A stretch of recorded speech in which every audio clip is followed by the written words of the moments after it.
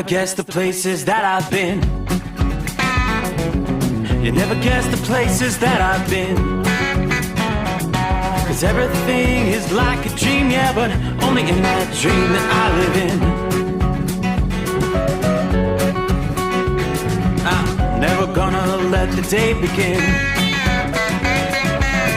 Never gonna let the day begin. 'Cause everything is like a dream, yeah, but only in that dream that I live in. Oh, don't wake me up before you go, and I'll just make this bed my home. Oh, darling, please just let me sleep.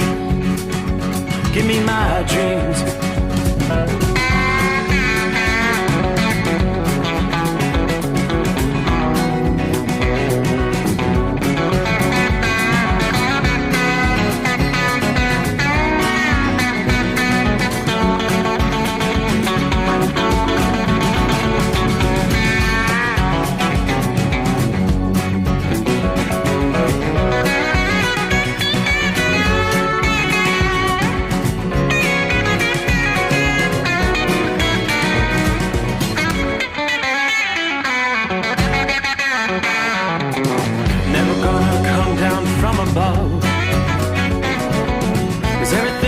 Better from above. Nothing's ever as it seems, yeah, except in that world that I dream of. Never gonna lose the ones I love. Never gonna lose the ones I love. 'Cause everything is like a dream, yeah, but only in that world that I dream of. Oh, don't wake me up before you go, 'cause I can't face this day alone. Oh, darling, please just let me sleep. Give me my dreams. Give me my dreams. Give me my dreams.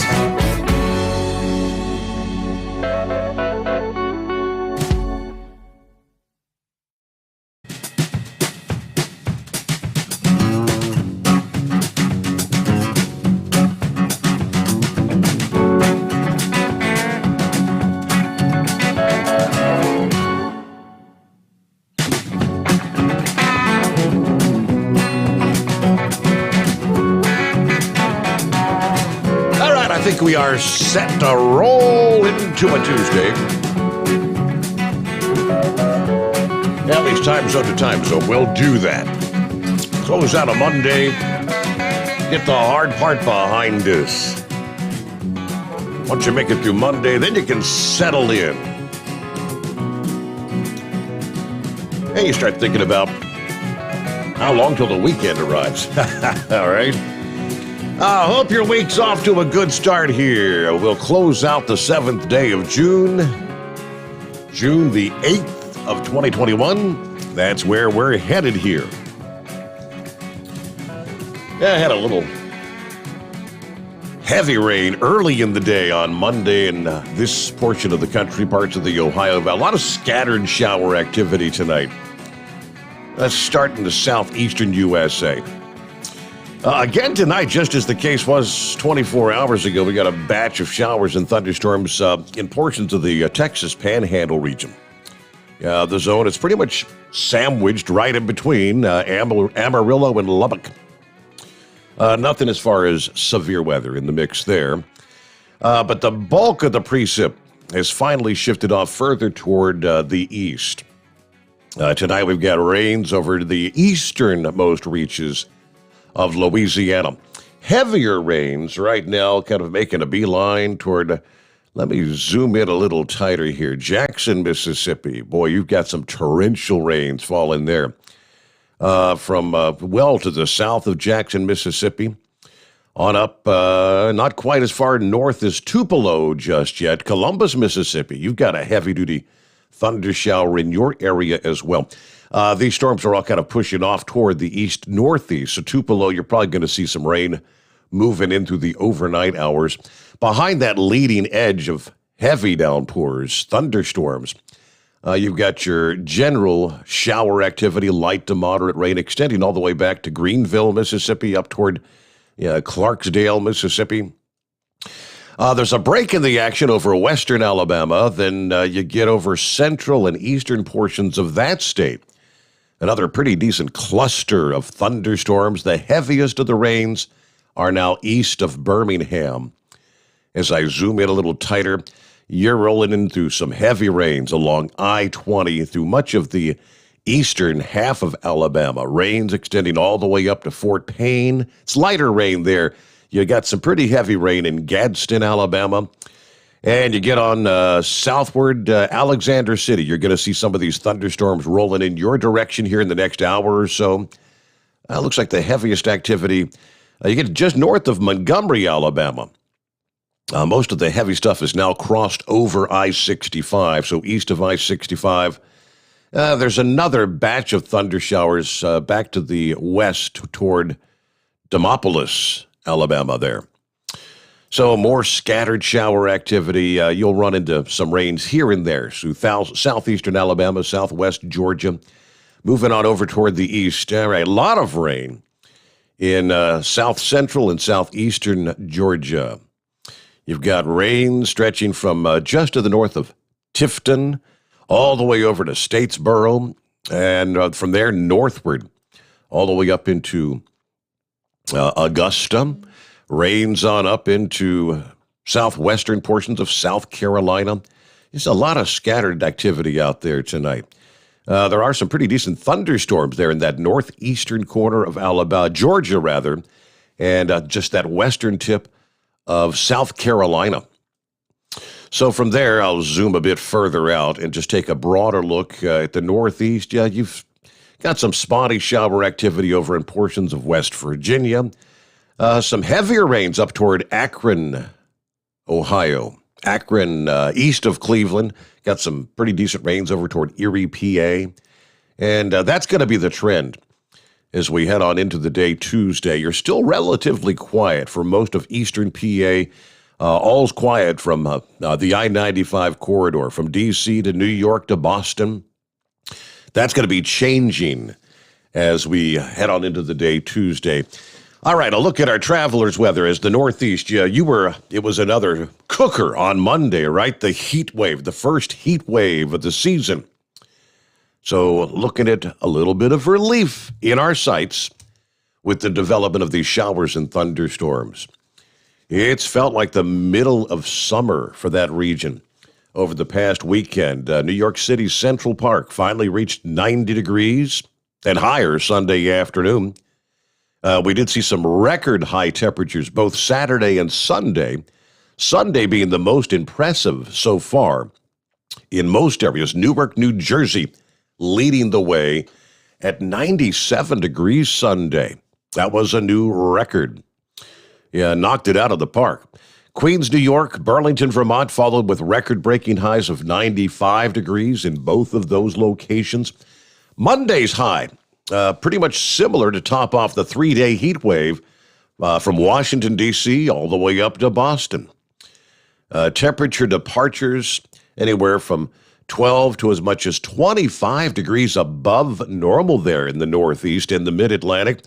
And looks like even today, Tuesday, you'll probably still be looking at some of those really warm temperatures before some of that relief begins to move in. Record highs from Burlington to Boston could be challenged again later this afternoon. Couple of changes from the weekend into early this week is going to be the increase in humidity and eventually the return of thunderstorms. Humidity levels were lagging behind the surge in temperatures over the weekend. That started to change, you may have noticed this past day. It's a bit of an uptick in moisture from the Gulf of Mexico, and to some extent, even some of that coming off the Atlantic. Perspiration doesn't evaporate as quickly, and people who have respiratory problems may have more difficulty when the higher humidity levels and the ongoing warmth through the day today compared to what you saw over the weekend. Those more humid conditions will make isolated afternoon showers and thunderstorms more likely which should help keep the temperatures a few degrees lower than you were over the weekend. Afternoon thunderstorms, places say from Pittsburgh to Washington, D.C. on Monday, did kind of kickstart a downward trend of temperatures, which is going to continue on through the rest of this week. But the atmospheric ingredients will keep the unseasonably hot conditions pretty much in place throughout the region. It's going to feel more like the middle of summer, probably through midweek. Some cities will continue to register highs close to 90 degrees. Philadelphia, you saw a high in the lower 90s this past afternoon. Storms not anticipated to arrive there till maybe later on this morning. We'll keep an eye on the radar there. Some of that rain in northern Virginia, eastern portions of West Virginia may begin to fill in and kind of head your direction. Yeah, given the enhanced moisture in the atmosphere, uncomfortably humid air is going to linger in the region. That's going to make it feel actually warmer than the actual air temperature. Baltimore, you neared the target with an afternoon heat index of 98 degrees this past afternoon. Later on, Tuesday and Wednesday, when you add the humidity in, the heat index as they call it, you're still going to probably feel like you're in the upper 90s. Forecasters urging residents take the necessary precautions, check your car's back seat for children and pets in hot cars. As the week continues, though, particularly heavy rain is going to be headed to places like the Ohio Valley later today and Wednesday. High pressure over the western Atlantic will lead to frequent showers and thunderstorms stretching from the Gulf Coast to the Ohio Valley.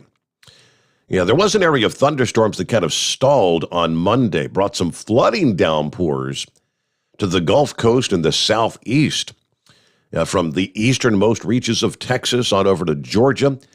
Yeah, that's forecast to move on northward up into the Ohio Valley later today. By Wednesday, the stormy conditions are going to stretch from Arkansas all the way into southern Ohio. Now, these storms are expected to be very slow-moving storms, allowing several rounds of downpours on a concentrated area. So you'll have the increased risk of flooding.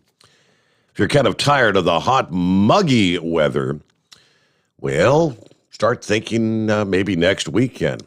A bit of relief will arrive toward the end of the week. A cold front is going to pass through the Northeast. That change is going to bring back more seasonable conditions by the weekend. That cool front, or cold front, I guess you could call it, is going to shift south, extending from the Ohio Valley to the Carolinas.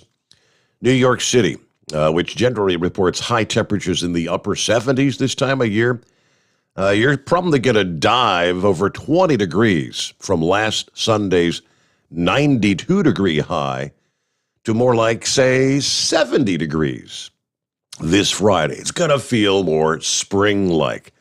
Boston, you soared to 94 on Sunday. By Friday, you'll have temperatures upper 60s. Looks like the Northeast will be mainly dry with low humidity and cooler nights.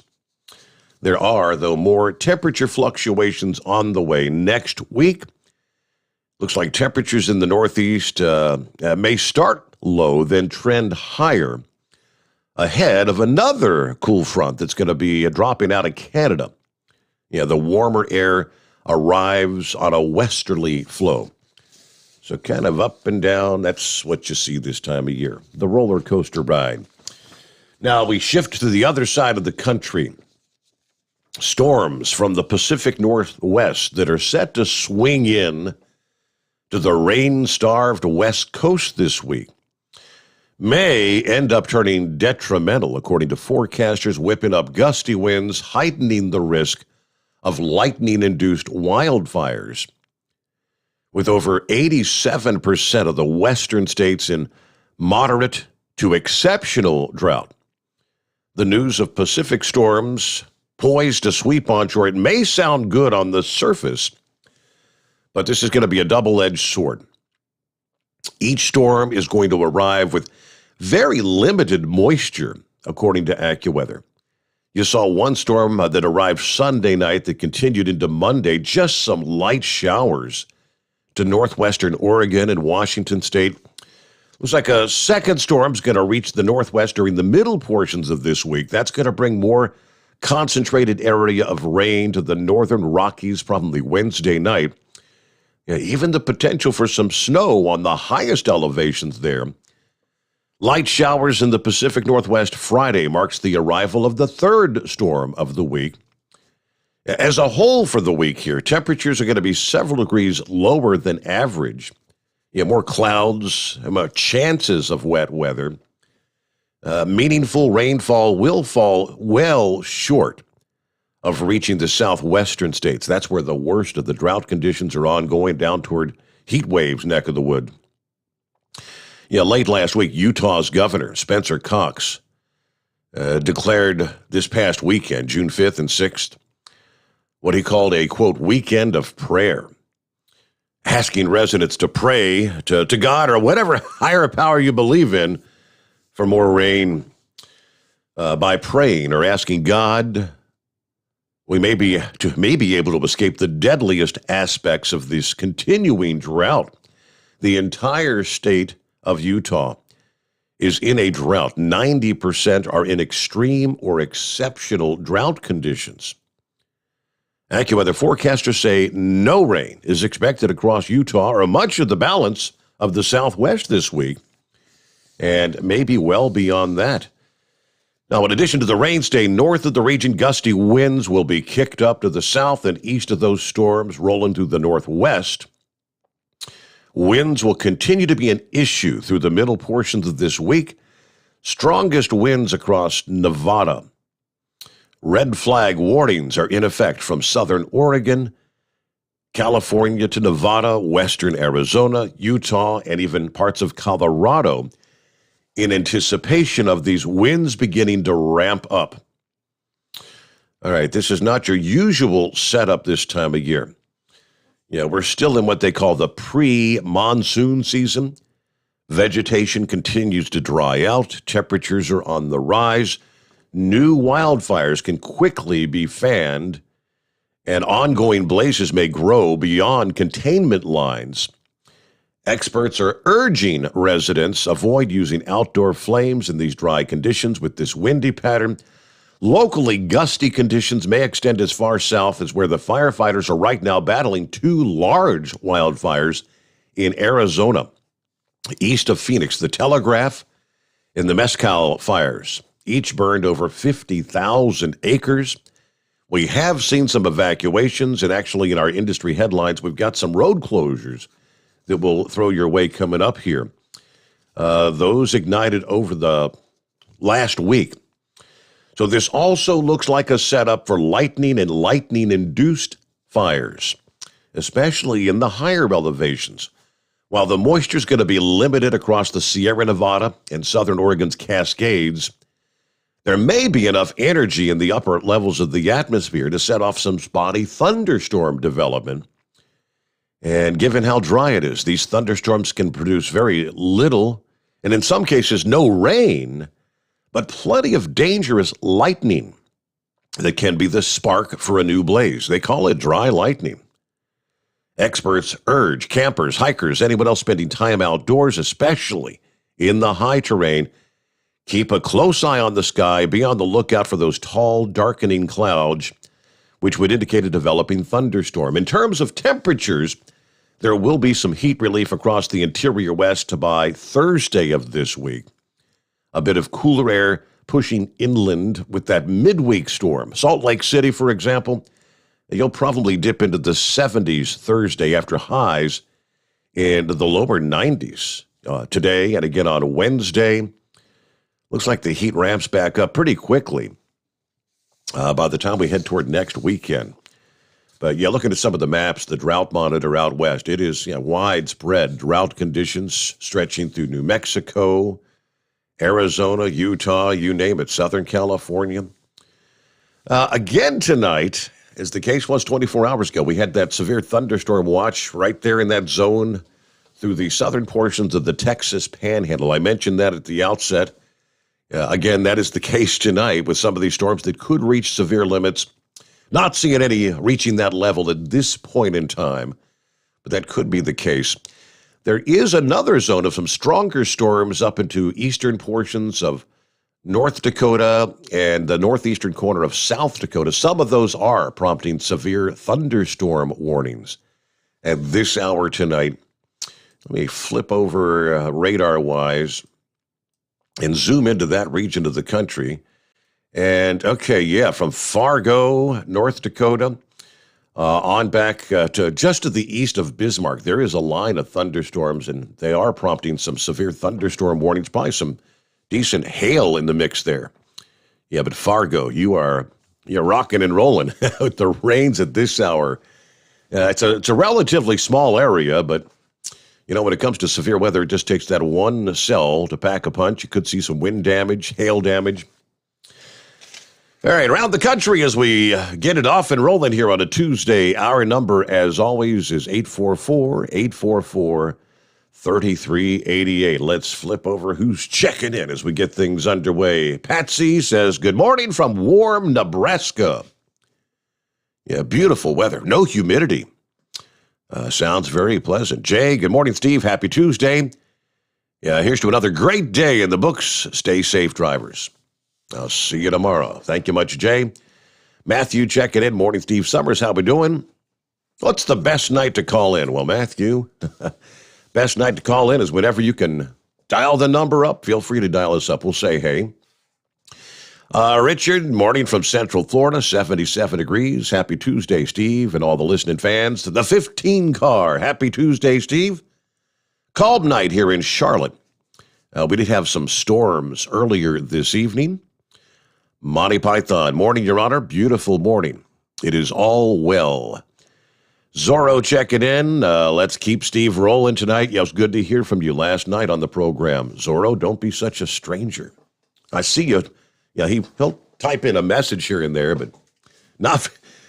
What was it? How many years was it since you had last checked in? Thought he said it was all the way back toward the tail end of the Obama administration. So we're going back a ways. Dale with us as usual from Jacksonville, Florida, 78 degrees. Cloudy. We're in that Florida summertime now. Yeah, hot during the day. You get some showers in the afternoon. That's the trend. Everybody truck safe out there. Morning from George. Kevin, morning, Steve. Thanks for your work and greetings to all the truckers across America. This is Rehab Kevin from Illinois. I'm wearing my Kevlar vest. Yeah, I just said some prayers for Joel Morrow, who's facing the heart valve replacement of the Big Moose. And when I say thoughts and prayers, I say prayers, brother. Have a great show. Thank you much, Kevin. Chris, let's see, I guess that'd be the night shift nurse. I'm off all week, but I'll be working this weekend.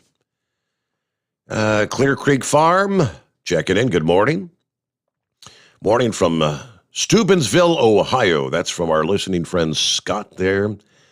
JCal, Ohio. Rain staying west of I-95 down here in the low country. Morning, Steve. Tank checking in. Happy Tuesday. 73 degrees here in Arizona tonight. Rolling west on I-40 headed toward Fontana. Everybody truck safe. Have a great day. Miss Millie checking in. Morning, Steve. Muggy 71 degrees here in northeastern Kentucky. Everyone stay safe out there. Rowan, there's my grandson. Hi, Papaw. Morning, Rowan. Then he throws out some clapping hands. Just checking in, he says. All right. And he said, hello, hey, Papaw, love you. Good to have you with us. And you got to go to bed here at a decent hour. I know you don't have school, right? Summertime, the kids up at the late night hours. Buckeye Boy checking in from Morgan Hill, California, where it's a cool 59 degrees. Got to do my delivery in San Jose tomorrow, then head down to Cheeto, do a pickup going to Albuquerque. And I'm going to be in your neck of the woods there, Heat Wave. I checked in with the Big Moose via text this afternoon. I said he was feeling pretty good. The happy juice, I guess, is had him going. Everybody be careful out there. All right, speaking of, the big moose, I actually sent him a text message this past, late morning, whatever time it was. I'm going to pull that up. And I was just saying, good luck later on today. Hope all goes well today. We're all thinking about you. I told him, leave Grizzly Adams alone. I said, I appreciate it. I've been up since 6 a.m. crapping my guts out. Grizzly Adams went home, and Sweet Thing just brought my apple juice breakfast to me. I said, okay, leave Sweet Thing alone too. He said, no, I can blame it on the drugs. Then he sent me a picture. He snapped a picture of the nurse that he's got taking care of. And when he said Sweet Thing, he ain't kidding. He's not joking. She is. All right. Then he did finally send me a message this past evening. Hey, bud, all good. Should be out Wednesday. We'll talk soon. Did get an email from Tater. All right. Tater was giving us all an update as well. 2:00 in the afternoon, at which point they just took Moose into surgery. According to Mrs. Moose, there was a delay in starting the surgery because the surgeon got held over on the previous patient. That happens from time to time.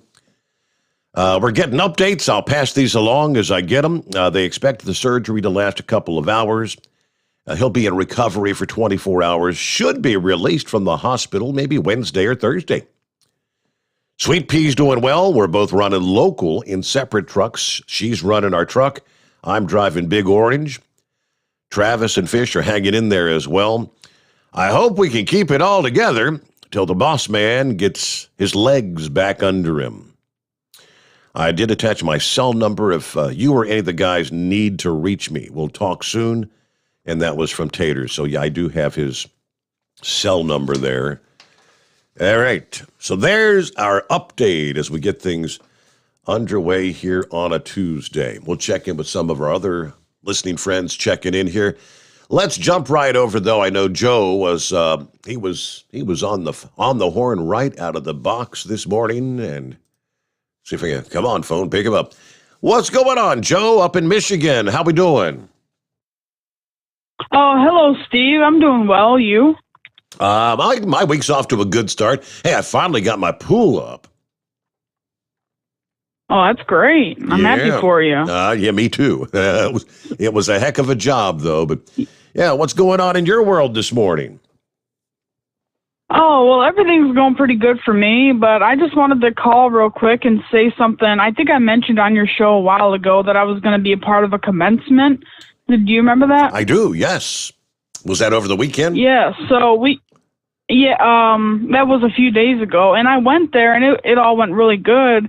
But something I found out that I didn't really know about was apparently some of the kids, or a good portion of them, actually decided to go into the military, and they, gave them all a good thank you to them, and it just really inspired me. It made me feel really happy to see so many of these kids who are deciding to go into the military, and I just thought it was a really positive thing that I wanted to share to you and to the people, and to anyone listening. I'm happy if any of y'all are in the military or have family in the military. I just want to thank you for your service.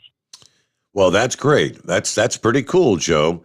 So was this were you like part of the graduating class you were speaking at, or was this just another class you were speaking to? Oh, well, I was invited because of my autism group that I'm a part of, and they invited me because I've done some speaking work for them before, and they invited me. So I just talked a little bit about my autism to them, and I thought it was so cool and inspiring that they have some of these kids who are just graduating and going into the military. Oh, that's really awesome. Well, I think you're probably a pretty eloquent public speaker there, Joe, based on the way you talk to me here. Thank you. Yes, sir. Well, I appreciate it. All right. Well, thanks for checking in. Tell Dad, tell Paul I said hello. Okay. Have a good night. All right. Thank you much. There you go. Bye. Joe checking in from Michigan this morning. All right.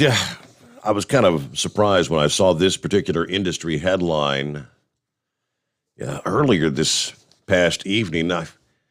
When was the Colonial Pipeline hack thing?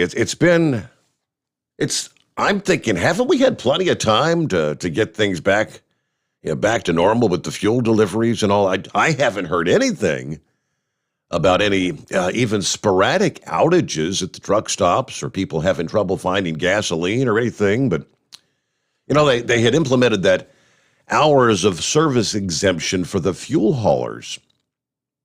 And they tell us that is still in effect in the wake of the Colonial Pipeline cyber attack. This past Friday, the FMCSA announced they're renewing and amending the disaster delay declaration that was issued on May the 9th. Now, okay, so, we're like 1 day short of a month ago. The amended version of the exemption applies to commercial vehicles transporting gasoline, diesel, jet fuel, and other refined petroleum products in 10 states. Now, the original order covered 17 states and the District of Columbia that was set to expire today. So the extension's going to run through June the 18th, so a 10-day extension for those 10 states. Now, their statement said because emergency conditions in the affected states still exist, have not abated, the FMCSA is extending and modifying the amended regional emergency declaration and the associated regulatory relief. All right, the 10 states, what do we see here? Alabama, Arkansas, Florida, Georgia, Kentucky, Mississippi, North Carolina, South Carolina, Tennessee, and Texas. Like I said, I haven't heard from any listeners about any issues at any, even spot outages in any of those areas. Didn't even hear about any problems technically over the big travel weekend, Memorial Day weekend. So rather interesting. But speaking of cyber attacks here, the White House is urging business leaders to step up your security measures in the wake of the attacks on the Colonial Pipeline and, of course, the beef producer JBS. Axios reports that the warning came from a memo from Ann Neuberger, the cybersecurity advisor at the National Security Council. She wrote that there's been a significant increase in the frequency and the size of ransomware attacks in recent months, and the focus has shifted from stealing data to actually disrupting operations. All organizations must recognize that no company is safe from being targeted by ransomware, regardless of your size or location. There are some immediate steps you can take to protect yourself as well as your customers and the broader economy. This memo urges businesses to adopt what they call the 5 best practices, which include backing up all data and other system information offline, updating and patching systems promptly, testing your incident response plans, and segmenting networks.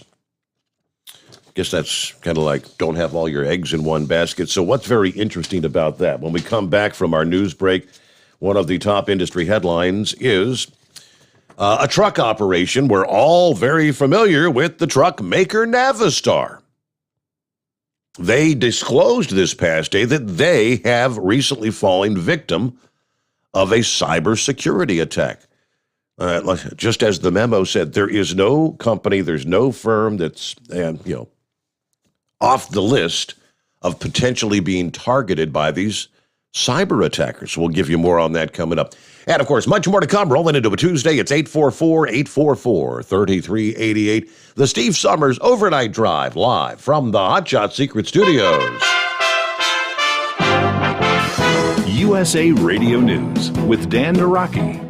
An official with the World Health Organization says that the agency doesn't have the power to force China to be more transparent about the origins of COVID-19. Mike Ryan, head of the organization's emergencies program, told reporters on Monday that they cannot compel any member to cooperate with an investigation, but that they expect their members to contribute. His statement coming as there have been more calls for a full investigation into the theory that the coronavirus leaked from a lab in Wuhan, something that the Chinese government denies and has also refused to divulge more data for an investigation. And a pair of wildfires in eastern Arizona have burned more than 100,000 acres as firefighters struggle to contain the blazes. The Telegraph Fire has burnt over 56,000 acres to the south of the Tonto National Forest and is 0% contained.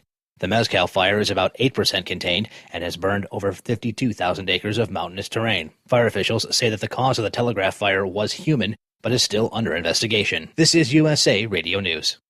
Does your business spend $500 a month or more on gas and electric bills? Did you know by making a simple free phone call, you can save up to 25% on your bill every month? What could you do with a 25% savings on utility bills every month? Energy deregulation is now available in your state. Making one simple phone call will show you how we can lower your gas and electric bills instantly with no changes to your bill and no enrollment fee. This is a free service. The only thing you'll notice is a lower bill every month. Call U.S. Power and Light right now. Learn how easy it is to lower your utility bills for your business and save money. We promise. So if you spend over $500 a month on your gas and electric bills, please call right now and unleash your savings. 800-941-3381. 800-941-3381. 800-941-3381. That's 800-941-3381.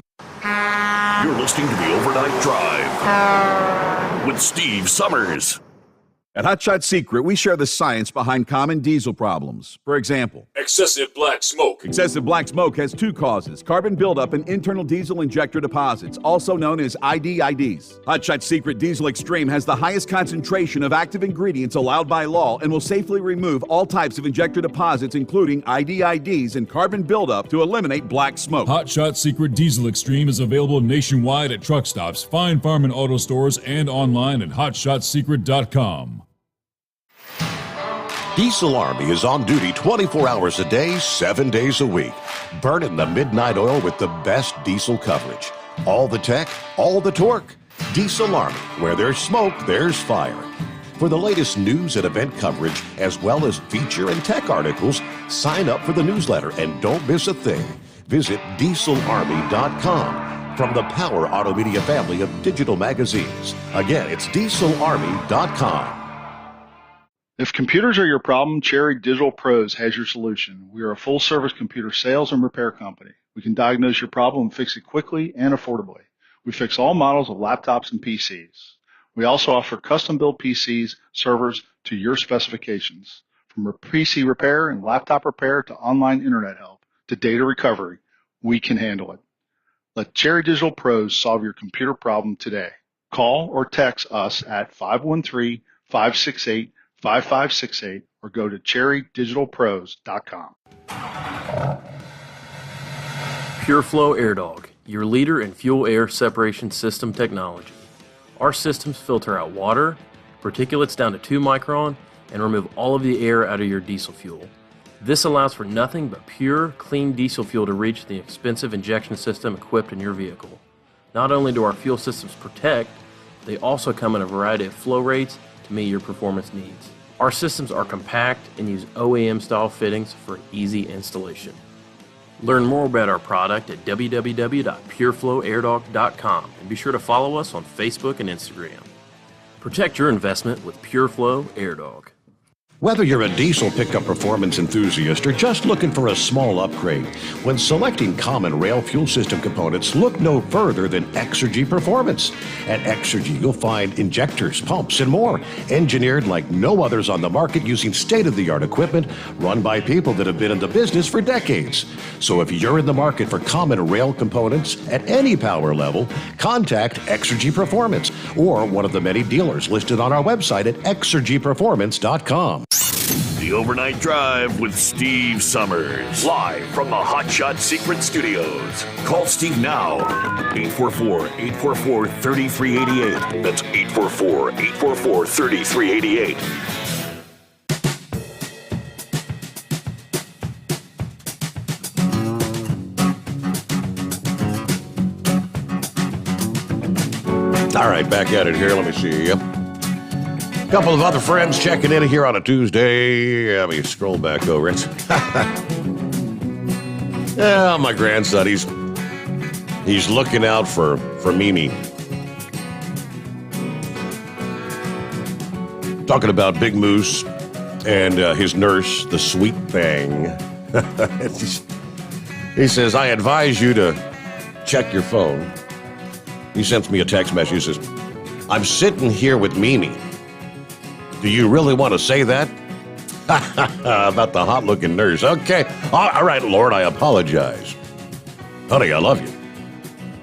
Ain't nothing sweeter than you. Okay. Another day, another donut. Norman checking in this morning. Nice night out. 71, no wind, clear, just right for an overnight drive. Santa Claus checking in. Good morning again from Portland, Oregon. Hitting the road tomorrow in the RV this time around. John checking in. Hi, Steve. All is well in Hawaii. Boy, you're a whole bunch of time zones away in Hawaii. You're not even into Tuesday when we wrap up the show, are you? It's probably like 6 hours behind, I think it is. Yeah. Let's see. Bidu checking in. Morning, Steve, and the overnight drive crew. Scott, morning, Steve. I was off last week. Back at it tonight. Crazy humid in Maumee, Ohio this morning. 93% humidity. Okay, wow. That is oppressive humidity. A couple more here. Bruce, good morning, Steve. Happy Tuesday to you and all the great men and women driving truck out there. Demon checking in. Just another day in paradise. Oh, wait a minute. I'm in Kansas. Never mind. Howdy from the show dog this morning. And Michael says, hello, Steve. Wife and I home for some time off. Great to have you all with us. All right, let's get back to the calls here. Who's next up? Don't get to hear from him all that often, but there's Neighbor Dave. What's going on, Neighbor Dave? How you doing, Steve? Doing well. How was your weekend? I'm sitting. I was okay. I was going to get back over Saturday night, but, life comes around and you just don't get to everything you want. Right. Not enough hours in the day. I still do have some wood for you. Okay. But I think we're going to need a wood splitter. What do they call those things? Yeah, splitter. Yeah. Yeah. So we'll rent one maybe this weekend coming up if you're done with the pool. And I'll get you some wood. I just got a bunch of big pieces. Maybe get 8-10 pieces out of each one. Okay. But it'll stock it up for a while. Good deal. But that's not. I got a couple questions. Okay. Is the tater that's taking the calls for Big Moose or doing the texting and the updating? Is that our tater from Cincinnati? That's a different tater. It's a different one. Okay. Yeah, this tater, okay. It's Tater and Sweet Pea that actually drive they drive for Big Moose, one of his trucks. They work for Big Moose. Oh, okay, cool. I listen, but that doesn't mean I hear everything. Second thing is this Pluto Duo is really nice. The sound quality, that I hear, I actually have the Duo piece on because I'm sitting in a truck stop, is outstanding. Just outstanding. I don't know how it sounds. This is the first phone call I've made on it. It sounds which is appropriate. It sounds very good. Where did you have any issues with setting with like where your mouthpiece is? Horse feathers. One night he'll be, just like you, excellent, and sometimes it gets kind of off kilter where the noise cancellation is trying to kill his voice. I don't know if you've noticed that when you listen to some of his calls. Yeah, but yours sounds great. Yeah. Yeah, well, and it might have something to do with the fact that I'm just sitting. When you're rolling down the road, you're bumping over the roads and stuff, and maybe it just makes your voice or the thing bounce. And yeah, I haven't noticed much. We talked about you get some gaps sometime where it died, but I haven't noticed any of that, so I'm real happy with it. Just wanted to say thanks. Gotcha. But I got a question on ELDs. Now, you know, I've been off for a couple years, and I just jumped back in. I thought you were supposed, and maybe some of the other guys out there, girls, could help. I thought with the sleeper berth time, or the 10 hours off duty, I thought you were supposed to be able to split that, like 8 and 2. You can, yes. But I haven't been able to do that on mine. I don't know if it's just the case of DA of the week, or I tried it twice. The first time I went off duty for 2 hours in Chicago, and then at the end of the day came to the truck stop to sleep because I can't turn it. Chicago and back because I have 4 or 5 stops plus a pickup when I'm up here. So I tried it and that didn't work. Today, I went in the sleeper berth for 2 hours up in Chicago because I got there too early for my first customer to open. So I thought I'd try 2 hours in the sleeper berth and then 8 hours when I got to the truck stop. So I got to the truck stop, I don't know, 3, quarter after 3, something like that. Got the hell out of Chicago before the shooting started. Right. And, yeah.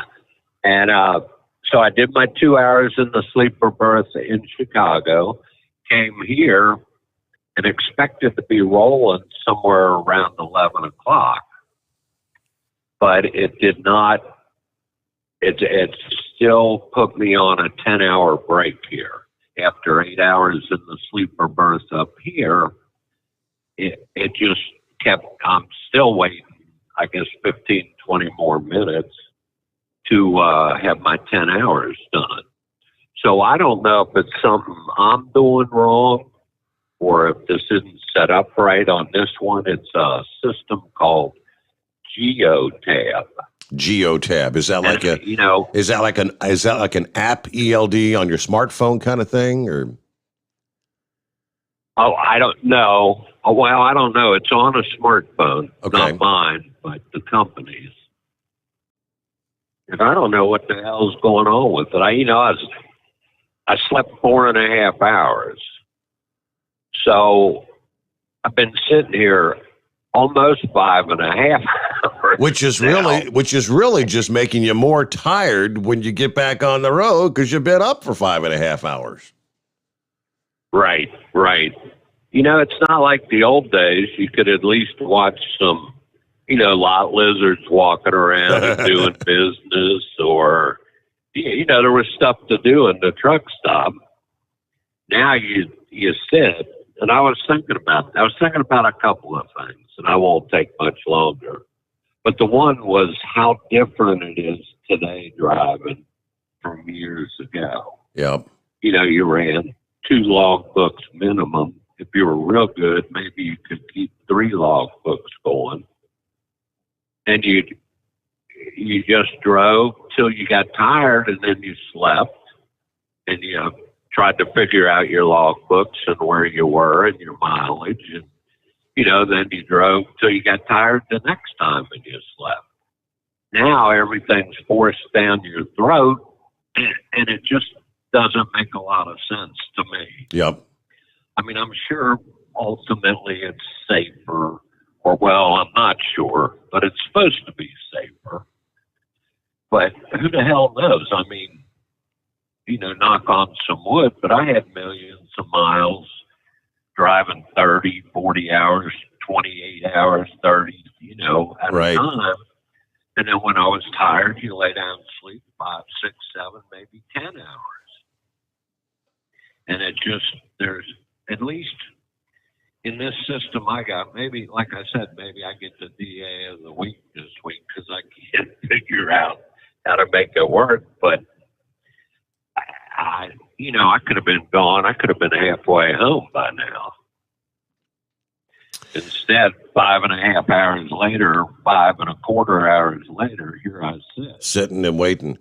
All right, so you said it's called GeoTab again. Is that it? Is that correct? GeoTab? Yep.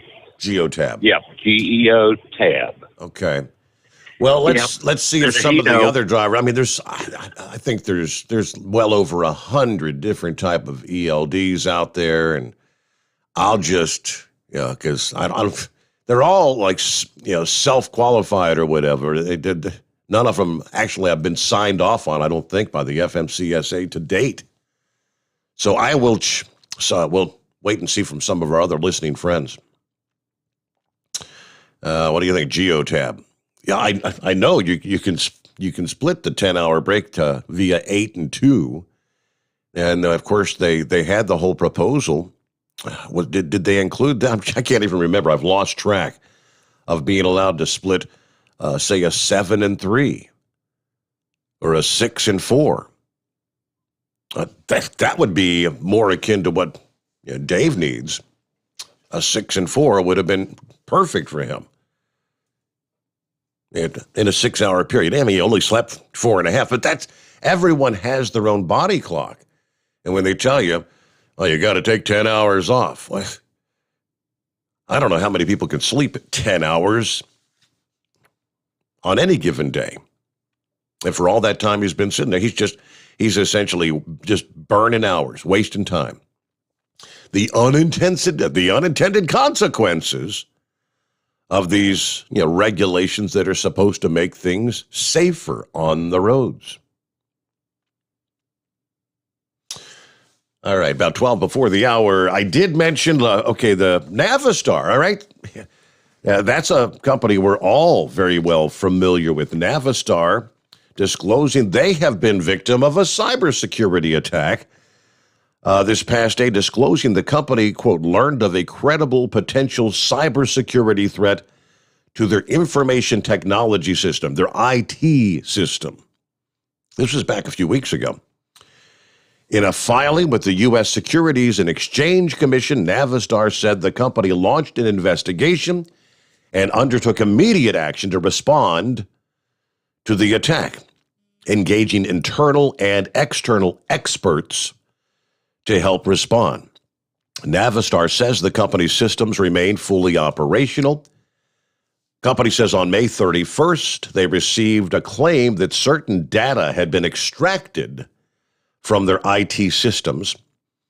Navistar says we're working with law enforcement and third-party cybersecurity experts to address the threat. Of course, they're not the only company victim of cyber attack in recent weeks. Yeah, we're familiar with some of the high-profile cases, the Colonial Pipeline, the world's largest meat producer, JBS, recently victim of the cyber attack. I think these things happen, I mean, on a daily basis, in many occasions, smaller operations, smaller companies that we probably don't even hear about.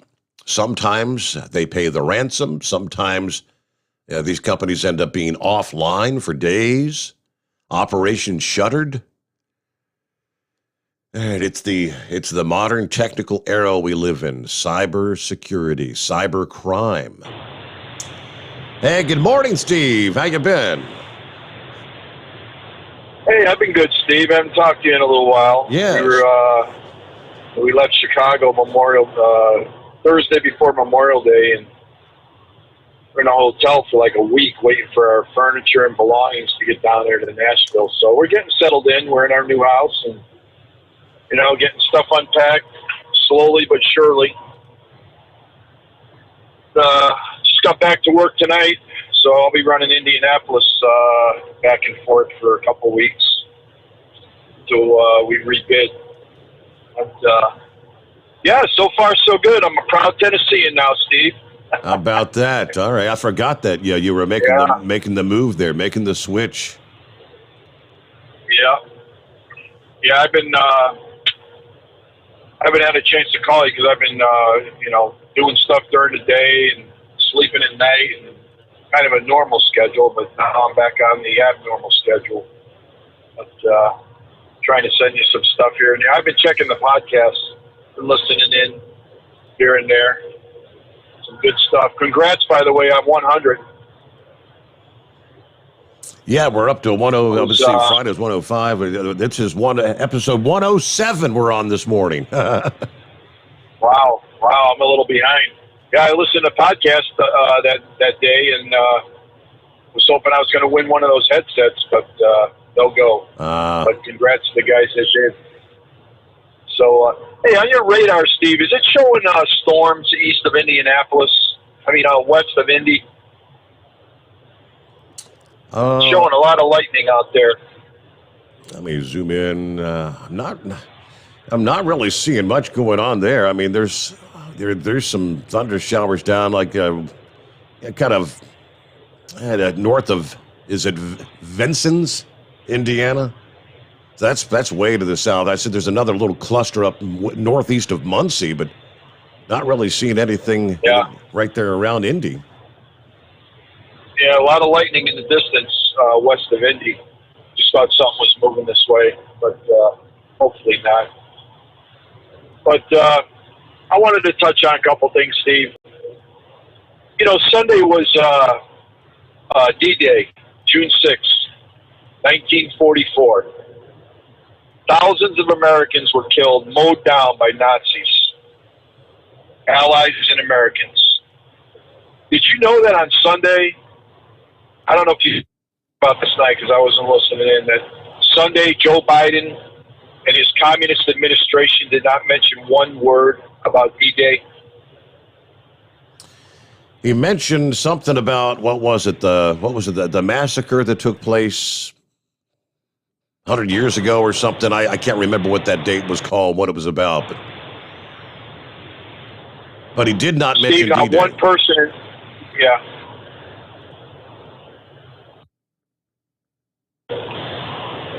Yeah, not one person in that administration mentioned D-Day. See, we've known all along, Steve, these Democrats hate America. They do not want Americans to have pride in their country, love their country, feel good about what our country's done for other countries. They just want to continue to promote this Marxist, hateful, racist theory that they're trying to push on us, that we are a bad people. We are a bad country. I mean, even Obama, I think, went to Normandy. I know Bush did. Reagan went there in '84 and gave a great speech. Trump was there, I think, last year or the year before. It's just shocking what these Marxists are about. Yep. But now we know. I mean, we've known all along, but we got the proof now. I mean, for them not to mention that, I guess Twitter was blowing up on Sunday about this. They actually asked the spokes idiot, Jen Psaki, about it, and she went on rambling about something, but never gave a reason why Joe Biden and his administration never mentioned one word about the American lives that were sacrificed that day. Wow. It's just incredible. It really is. It's unbelievable. It's kind of par for the course for this administration, though. Yeah, they hate this country, Steve. They hate us. Just, I guess it's not surprising. There was a parent, Steve. I was listening to Levin's podcast on the way up tonight before your show came on. There was this woman in upstate New York, I believe, and she went on a rampage in front of her school board, her school district, about the racist, critical race theory that they're trying to push on the kids, and the flyers that they're putting out about hating cops. I mean, she went on and on, Steve. He played about a 30-minute clip of this woman, and she was just absolutely fantastic. And they kept trying to cut her off. You know how they say, oh, you've got 2 minutes. 2 minutes. That's it, no more. Mm-hmm. And they kept trying to cut her off, and she kept going on and on and on. And, yeah, she was fantastic. If you get a chance, it's just podcast. First 2 minutes of it, it's just great. What an awesome woman she is. And she's actually a Muslim woman. Wow. So I don't know if she's married to a police officer or she stands with the blue. But I guess they were passing out flyers to these kids about Black Lives Matter and how cops are bad. This is high school kids, trying to teach them to hate cops. Oh, they're getting them prepped for college, right? Getting them all prepped and ready to go when they get to the higher education level, because that's what they're going to. Yeah. They get them started there and then finish the brainwashing in college. Yeah, for the real indoctrination. Correct. I got to say, Knucklebuster was correct about Crashville. I'll tell you, Steve, I thought people in Chicago drove bad. People in Nashville, man, they do not know how to drive. I mean, they are just absolutely crazy. I mean, the stuff that the crazy maneuvers that I've seen people do is just insane. So I can see why it's nicknamed. I told my wife when she started, she really hasn't started driving around in the area much, but I told her when she starts driving around, get in the right lane and just look out. Just keep your distance. Got to have eyes behind your head. Yep. It's absolutely insane. I drove down to Atlanta yesterday. I did a day run down there, and just before you get into Chattanooga, about 15 miles from Chattanooga past Lookout Mountain, Steve, it took me an hour and a half to get that far. And that's not a long distance. Probably, 30 miles maybe? Yeah. I mean, I don't know what was going on. There was some construction there, but, man, the traffic down there is just brutal. Just brutal. There was another guy who was talking to. He does Atlanta. He's going to get off that bid. He just can't deal with it anymore. Traffic's just horrendous down there. But it's going to be an experience driving around Crashville. I'm trying to stay away from the city, so we're about 30 minutes south, which isn't bad. But anyway. If I think of anything else, I'll give you a shout back in the last hour. All right. To keep you awake. I appreciate that. Thank you much, Steve. Hey, congrats, I guess. Uh-oh. I had already clicked on it. It takes like 2 seconds for it to disconnect. Well, you can fill me in there in the final hour. He brought up the critical race theory thing, and we got to get our news update here. But yes, when we come back on a federal level, we've got several Republican senators that are looking to address this whole critical race theory thing. Republican Senators Rick Scott of Florida, Marsha Blackburn of Tennessee, Mike Braun of Indiana introduced a resolution this past day condemning CRT, stating that CRT is a, quote, prejudicial ideological tool. It is not an educational tool. But again, we'll give you, like I said, rest of the story coming up. It's 844-844-3388. The Steve Sommers Overnight Drive live from the Hotshot Secret Studios. USA Radio News with Dan Naraki. An official with the World Health Organization says that the agency doesn't have the power to force China to be more transparent about the origins of COVID-19. Mike Ryan, head of the organization's emergencies program, told reporters on Monday that they cannot compel any member to cooperate with an investigation, but that they expect their members to contribute. His statement coming as there have been more calls for a full investigation into the theory that the coronavirus leaked from a lab in Wuhan, something that the Chinese government denies and has also refused to divulge more data for an investigation. And a pair of wildfires in eastern Arizona have burned more than 100,000 acres as firefighters struggle to contain the blazes. The Telegraph fire has burnt over 56,000 acres to the south of the Tonto National Forest and is 0% contained. The Mezcal fire is about 8% contained and has burned over 52,000 acres of mountainous terrain. Fire officials say that the cause of the Telegraph fire was human, but is still under investigation. This is USA Radio News. Hi, this is Wayne Alaroot. John and Chelsea Jubilee with Energized Health are regular guests on my show, sharing their breakthrough science of intercellular hydration. I love John and Chelsea. The results? People lose fat fast while eating many of the foods they love. You can too. Plus, supercharge your energy, boost your immune system, look and feel years younger. It's simple and natural without painful exercises. How do I know? Because I just completed my first 88 days on the program and I've lost 25 pounds of fat. I'm getting hydrated at the cellular level, but don't just take my word for it. Go to EnergizedHealth.com and check out hundreds of amazing testimonials. For all the details, click on the red button at EnergizedHealth.com. Watch the masterclass. It's free. Or cut to the chase. Join right now at 888-444-8895. Join me, 888-444-8895. Mention WAR and get 40% off. 40%. Go now to EnergizedHealth.com, 888-444-8895 or EnergizedHealth.com. Vice President Kamala Harris announced several steps that the federal government would be taking to try to deal with the crisis at the southern border. Speaking after a meeting with Guatemala's president, Harris said new task forces would be created to fight human trafficking and corruption. She also told people not to come to the U.S.'s southern border. I want to be clear to folks in this region who are thinking about making that dangerous trek to the United States-Mexico border.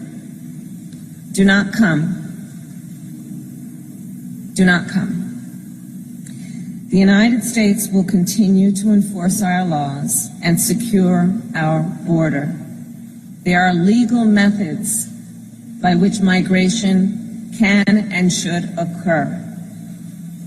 But we, as one of our priorities, will discourage illegal migration. You're listening to USA Radio News.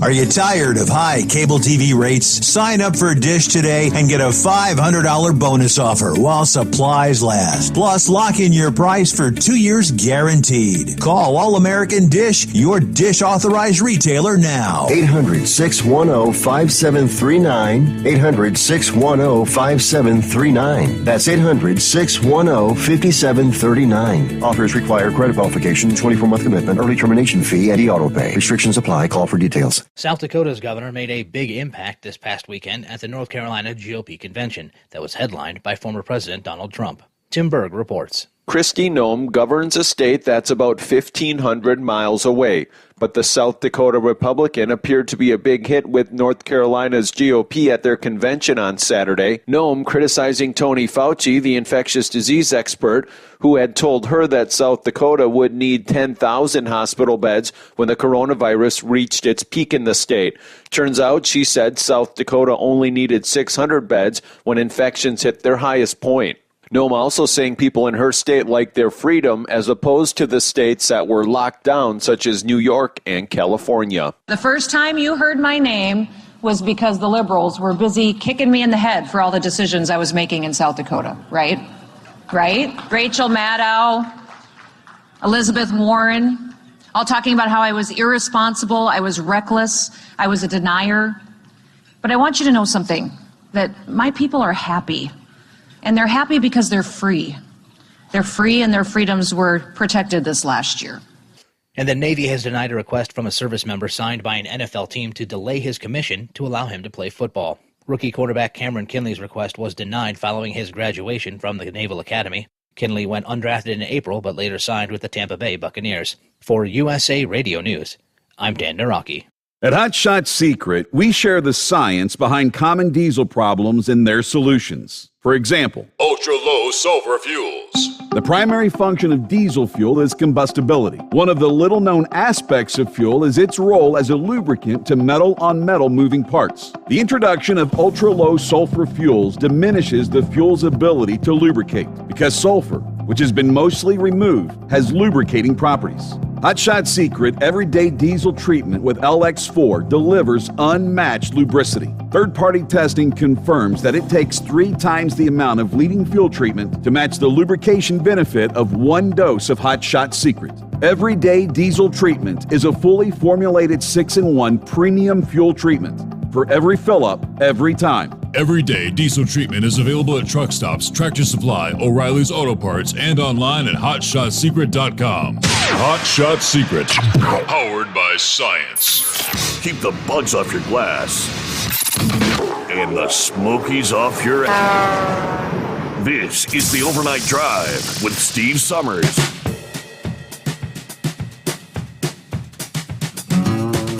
There we go. Back at it. Round number 2 here. Close out a Monday. Well, make our way into a Tuesday morning. Good to have you with us. The Steve Summers Overnight Drive. Hope your week's off to a good start. What else we got going on here? Let me see. Get some of the other listening friends checking in. Yeah, I did finally get to pull up over the weekend if you weren't with us last evening. Yeah, what a job. My, what a job. Thanks to the help of some of our friendly neighbors. It was a multi-person job. But long story short, pool is up, and I put all the pump together, assembled everything, all the hoses, and from past experience, I knew, especially seeing as this was a brand new pump, first time, even with the pump that I had for years, on any given season when you reopen the pool, and you'll have a leak here. This hose is leaking, that hose is leaking. You need a new gasket here, and so I kind of knew I'd have some problems with some leaks when I got the thing fully fired up. I was able to get all the leaks sealed with the exception of one. And that was the one that made it most difficult to get to. I guess they call it the eyeball, where the water returns to the pool. It's under a high pressure thing.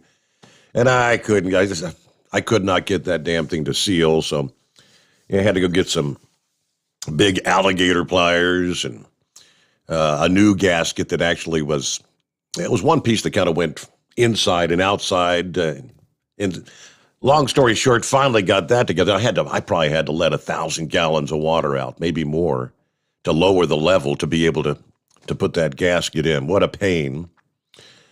Then, of course, the old pump had it was a funky looking 3-prong plug. I think they call it a lock plug.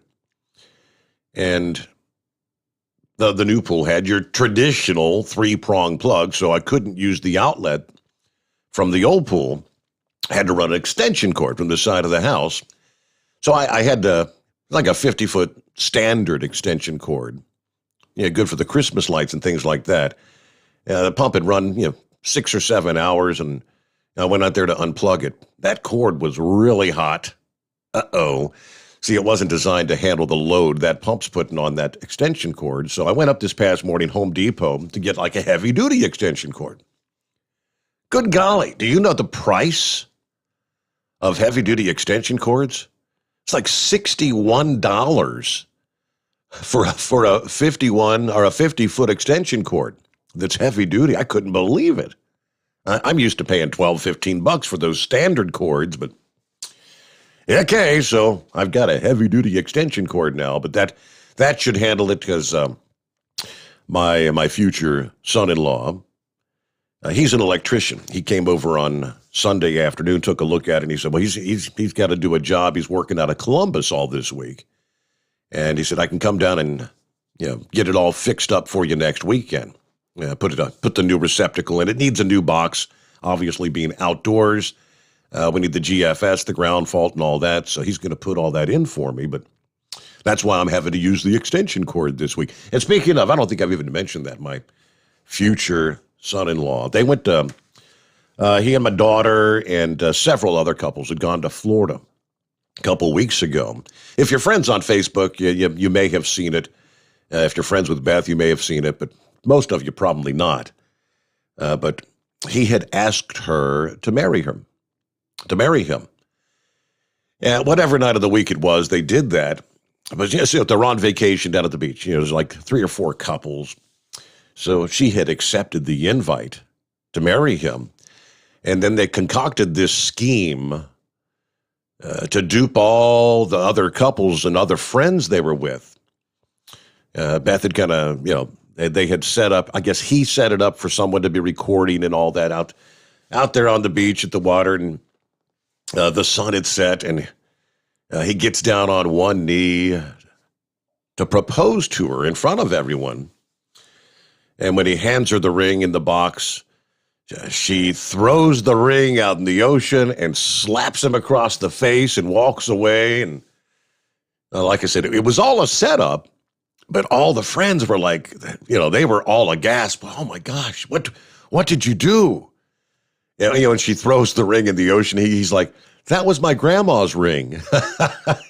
There wasn't even a ring in the box, actually, but that was pretty funny, the setup that they put in there. So, boy, good times, right? Let me get back to our callers this morning here. Is somebody wanting to talk to Mike Tyson, is it? Is it Kevin?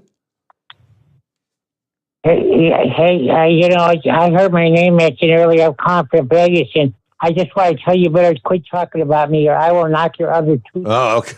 You'll knock my other tooth out? All right. I'm not sure where he's going with that. Who was that? I'm going to knock my other tooth out. What's up, Demon? Hey, I tell you. I don't know if that may have been a regular caller just being a character. I'm not sure, but I mean, I didn't know where he was going with his, was he going to say something foul or whatever? So I just move on. Yeah. Particularly had to boot somebody off the fan page earlier today.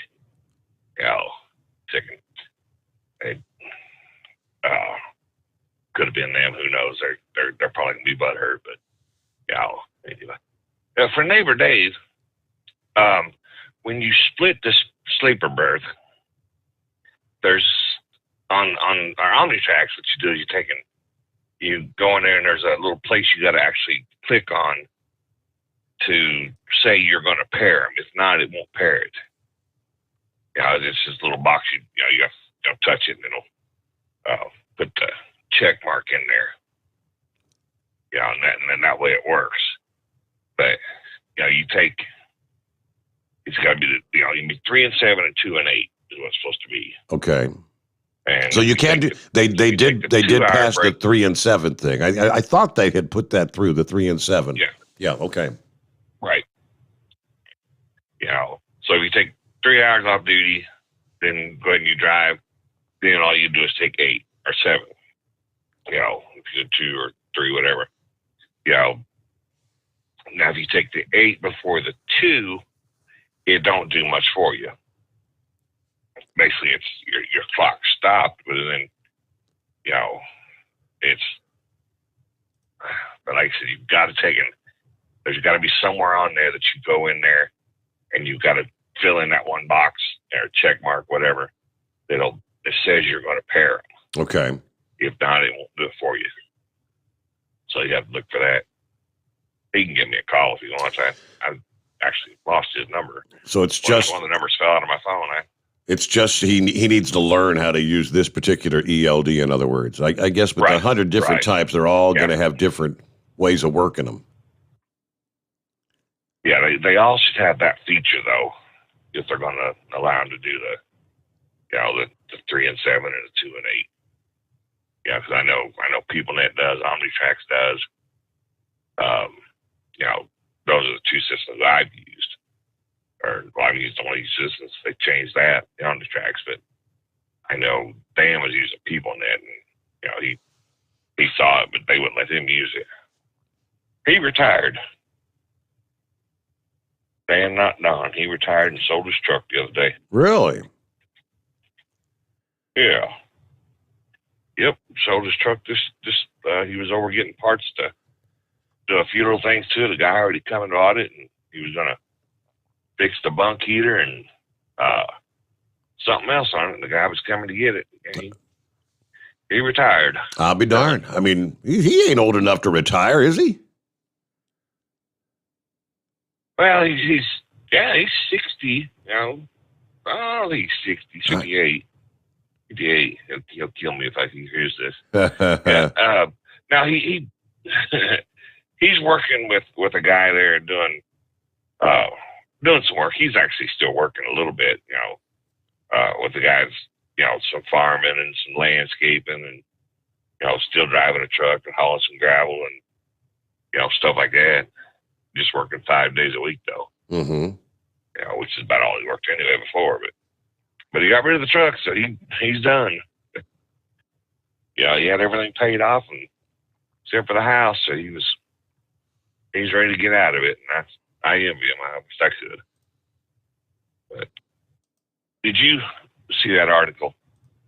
Where I don't know, you may have talked about it. I missed the first half hour of the show, where they actually went back in and got the Bitcoin back from the hackers. I did print that up. I've got it now. Riddle me this, and with all this talk about Bitcoin and cryptocurrency being untraceable and quote unhackable, how were we able to get that back? There's not supposed to be any way of tracing it.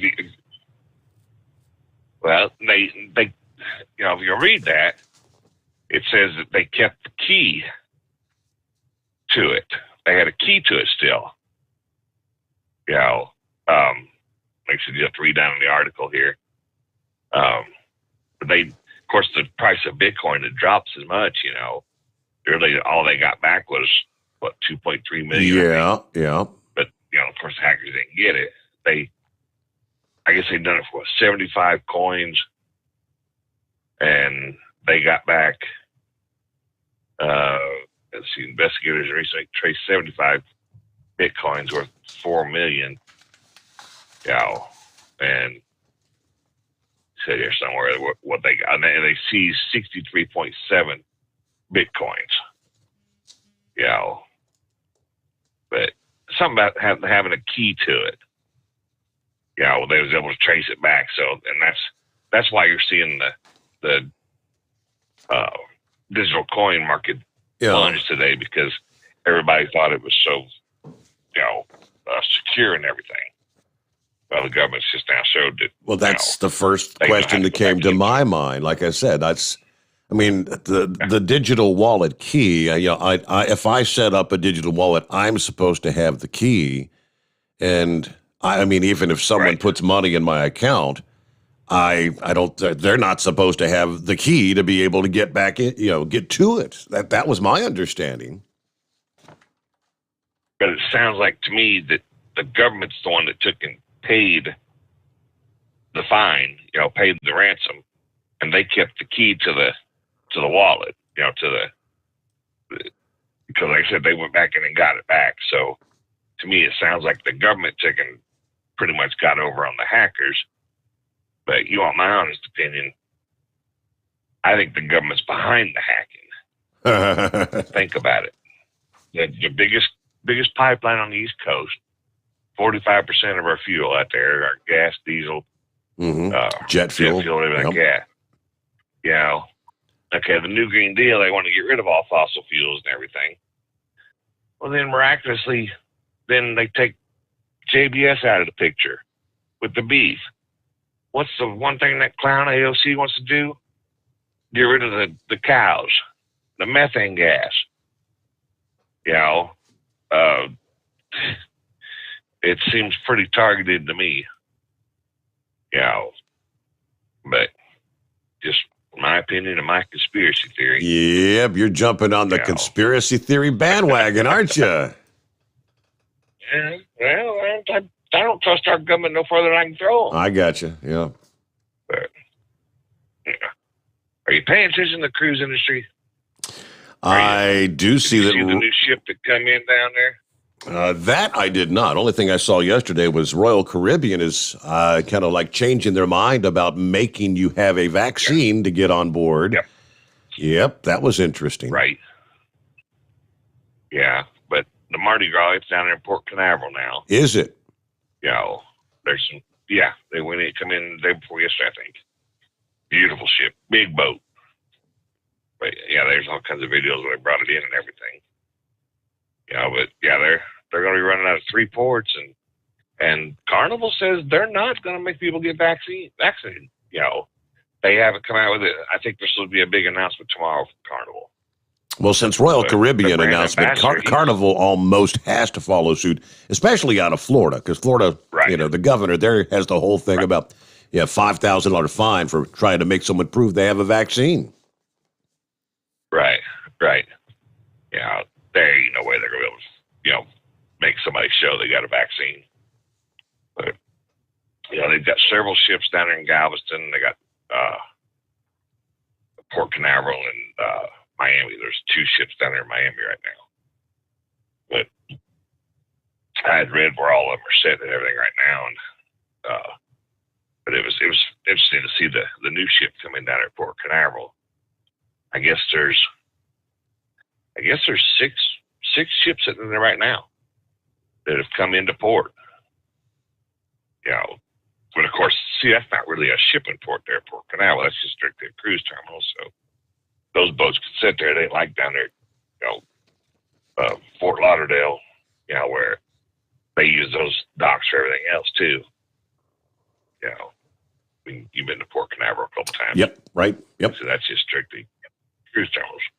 Of course, they got the new cruise terminal built at Port Canaveral just for the Mardi Gras. For the bigger boats. Yeah, because the bigger boats used to have to come out of like Miami or whatever, because the water, like Fort Lauderdale, wasn't deep enough, the channel there or whatever, for some of the really big boats. Right. Well, no, Fort Lauderdale, I think, could handle the big boats, because remember they brought the Oasis of the Seas in there when we was down there that one time. Remember? Yeah, they did. Yeah, The you're first right. big Royal Caribbean. Yeah, when we was getting off the boat. So I think, I don't know how much, what the size difference between, the Mardi Gras and the big boats at Royal Caribbean are, but like I said, I know they brought it into Fort Lauderdale that year. But, so. I think now they said the brand ambassador is supposed to be flying down.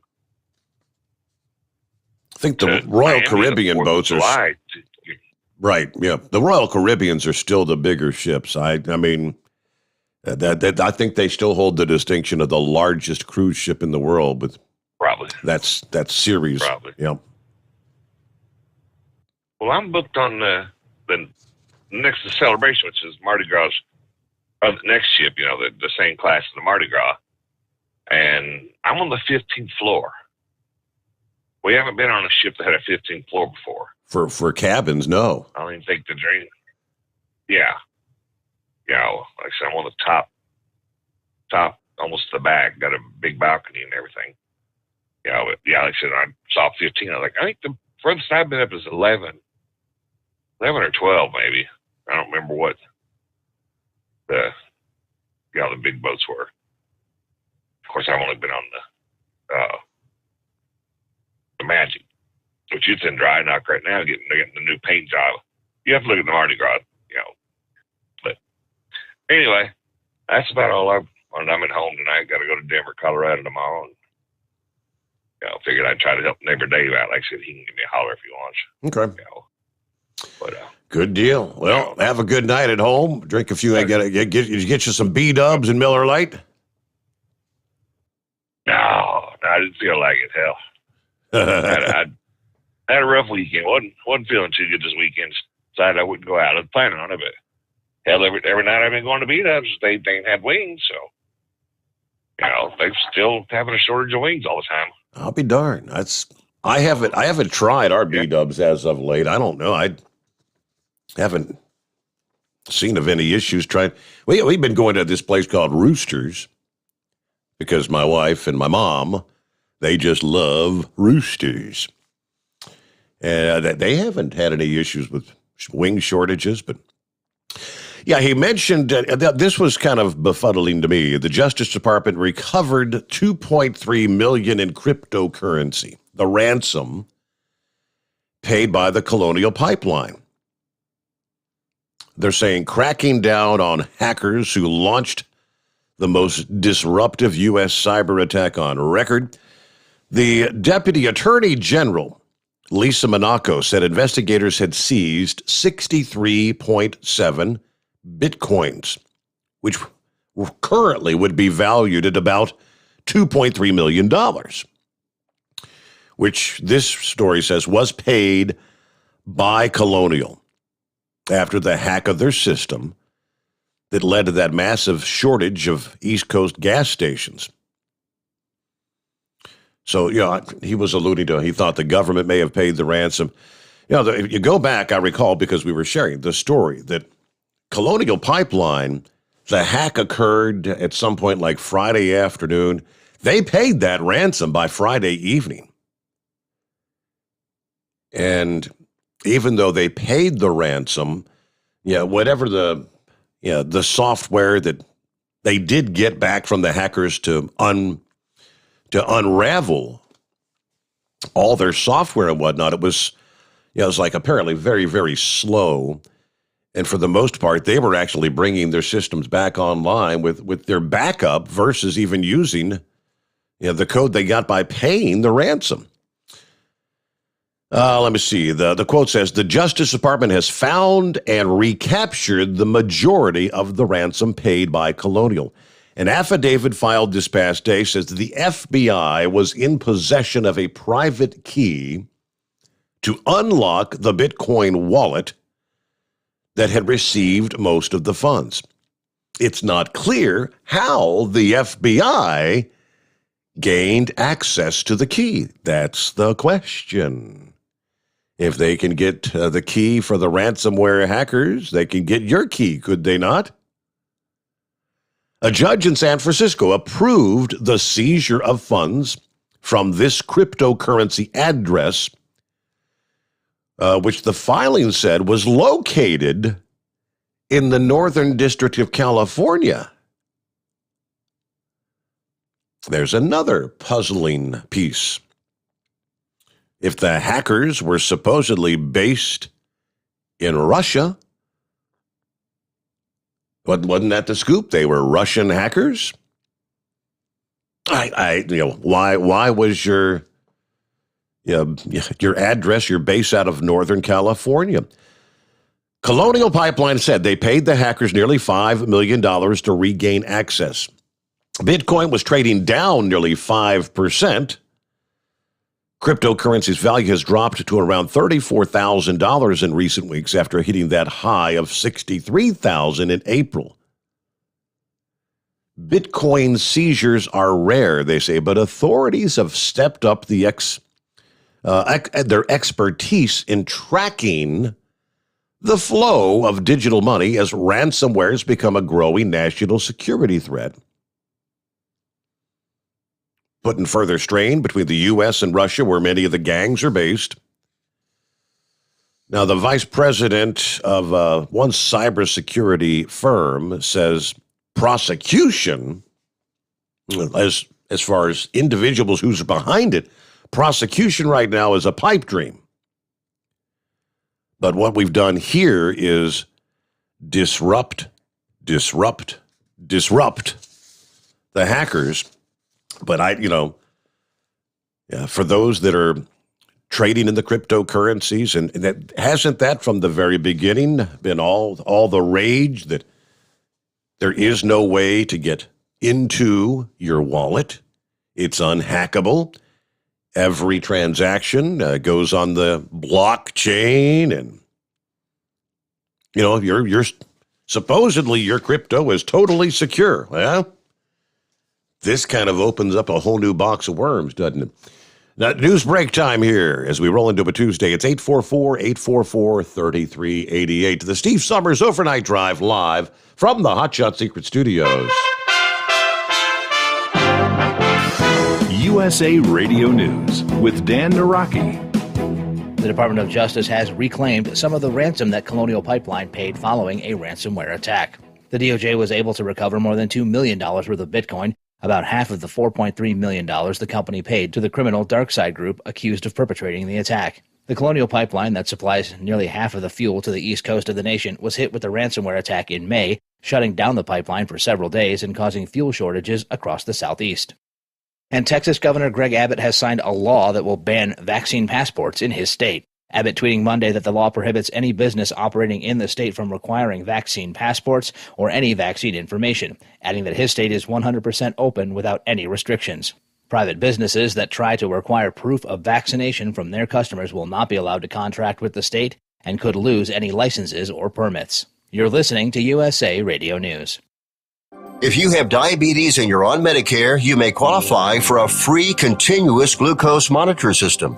Managing your diabetes is crucial to your health. The new CGM systems can automatically manage your diabetes better for you. And by using a CGM system, you can eliminate forever one thing most people with diabetes hate the most: finger sticks. Now it's possible to manage your diabetes better, end the painful finger sticks, and get a new CGM monitoring system at little or no cost to you. We even provide in-home delivery and do all the insurance paperwork for you. Now is the best time to manage your diabetes better and get your continuous glucose monitor. Call now for details. Call 800-451-9542. 800-451-9542. 800-451-9542. That's 800-451-9542. Paid for by U.S. Med. The Overnight Drive with Steve Sommers. At Hot Shot Secret, we share the science behind common diesel problems. For example, Diesel fuel cetane levels. the cetane rating in diesel fuel is 42 to 45. Most diesel engines operate more efficiently with a cetane rating of 48 to 50. One treatment of Hot Shot Secret Diesel Extreme will raise your cetane 7 points, increase fuel economy, and improve cold starts. Hot Shot Secret Diesel Extreme is available nationwide at truck stops, fine farm and auto stores, and online at hotshotsecret.com. Hot Shot Secret, powered by science. For anything diesel, take it to Scheid Diesel.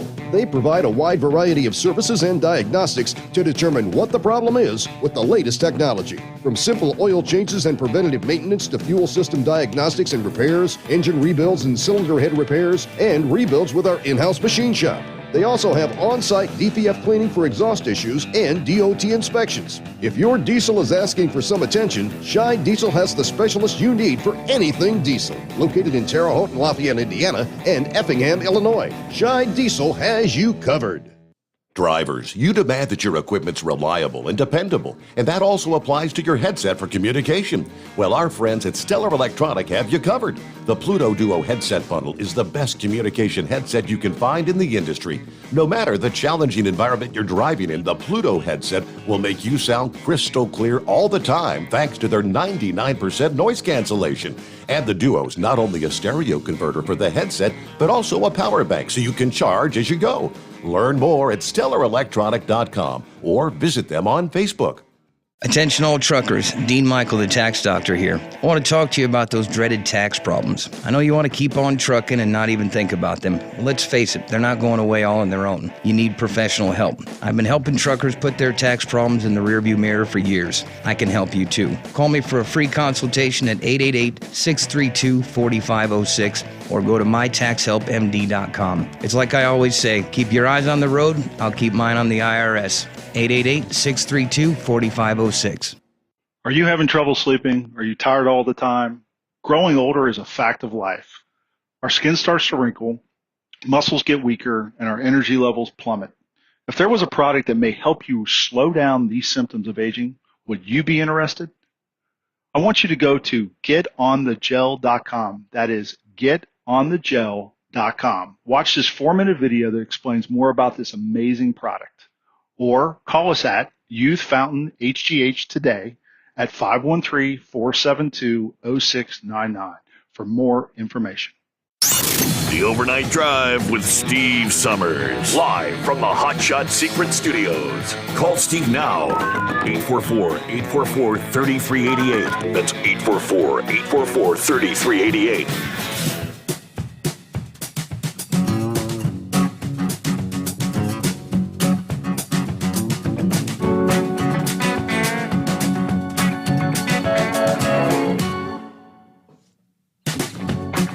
Let me see here. What's the latest on good old Dr. Fauci? He's going down, right? House Minority Leader Kevin McCarthy calling for Fauci to resign.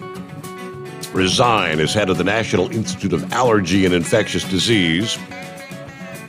following the publication of that trove, hundreds or thousands actually, of emails. McCarthy over the past weekend said the American public has lost trust in Fauci. After those emails released last week raised questions about how Fauci handled the pandemic, his messaging to the media. Fauci, of course, trying to defend his emails.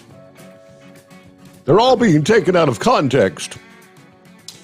Well, the number one thing it has to be for the American public, McCarthy said, in response to a question about Fauci resigning or being fired, does the American people, does the American public trust Dr. Fauci now that you've seen the emails, now that you've seen the flip-flop on positions, now that he's requesting, so, we need some information from China. You've got to trust the individuals to look into this. Hundreds of thousands of Americans have died.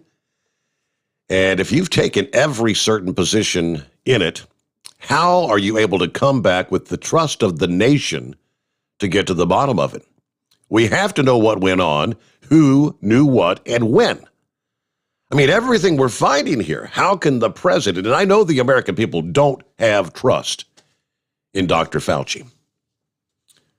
He said public health officials need to put politics aside and provide good messaging because, we're talking about lives here. We're talking about an administration that shifted course when they first come in. The Biden administration gave millions of dollars back to the World Health Organization, an organization that lied to the world, that is controlled by China. We watch.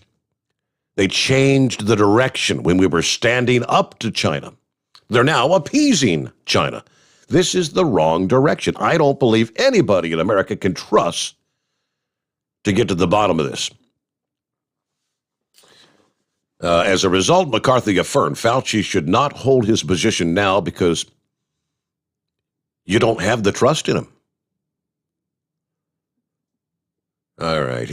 Fauci last week trying to say anyone criticizing him is actually attacking science. What's happening now is an anti-science approach.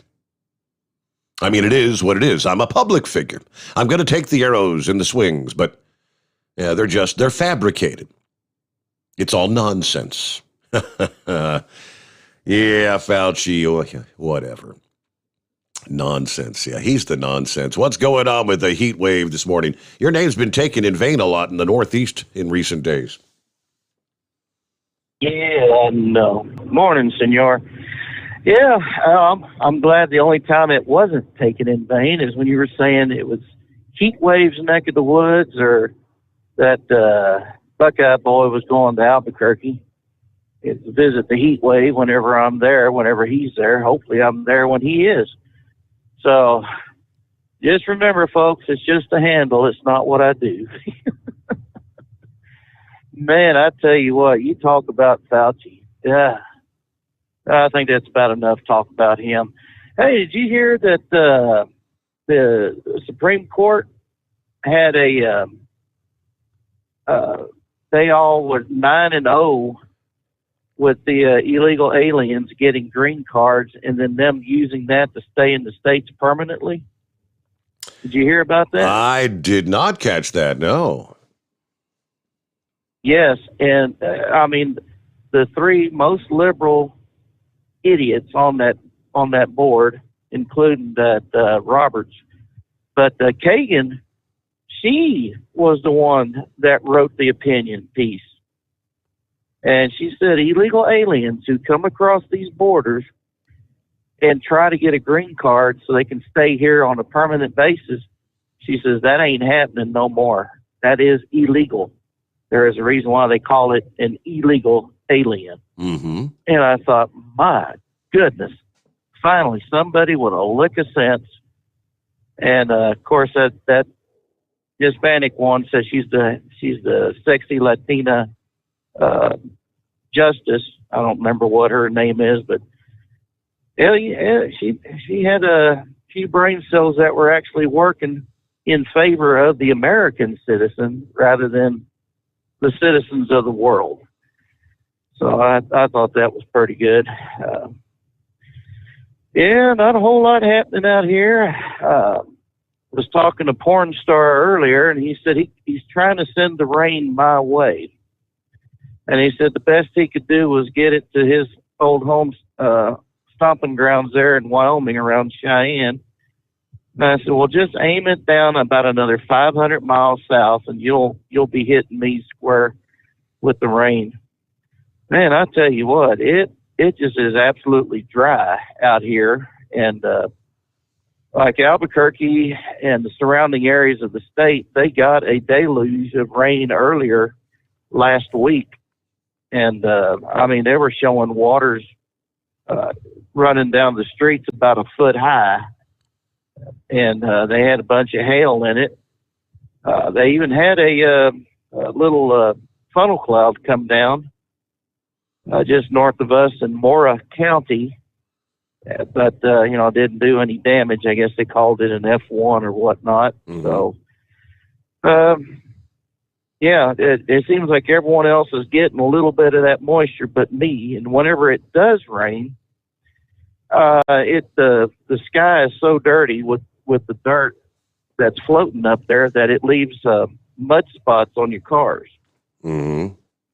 So I'm not real happy about that, because every time I go to town with the Camaro, I'm thinking, I need to get a truck wash or I need to get a car wash.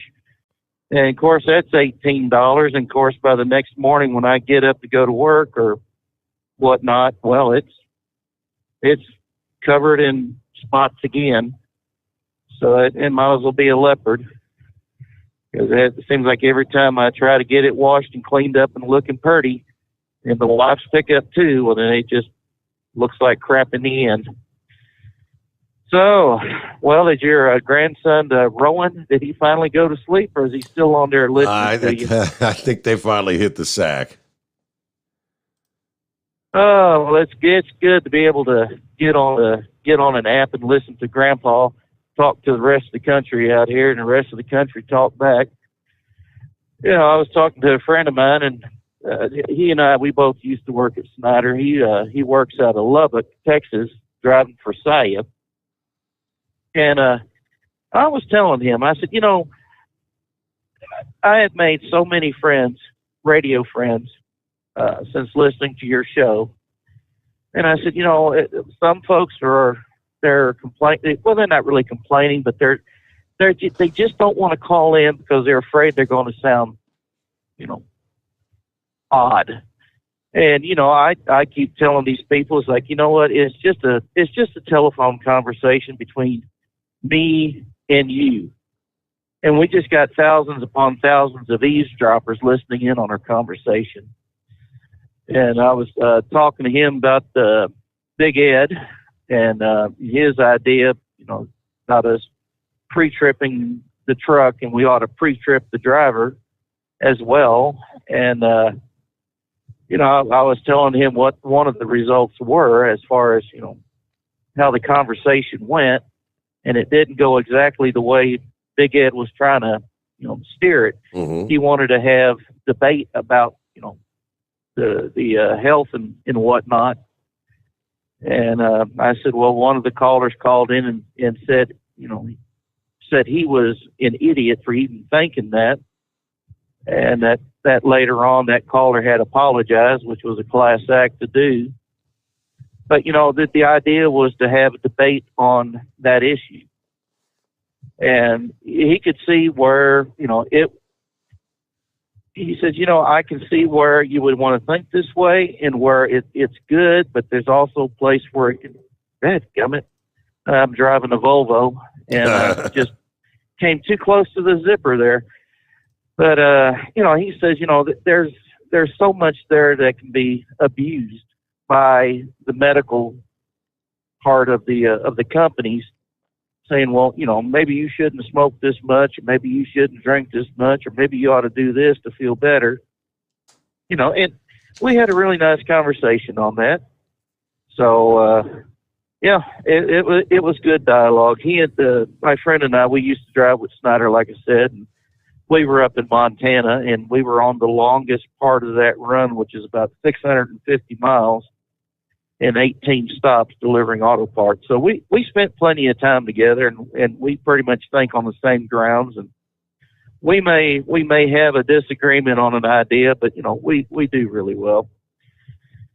Well, I'm heading down here to El Paso. I wonder how many illegal aliens are crossing over the bridge or in the tunnels into El Paso. It's nice that Kamala finally got off her butt and went somewhere, but I think she overshot the border by Isn't that a problem? 1,000 miles. She ended up in where'd she end up in Guatemala? She missed the U.S. border, but she ended up in Guatemala.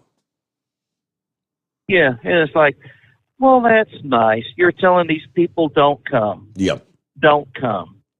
And then she's winking, like, yeah, right, come on, go ahead.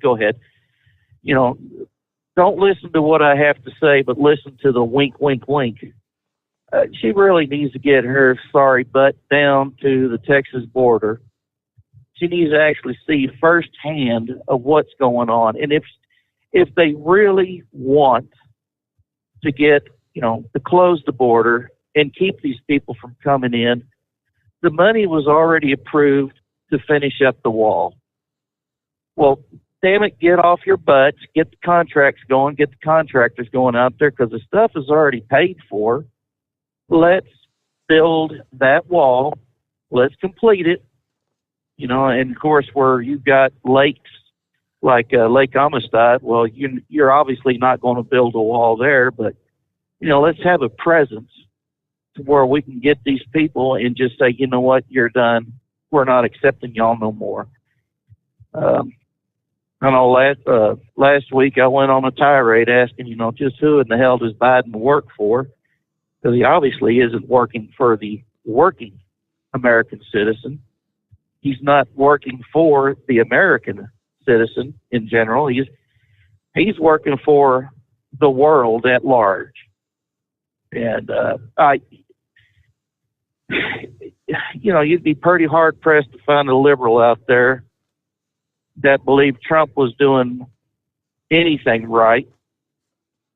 But then you turn around and they think that this Biden idiot is a second coming of God next to Obama. When it affects their pocketbook, they'll figure it out eventually, but they'll still probably blame Trump. Even if it's 20 years from now, they'll probably still blame Trump for all the issues that's going on. Yep. Well, our New Mexico governor, Michelle Lujan Grisham, she's pulling the Biden. She's announced her that she is going to run for re-election as a state governor, but she's refusing any news media requests for interviews. And it's like, that's she says she's too busy. She's going all over the state, proclaiming just how great a job she's done with this state of New Mexico, and she's absolutely a two-faced person. She put a moratorium on drilling, and she's chased out one of the refineries that was here. In fact, it was in Johnstown, just outside of Gallup. They had a refinery next to the old giant truck stop that's now a Flying J. And I never did find out why they had that place shut down, but that's for another time. It's been back running ever since. I called you last about that, but anyways, she's clamping down on drilling. And then Biden goes ahead and makes it a federal thing where he's not going to allow any more drilling on, in New Mexico. And then she turns right around and starts fussing at him for messing up the economy. And I'm thinking, well, you've already done that. The mixed messages being sent out there, and those that are in the blue will stay blue, and they believe that she has done a fantastic job. And we in the red we're seeing all these other states like Texas, like Florida, like South Dakota. They have done it right. Texas has opened up. Florida's opened up. South Dakota opened up. They've done it right. Whereas, she's making it sound like here in the States of New Mexico that we're building up to opening up the state. Mm-hmm. Well, you know what? It's done past time. Open it. Let the kids go to school. Then when school's in session, she said we need to get 60% before the state opens up, and we're at 56% being vaccinated or inoculated, whatever you want to call it. That's just trying to force more people to get the shot. I heard you heard Kristi Noem there at the bottom of the hour break in South Dakota, actually calling out to some of the media. She called out Rachel Maddow by name for criticizing her for she never shut the damn state down. She left things open, but did you catch the fact that she said, "But my people are happy." Yeah, you know what? Because I mean, she was 100% correct. All right, let's see. Heatwave got a rolling quickly toward news update, top of the hour. I wanted to grab a couple of others here. Who else was checking in? Pappy's out there. He may be asleep by now. I don't know. Prayers going out to the big moose. Good luck. 0700 hours is going to come around mighty fast. Ugh. I hope to fall asleep while I'm listening. Yeah, Tuesday. He's got the Tuesday morning training thing, I think. So, different schedule today. Franklin says, "Morning, Steve. As always, love the show, seeing you on my TV while I'm bagging newspapers. Today is the day I married my best friend and the better half of me. Happy anniversary, Bethany. I love you." All right. Well, happy anniversary to Franklin and Bethany. Perry says, "Good morning, Steve and the Overnight Nation. It's Rambler back from vacation up here in Hattiesburg, Mississippi, delivering Hot Shots diesel treat at our O'Reilly's stores. Hello to the Mercury Man in Yazoo City. And please ask the audience to continue praying for my dad. Dirty diapers. He goes in on June the 10th to have a mass removed and possibly start chemo. He's 82. He loves this industry. He doesn't want to quit driving. Be praying, Overnight Nation." James this morning says, "Hey, Steve, I love the new show. I just found out about it. I got the website going. I'm glad you're on the air. I sure missed you on the other place, shutting you down, but it's great to have you back." And Rick, any word on Moose's knee surgery? Yeah, everything went well. Everything went good with the surgery. I guess he's in recovery now, what they say, but looking to maybe be released from the hospital Wednesday or Thursday. And good morning, Sylvester. Morning from Terrigal, New South Wales, Australia, 63 degrees, cloudy here. Snow falling in the mountains down south. Very good. All right. Yeah, Galen, you're correct. South Dakota never did close down. Nope. Stayed open the whole time. Yeah, the oddity. Last 4th of July. I mean, we were at the heights of the pandemic, remember? Kristi Noem said, "Have a 4th of July celebration.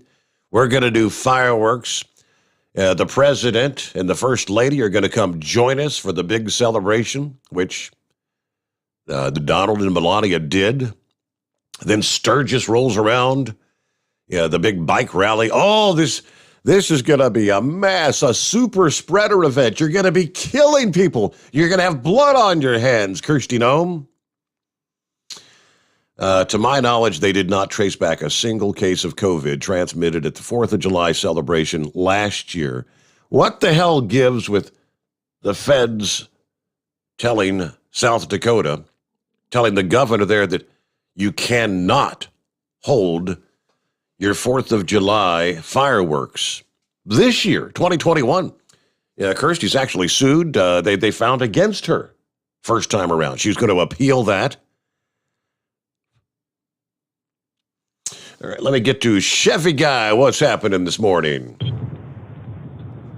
Oh, I'll tell you what, if Heat Wave's riding around in the Volvo, that means he couldn't get anybody to ride with him. Hey, it's hard to get a team driver when you're riding around in that Barney the Dinosaur outfit, you know, it's sort of embarrassing.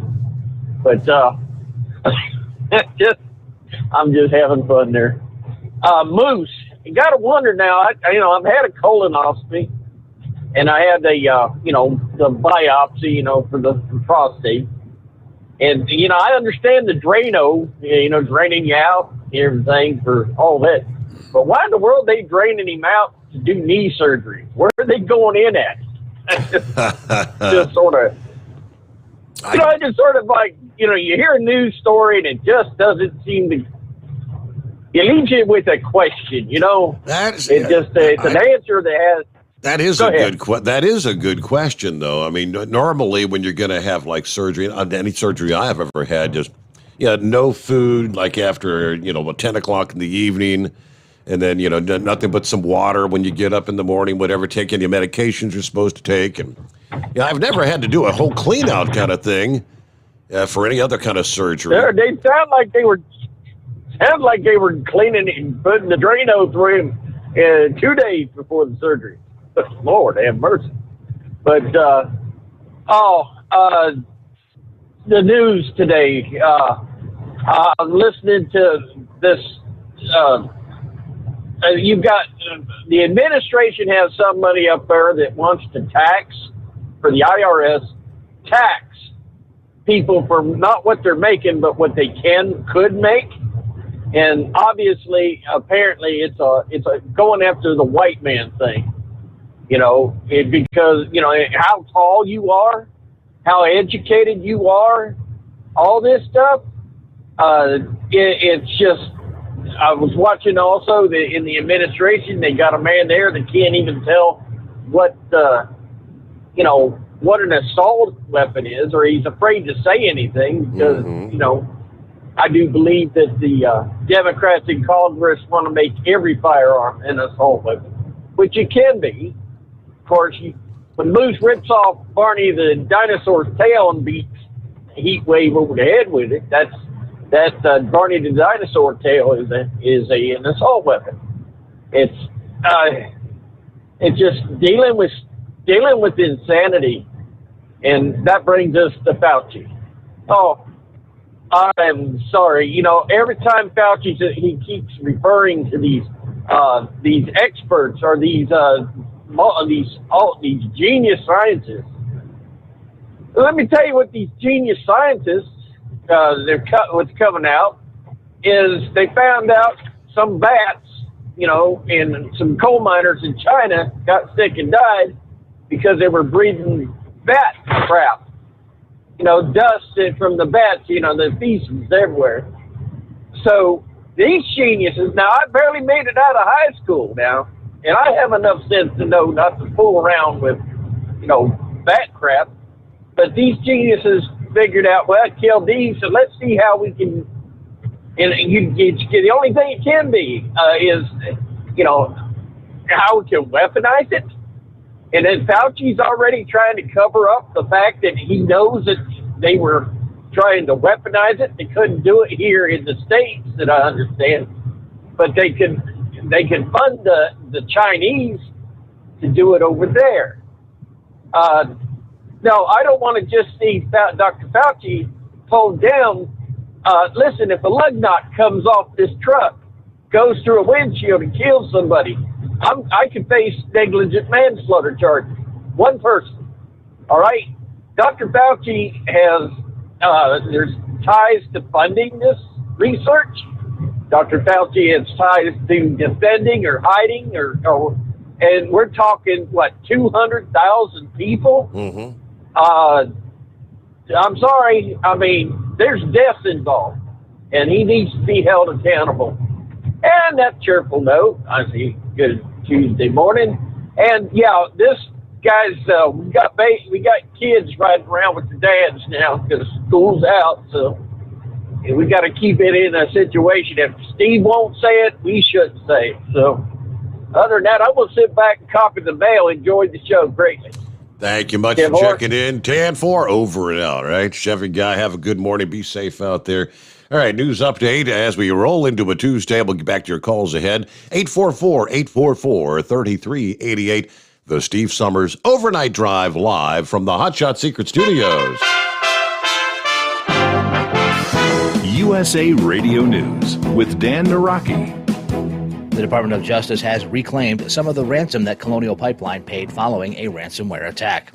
The DOJ was able to recover more than $2 million worth of Bitcoin, about half of the $4.3 million the company paid to the criminal DarkSide group accused of perpetrating the attack. The Colonial Pipeline, that supplies nearly half of the fuel to the east coast of the nation, was hit with the ransomware attack in May, shutting down the pipeline for several days and causing fuel shortages across the southeast.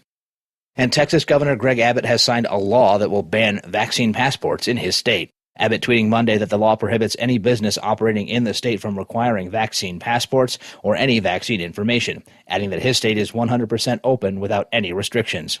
Private businesses that try to require proof of vaccination from their customers will not be allowed to contract with the state and could lose any licenses or permits. You're listening to USA Radio News.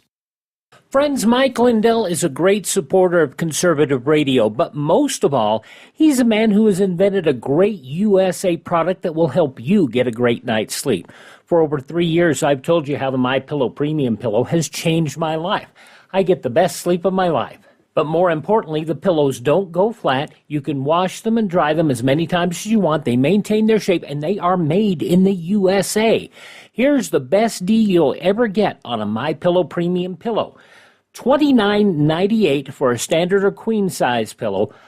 King size only $5 more. You're saving $40. Go to mypillow.com, click on the radio listener square, use my promo code USA, or call 1-800-951-8175. You can save up to 60% on any MyPillow product when you use my promo code USA, or call 1-800-951-8175 and ask for the MyPillow Premium Pillow Special. Vice President Kamala Harris announced several steps that the federal government would be taking to try to deal with the crisis at the southern border. Speaking after a meeting with Guatemala's president, Harris said new task forces would be created to fight human trafficking and corruption. She also told people not to come to the U.S.'s southern border. I want to be clear to folks in this region who are thinking about making that dangerous trek to the United States-Mexico border. Do not come. Do not come.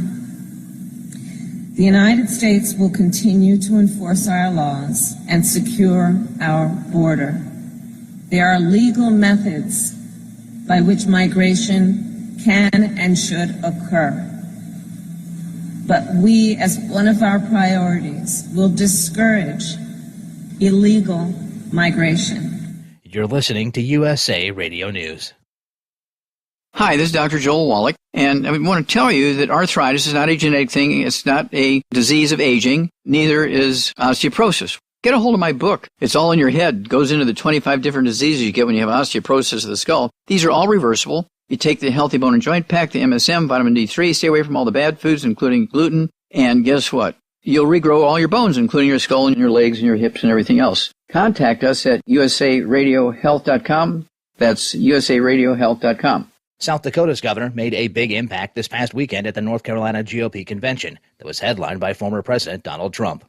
Tim Berg reports. Kristi Noem governs a state that's about 1,500 miles away, but the South Dakota Republican appeared to be a big hit with North Carolina's GOP at their convention on Saturday. Noem criticizing Tony Fauci, the infectious disease expert, who had told her that South Dakota would need 10,000 hospital beds when the coronavirus reached its peak in the state. Turns out, she said, South Dakota only needed 600 beds when infections hit their highest point. Noem also saying people in her state like their freedom as opposed to the states that were locked down, such as New York and California. The first time you heard my name was because the liberals were busy kicking me in the head for all the decisions I was making in South Dakota, right?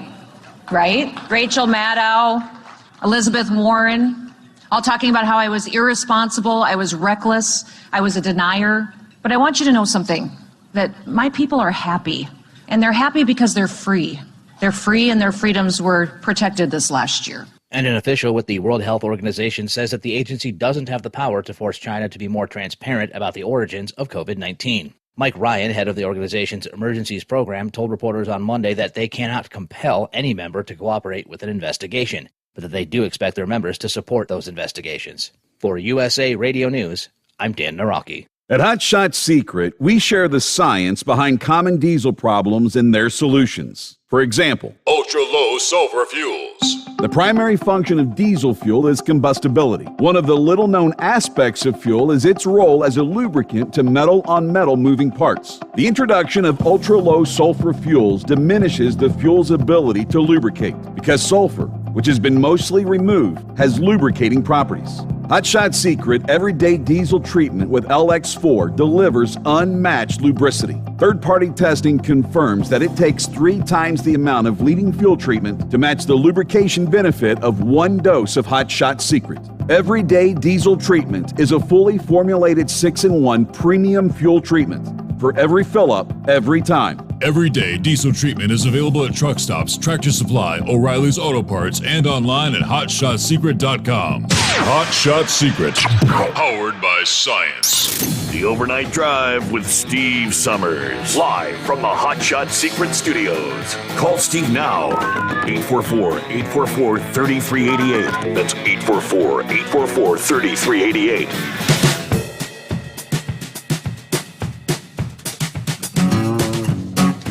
Okay, back at it here as we make our way into the early hours of a Tuesday. Time zone to time zone, making our way in. Yeah, I mentioned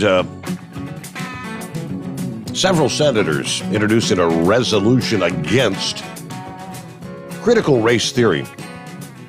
The resolution is titled S-Res 246, Senate Resolution 246.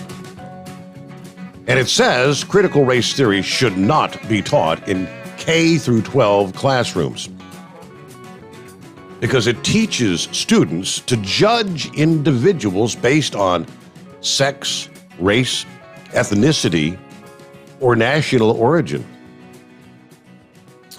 Senator Rick Scott, chairman of the National Republican Senatorial Committee, said in a statement that the far left wants Americans to believe that the United States is an inherently racist, bad country. They want to discredit the values America was founded on. We cannot stand by and allow these woke liberals to divide our nation. Students in Florida and every state across the nation deserve better. And I'm proud to lead my colleagues today in a resolution to stand up against this dangerous policy. Blackburn agreed, Marsha Blackburn of Tennessee, saying that the principles of CRT are based in the destructive ideal of inherent racism. It teaches children to judge and self-segregate based on skin color alone, and adding that in Tennessee, we believe in equality and opportunity for all. Students should not be discriminated against on the basis of race under any circumstances.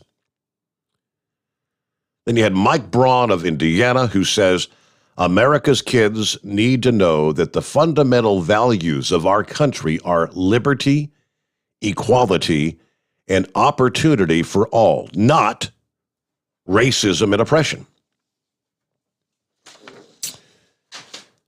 We'll see where it goes. But yeah, the woke left will be all hands on deck against that. Now, the focus is 2022, right? Will it be possible for Republicans to retake the House or the Senate or both? If it's possibly a sign that people are maybe beginning to, I don't know, is wake up a proper term? Because you don't want to be considered woke. They're not waking up that direction. They're waking up the woke cancel culture society. The direction we've been going is the wrong direction. Republicans won 3 mayoral races in Texas over the weekend, increasing the party's hope of building on significant 2020 gains with Latino voters. The most significant victory actually occurred in the border town of McAllen, Texas. We're talking a town that Hillary Clinton defeated former President Trump by nearly 40 points in 2016. The Republicans also secured mayoral victories in Fort Worth and Arlington, Texas. Now, McAllen, which is about 85% Hispanic, elected their first Republican mayor in 24 years. Javier Villalobos, a city commissioner and former chairman of the Hidalgo County GOP, defeated Veronica Vela Whitaker, a Democrat, in the runoff election by about 200 votes. The tally will be canvassed and certified by city officials on June the 14th. Amazing news. McAllen, Texas, a major border town, 440,000 people, 85% Hispanic, just elected a Republican mayor. The macro realignment accelerates in South Texas and elsewhere as Hispanics rally to America First. Strong borders, economic nationalism, pro-police. Republican National Committee chairwoman tweeted that the Republican success in Texas was due to the Biden administration's failed policies. Maybe we're on to something. Whether rejecting a crisis at the border or a squandered economic recovery, these municipalities have moved decidedly toward the Republican Party because our policies work. Mattie Parker, a lawyer and former Republican legislative aide, defeated Deborah Peoples 54% to 46% in the Fort Worth mayoral election. Some Democrats insisted Peoples did better than had been expected. As the urban areas in Texas have become more Democrat, the race in Fort Worth may be a sign of things to come. In Arlington, attorney and businessman Jim Ross defeated minister and former council member Michael Gillespie 54% to 45%, according to the Star-Telegram. Now, in last year's presidential election, Trump saw a major surge in Latino support in the Texas Rio Grande Valley, which has been a long time Democrat stronghold. Clinton won that region by 39 points in 2016. Joe Biden prevailed by just 15 points in 2020. And now, having elected Republican mayor, Latino turnout in the Rio Grande Valley grew by nearly 30%. That's when Trump flipped 5 Latino-majority counties in Texas. Trump about doubled the vote count in McAllen, doubled his support in the 94% Latino Zapata County, sharply increased his numbers in Hidalgo County, which also includes McAllen. Republican aspirations also increased Latino support for 2022 and 2024. It isn't just on Texas. The party saw a surge of about 8% last year among Hispanics in 2020 election states: Arizona, Florida, New York, California. All right. Maybe a sign of things to come. We'll just have to wait and see. All right, back to the calls here. Got several lines available at 844-844-3388. Rob, what's happening this morning? Hey, morning, Steve. I know we've talked about it several times here on the show, but Loudoun County, Virginia today, I don't know the outcome of it, but it went to court because a gym teacher was suspended because he would not call the students by whatever race they wanted, not race, but whatever gender they wanted to be. Yeah. Yeah. So I'm not sure how that case turned out today, but I'll probably hear about it later today on the radio, the morning station I listen to. But also, I don't know if you heard, Kamala Harris said she wanted to butter up the reporters so they wouldn't ask her tough questions So she went ahead and gave him cookies with her likeness on it. I don't know if you saw that article or not. That I don't think I did, no. Yeah, the cookies are decorated to look like Kamala Harris. Ah, okay. So everybody's sitting there talking about that. I saw it on Twitter and stuff where everybody's like, all this stuff going on, and she's worried about passing out cookies with her likeness on it.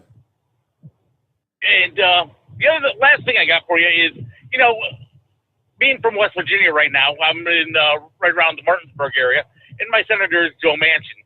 I got to give him some credit for actually standing his ground, because I know everybody's against him right now, but he's already said he's not going to go ahead and vote to end the filibuster. He doesn't like this whole voting thing. He's against them passing all these rules for the guns. And, I mean, he's getting tore up and down on social media. I don't know why he's a Democrat. He should be a Republican, this and that. And they're going to keep coming after him for standing his ground and to look like trying to keep his rights. Mm-hmm. So that's pretty much all I got for you. I just wanted to figure I'd tell you about the cookies and stuff like that. I thought that was kind of humorous myself. No doubt about it. Well, good to hear from you, Rob. Thanks for checking in. I'm looking at that story you were talking about out of Loudoun County. I'm not seeing whether the judge actually ruled one way or another this past day.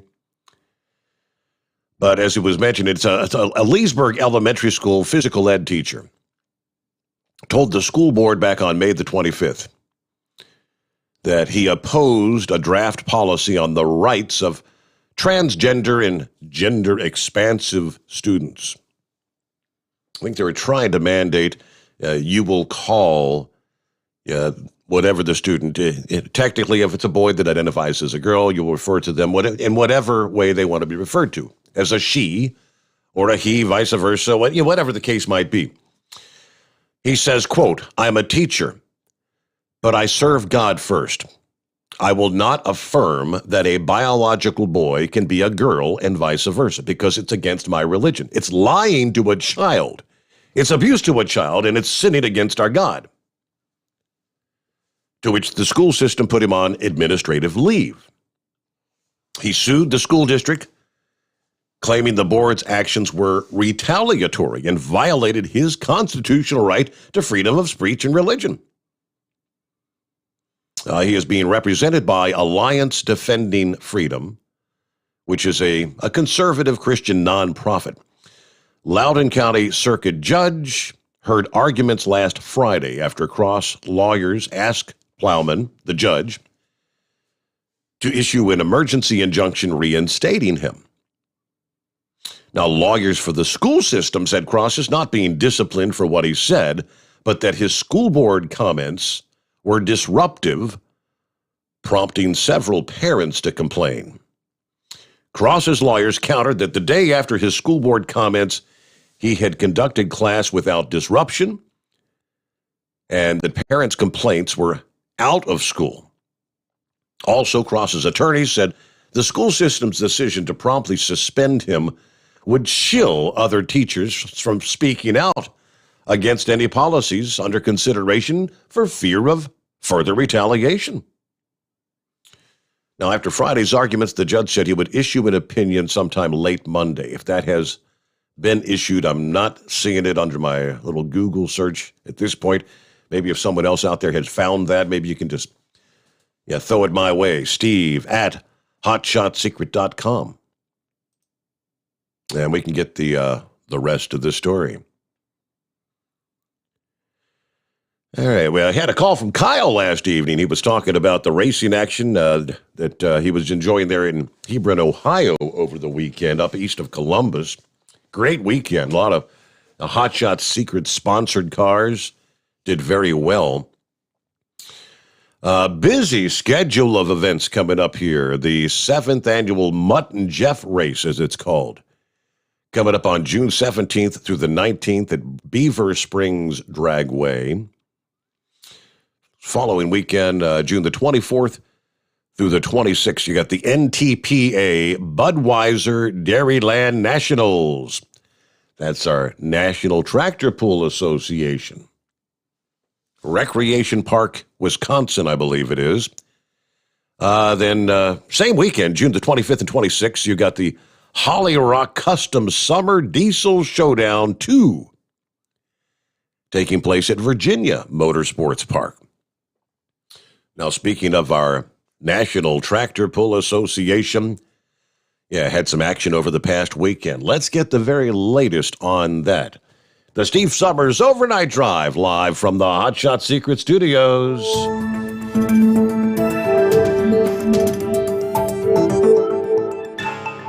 Wolverines dominate the diesels. Saturday night wheel standers can't beat the clock, and a light unlimited turns the front stretch into pit road.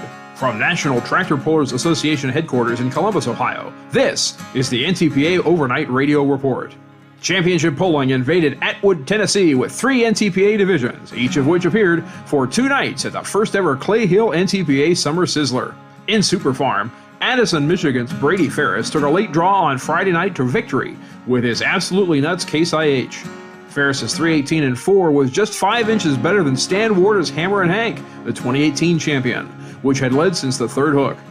Ship Shawana winner Ryan Anderson and Checkin' Out claimed third, while defending champion John Silsby and his crop doctor struggled in 12th. But Saturday night's session got a different prescription from the doctor, as Silsby, from Union City, Michigan, shot to the top of the 15 tractor field with a 3:30.8 aboard his International 1066. Brian Deck, himself 2013's champion, drove his late father Rod's 2-time champ Dream On in behind Ferris, who opens with a 7-point advantage in the 9,300-pound 3.0 Charger OEM chassis class. In two-wheel drive trucks, another returning 2019 champion asserted his intentions to repeat, as Russ Nichols' updated On the Edge Ford eked past Rick Austin's Dirt Flirt Chevrolet by a little more than 4 inches in Session 1. Nichols, from Lower City, Ohio, piloted the bright green Edge to a 3:42.1. Third place Joey Frazier and Run and Block carried the banner for the 3-truck Petro Motorsports team. In Session 2, however, it was Hartford City, Indiana's Marty Clock who wound up the winner over 11 others, including Nichols in third. Just Like Clockwork was just a tick better than Christy Seacrest and her Nothing Easy About It, who are making their debut on the Grand National Circuit and trail On the Edge by just 2 points. And in the twin-engine light unlimited modified class, Taylorville, Illinois' Steve Bollinger was money both nights, as he took his money pit to double victory. Bollinger, 2018's title winner, put over 24 feet on 2015 champ Keith Wason Sr. in Super B on Friday night. Bollinger upped his winning margin over Wason to over 3 dozen feet on Saturday. Light Unlimiteds typically feature 2 supercharged automotive engines that turn 30.5-inch wide tires at speeds of well over 100 miles per hour. Word is the second running of the Clay Hill event is already a go for the same weekend in 2022. Once the dates and classes are set, they'll be announced at the association's official website, ntpapull.com. For the next 2 weeks, the NTPA's attention turns to regional national competition all over the map. Saturday, June 12th, it's the Showdown in Kurdtown in Ellsworth, Wisconsin. Friday, June 18th, it's the Paulding County Fair in Paulding, Ohio. And Saturday, June 19th, it's the Maumee Valley Pullers Summer Nationals in Wauseon, Ohio, and the Rough Rider Truck Pull in Mandan, North Dakota. Visit ntpapull.com for all the details on these outstanding regional national events. And then it's the Upper Midwest's granddaddy of them all, the Budweiser Dairyland NTPA Nationals in Tomah, Wisconsin, Thursday through Saturday, June 24 through 26, with 28 classes of tractors, trucks, and modifieds. Head to tomahtractorpull.com for details and tickets. Reporting for the NTPA on the Overnight Drive, I'm John Dunlap. Stay safe and pull hard. The Overnight Drive with Steve Sommers. Live from the Hot Shot Secret Studios. Call Steve now. 844-844-3388. That's 844-844-3388. There you go, NTPA update here on a Tuesday morning. I got to get up some of those tractor pulls.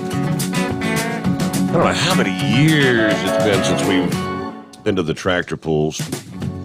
When I was a youngster, I had an uncle that would take us down to back in the day it was called Riverfront Coliseum, where they do the indoor tractor pools. That was so cool.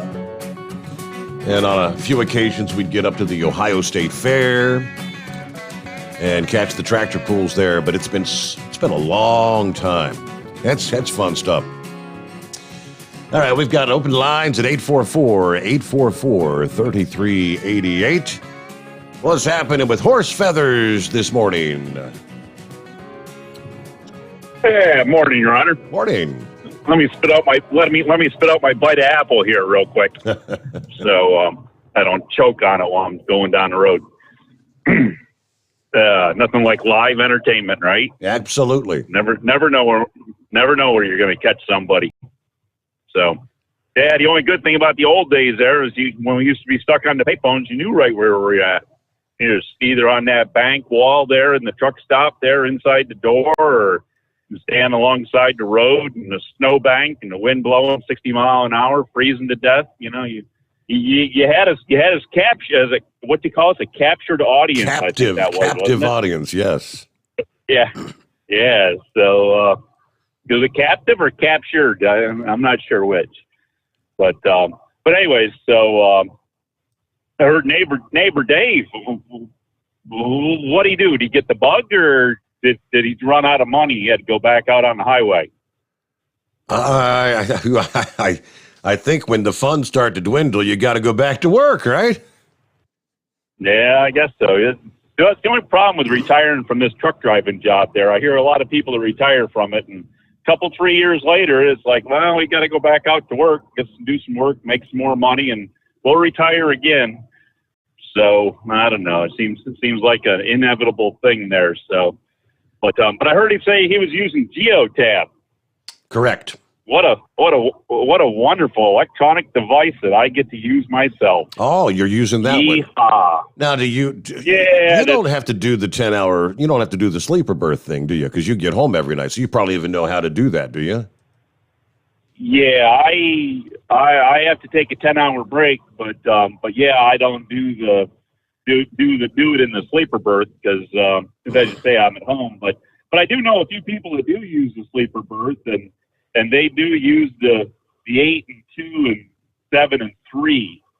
And I sent you a text, and I don't know how it came out there because I dictated it to Siri and asked Siri to send it, and I have no idea what she might have sent because I don't think Siri works much better than a lot of times what you get on your end there on no joke. On your calls. Yep. But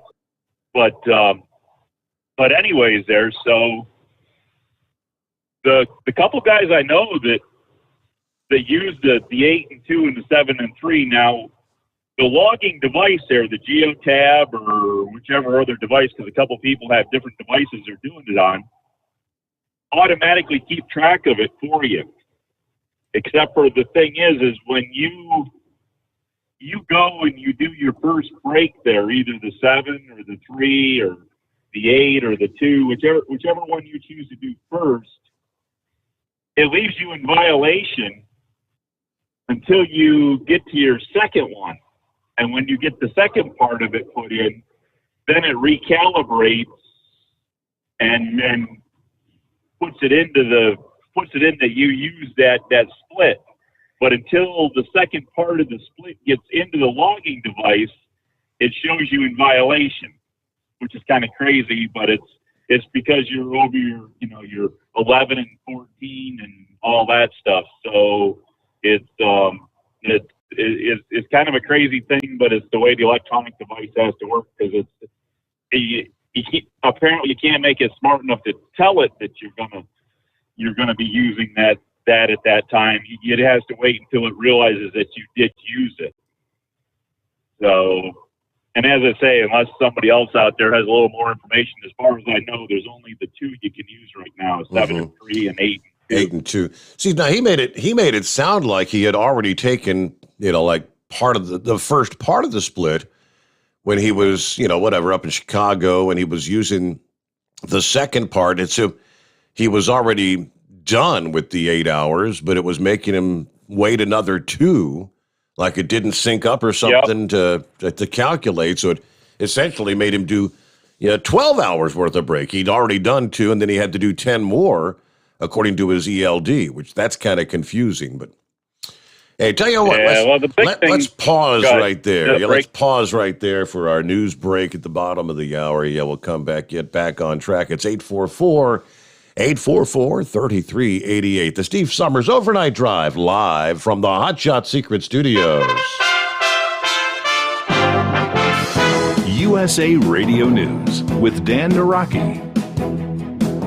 The FDA has approved the use of the first new drug to treat Alzheimer's disease in more than 20 years. The experimental drug was developed to slow the progress of the disease, not just treat its symptoms. Its approval has created controversy, though, with critics saying there hasn't been enough research proving the drug's merits to warrant approval. Dr. Jason Karlowicz also believes that another study of the drug is needed.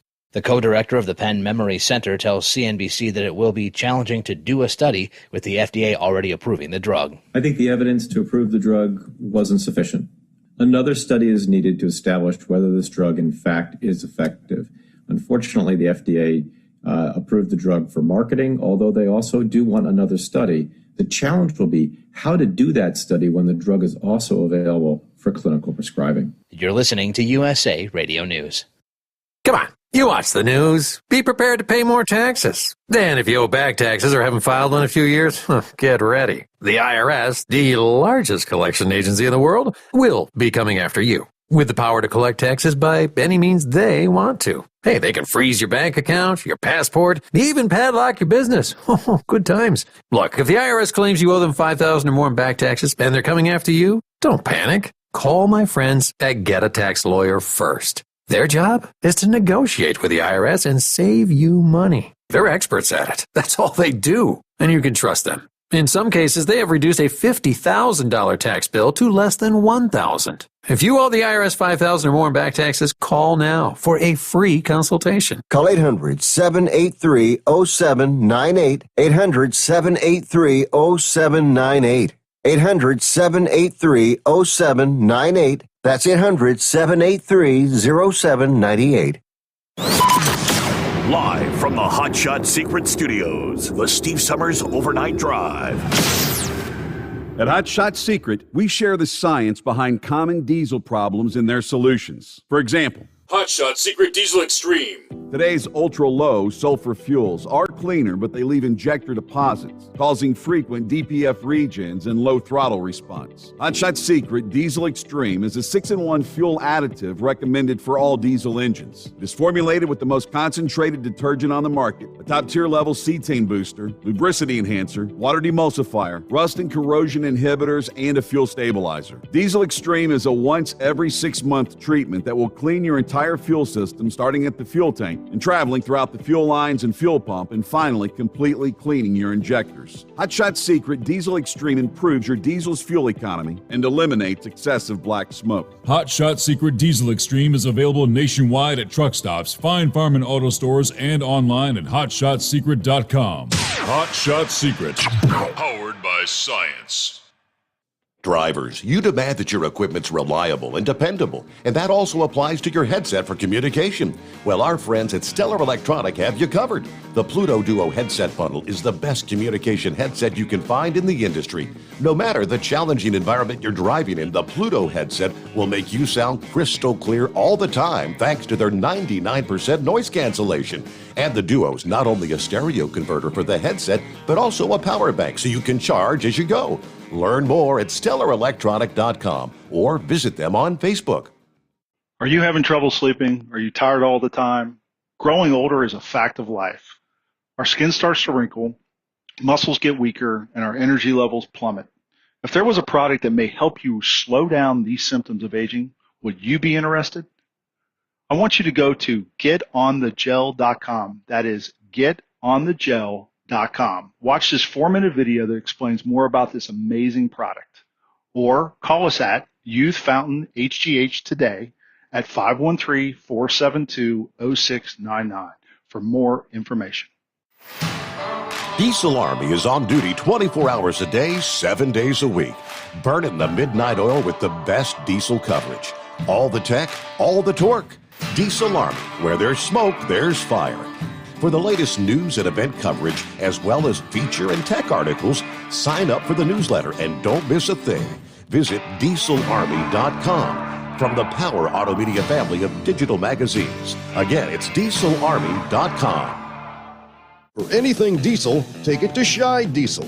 They provide a wide variety of services and diagnostics to determine what the problem is with the latest technology. From simple oil changes and preventative maintenance to fuel system diagnostics and repairs, engine rebuilds and cylinder head repairs, and rebuilds with our in-house machine shop.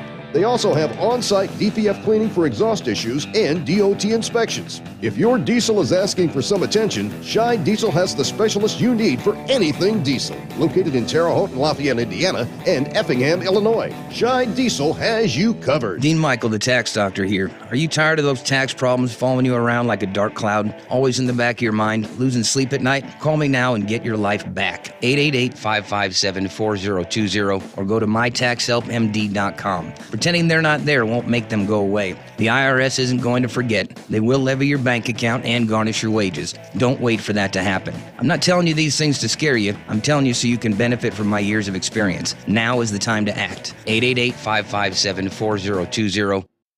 At Hot Shot Secret, we share the science behind common diesel problems and their solutions. For example, Diesel fuel cetane levels. in many states, the cetane rating in diesel fuel is 42 to 45. Most diesel engines operate more efficiently with a cetane rating of 48 to 50. One treatment of Hot Shot Secret Diesel Extreme will raise your cetane 7 points, increase fuel economy, and improve cold starts. Due to a cleaner burn, there are less hydrocarbons and particulate matter in your exhaust. This reduces the blockage of your diesel particulate filter. Using Diesel Extreme generates 83% less DPF regenerations. The 6-in-1 Diesel Extreme formula also includes the most concentrated detergent on the market, lubricity enhancer, water demulsifier, rust and corrosion inhibitors, and a fuel stabilizer. Hot Shot Secret Diesel Extreme is available nationwide at truck stops, fine farm and auto stores, and online at hotshotsecret.com. Hot Shot Secret, powered by science. Keep the bugs off your glass and the smokies off your ass. This is the Overnight Drive with Steve Sommers.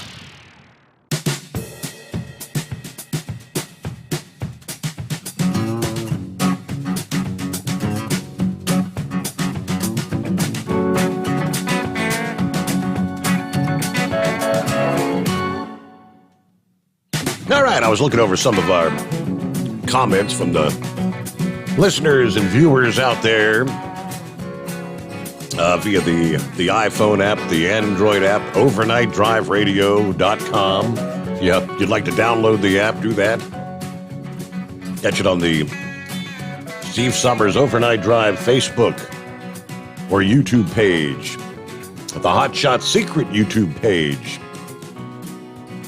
If you can't catch us live between midnight and 5 Eastern Time, Monday through Friday morning, you can catch it on all the various podcasts, the streaming sites. You got plenty of options out there. Just go to overnightdriveradio.com. You can learn more. All right. I mentioned earlier, Franklin was celebrating an anniversary today. Happy anniversary. He said, hey, thank you, Steve. I may not be able to give her everything, but at least she will know that everyone who listens knows I love her. Thank you so much. That's great. Yeah, happy anniversary again. Sherman says, hey guys, first-time viewer, maybe twice. Been driving trucks since 1982. Cross-country for 12 years. 7 years pulling doubles, graveyard. Now nobody wants to hire me because I haven't driven in 10 years. What do? I want to go back to driving, but I don't want to go over the road. I've paid my dues. Isn't that something after all those years? But you got off the road, and now they want you to come back as like a newbie or something? And let's see. Steve says, Steve, can you try to check out what's going on east of Indianapolis on I-70? Closed eastbound. Okay, I'll try to see what I can find out for you there. Maybe some of our listeners out there can give us a heads up. I know they've had some construction stuff going on up there, big projects, and I think a lot of it's been going like during the overnight hours. Maybe that's what it is. But all right, we'll get back on that. All right, Horse Feathers, welcome back. All right, Your Honor. We'll see if we can get across here. I got to get across the Susquehanna River on the dam, and sometimes I lose signal because you go from one county to the other when you cross the Susquehanna River. It's the border between two counties, and sometimes the cell signal doesn't convert from one county to the next county. Can you imagine that? Yeah, how could that happen? Unreal. Yeah, in the 21st century, high technological world that we live in, and you can't go from one county to the next without losing cell service.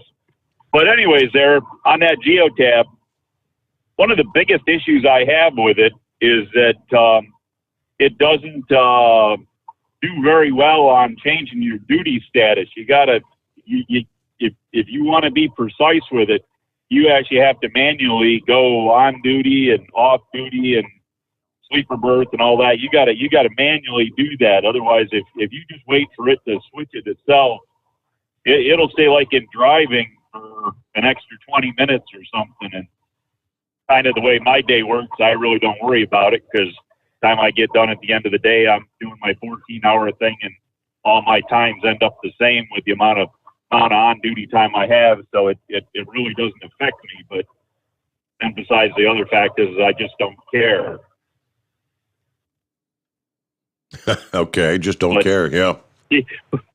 Well, I don't know what else can you say about these things. You know, they don't do a whole lot for me, and I have to use it. And I actually conform to the hours of service for the, you know, even without having the electronic log, my day doesn't take me out of the. So they're forcing me to use something that I don't need. It's like, well, I logged into it, it's there, and it can do what it wants, and I really don't care, because if it messes up, then it's its problem. I could really care less about it. But as I say, but if you want to be precise with it, I mean, if you're a road driver and you go to a truck stop and you need it to be on duty instead of driving, you got to make sure you switch it over, because it'll give you an extra 10 minutes of driving time. And of course, you're only allowed to drive 11 hours in the 14-hour day. So if you lose 10 minutes here and 10 minutes there and another 10 minutes somewhere, well, all of a sudden you lost half-hour drive time that you should really be able to drive, that should have been on duty, or even off duty or sleeper berth. And now you're a half hour behind where you should be at the end of the day, because your log says you can't go that far because it wasn't smart enough to know when you weren't driving. Exactly. So, so I got my issues with it, but yeah, for what I do, it really doesn't affect me. And if it screws up, then the safety office calls me, and I said, well, it's your electronic device. You figure it out. You can see where the truck went. You know, they have complete control to see what the truck does. And I don't know if all these logging systems do it or not, but with the geotab, they can get in the computer, and they can see where my truck is gone from the time I started it up, completing my whole day, and they can tell exactly where I was, when I was. They can tell how fast I'm going. They know what the speed limits are in the places I'm at. As I say, I got an alarm in here that when I'm doing more than 5 miles an hour over the speed limit, I get an alarm that I'm going too fast. Mm-hmm. I'm doing 10 miles an hour. I'm doing 10 miles an hour slower than the flow of traffic, but I'm going too fast. So I don't know. Tell me what's safe. You know, is it safe that this electronic thing is telling me that I'm going too fast when the rest of the traffic is going 10 miles an hour faster than me? Yep. That I'm getting passed on both sides. And the thing is, even if I stay in the right lane, I get passed on the shoulder. You know, if I'm on 4 lanes of highway going in one direction, and I'm in the right lane and the road's 55 miles an hour, I'm doing 60 to 61. Not only do I get passed on the 3 lanes to my left, I'm getting passed on the shoulder as well. So go figure that one out. But so I've decided it's better for me to be 1 lane over and let the ramp traffic figure out what the right lane's going to do, and I stay away from those people.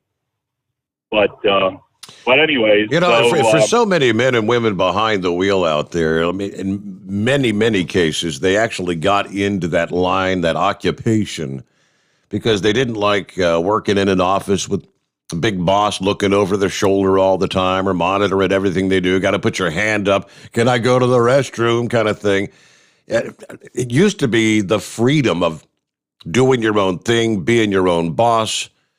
And now it's almost like you got Big Brother in the cab of the truck with you. The camera's watching your every move, the electronic device watching, knowing everything you do as far as speed, if you hit the brakes hard for some reason, if you went over the line, if you swerved. I mean, just everything. You're being monitored. Yep. You pick your nose, you pick your butt. It's all there. But yeah. So anyways, you just had an email there you read there about a woman there that's been off the road for 10 years trying to get a job. When I was down to the truck show and saw you, and I'm going to scare you when I tell you this. When I was down at the Mid-America there and saw you, it was 2013. It's been 8 years, Your Honor, since I saw you down there, if you can believe that. And, of course, that's my one and only time there, or all the times I've been going to go. But when I was down there, I went out back there in that West Wing where I guess you call it Recruiter Row is, where all those trucking companies and all that.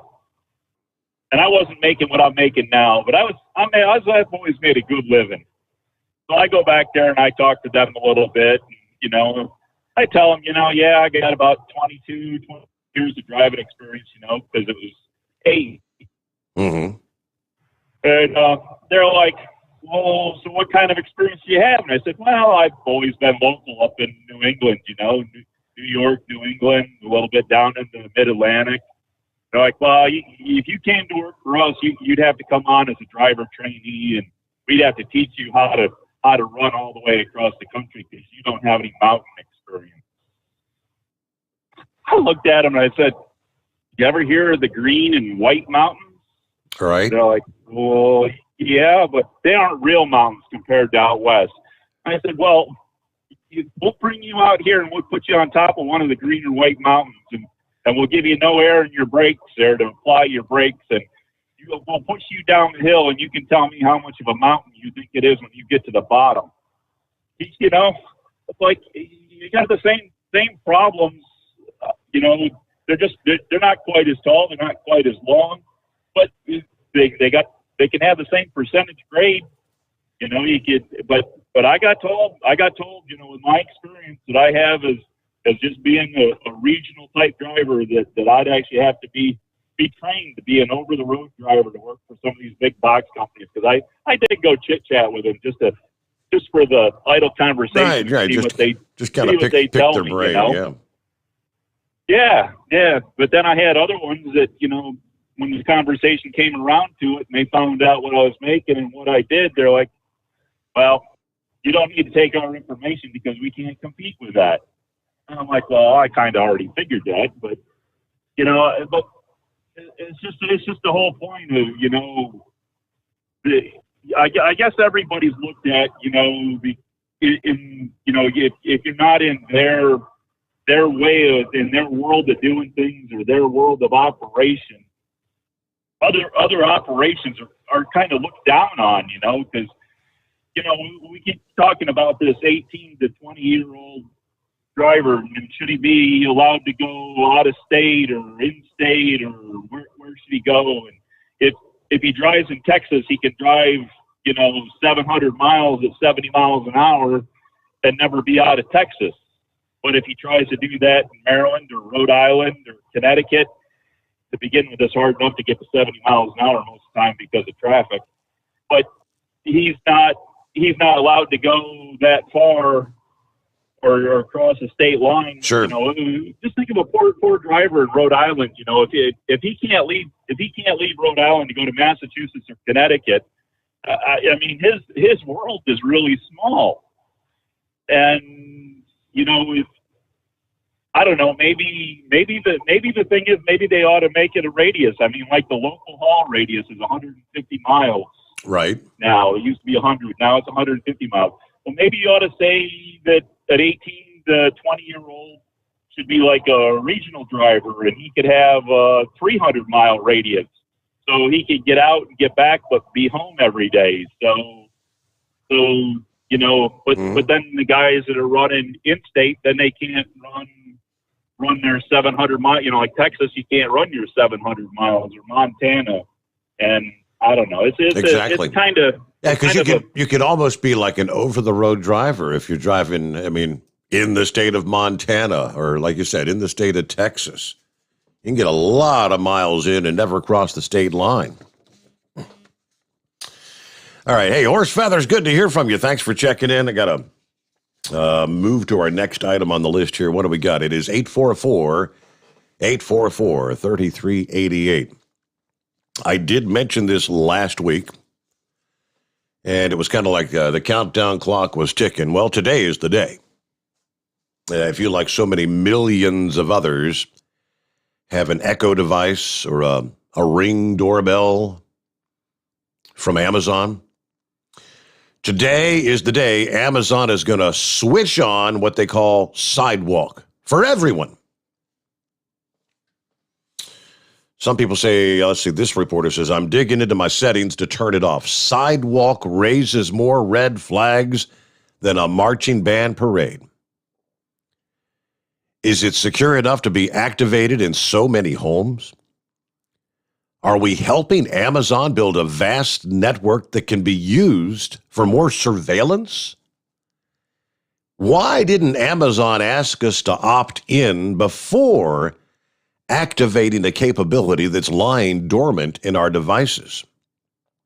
They did the opposite route. Rather than asking people who would like to participate in it to opt in, they're pretty much saying everybody's opting in.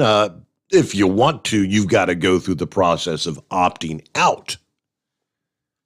But I guarantee you, most of the people out there don't even know it exists, or it's going to be coming online. They haven't even heard of it. This guy says, I recommend you opt out of Sidewalk 2 until we get much better answers to these questions.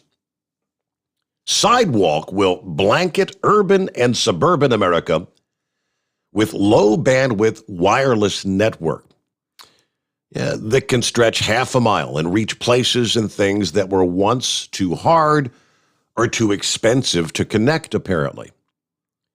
It could have some positive uses, like making it easier to set up your smart home devices in places that your Wi-Fi doesn't reach. That can help your neighbors and you. But by participating, you also have no control over what sort of data you're helping to transmit. In communities where Amazon Ring devices already over-police many doors and driveways, Sidewalk could actually power more surveillance, more trackers, maybe even Amazon drones. Amazon seems to be oblivious to many obvious consumer concerns with increasingly invasive technology. So let me say it. Remotely activating our devices to build a closed internet of Amazon is not okay. Amazon founder and CEO Jeff Bezos owns the Washington Post. But I review all tech with the same critical eye. Amazon declined my request for an interview. An executive in charge of Sidewalk, but over email said it was about making our tech work better.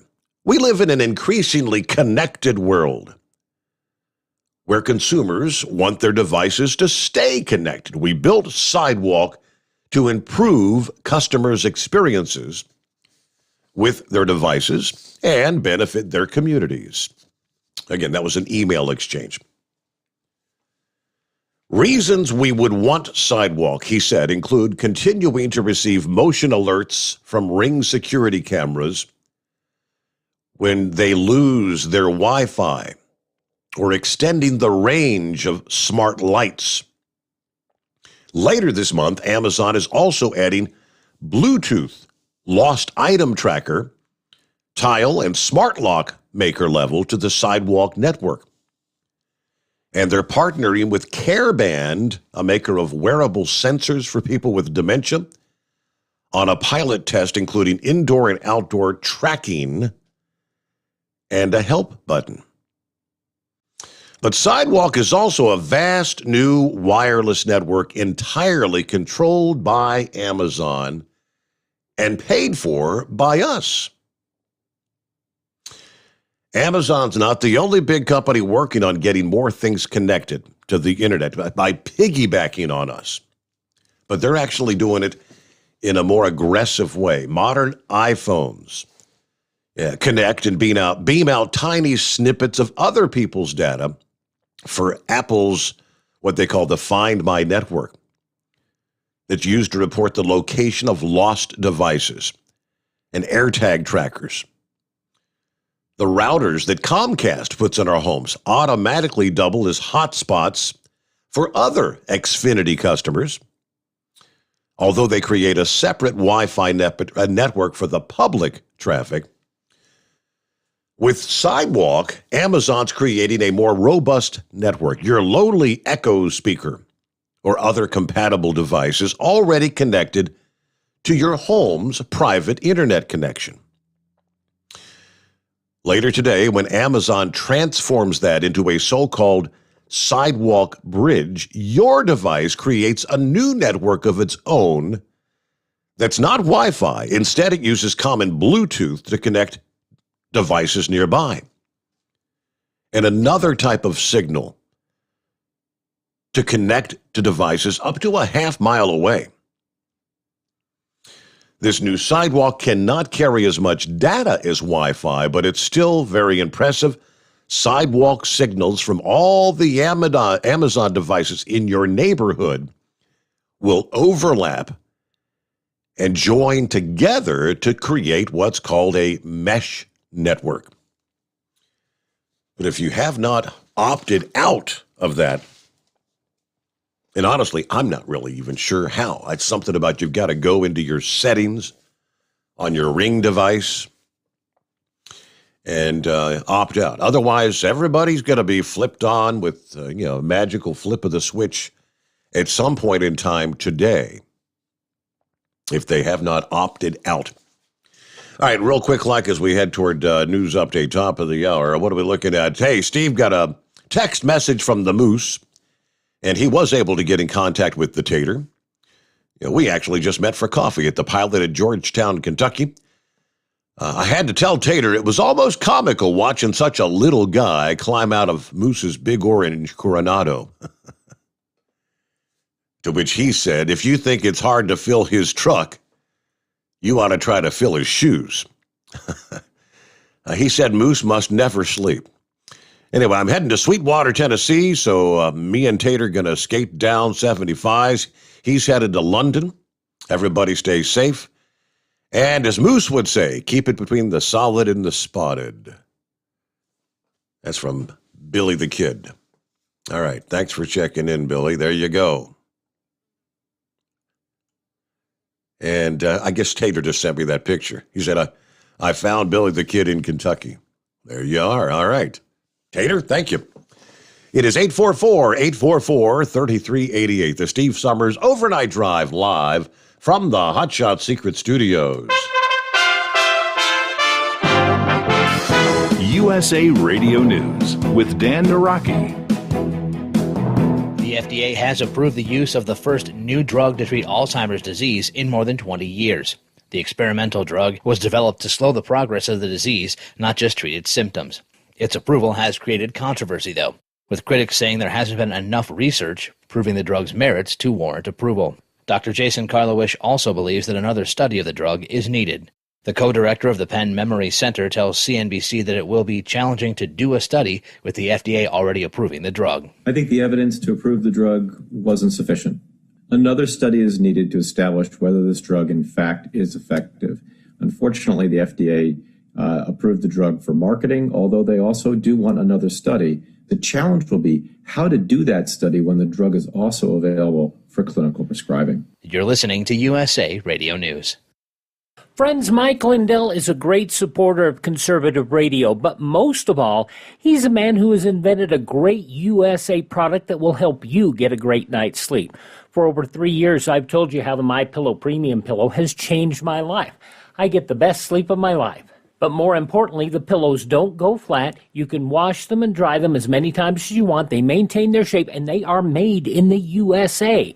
Here's the best deal you'll ever get on a MyPillow Premium Pillow.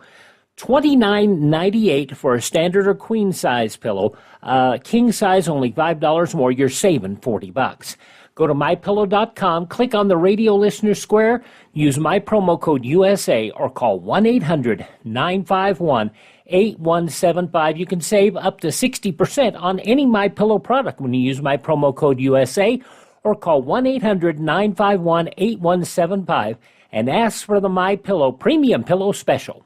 The Department of Justice says it was able to reclaim a portion of the ransom paid by Colonial Pipeline following a May ransomware attack. Tim Berg reports. The Department of Justice has received $2.3 million of the ransom Colonial Pipeline paid to the hacking group DarkSide, the FBI obtaining the password to the hacker's Bitcoin account. During a news conference, Deputy Attorney General Lisa Monaco saying, "Today we turn the table on DarkSide." She also said, "Ransomware attacks are always unacceptable.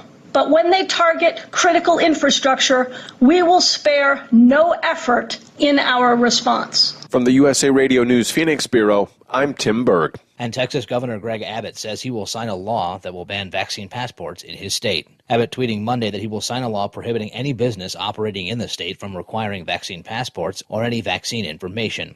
Texas is one of several states to have banned vaccine requirements. This is USA Radio News. Look, bud, I said your money or your life. I'm thinking it over. The Great Gildersleeve. Yeah. The new Edgar Bergen Hour with Charlie McCarthy. Now, if you help me, I'll mow you down. 3 hours a day, 7 days a week of the greatest radio shows of all time. Classic Radio Theater. Available on many of these radio stations or available on demand anytime at any podcast app by searching USA Classic Radio Theater. USA Classic Radio Theater. Vice President Kamala Harris announced several steps that the federal government would be taking to try to deal with the crisis at the southern border. Speaking after a meeting with Guatemala's president, Harris said new task forces would be created to fight human trafficking and corruption. But her critics continue to call for her to visit the border as part of her efforts to work on the root causes of illegal immigration. Former acting Homeland Security Secretary Chad Wolf says there are many reasons that the vice president should visit the border. He tells Fox News that it importantly would show support for the Border Patrol. Visiting that southwest border, talking to the men and women of Border Patrol and the law enforcement agents, as well as the migrants, she needs to understand what is causing them to make this very dangerous journey. Is it jobs? Is it economic opportunity? Or is it the persecution that they're talking about? And so she can talk with some of these individuals firsthand. So as she talks with Guatemala and others, she has a firsthand account of what some of these migrants are going to. But probably the most important to visit that southwest border is to show support to the men and women of Border Patrol. These are law enforcement officers that go to work every day, that are facing a historic crisis and surge of individuals at that border and are doing their very best to keep that border under control and secure and safe. And having the vice president or the president of the United States come down there and show their support goes a long way for these patriots. For USA Radio News, I'm Dan Naraki.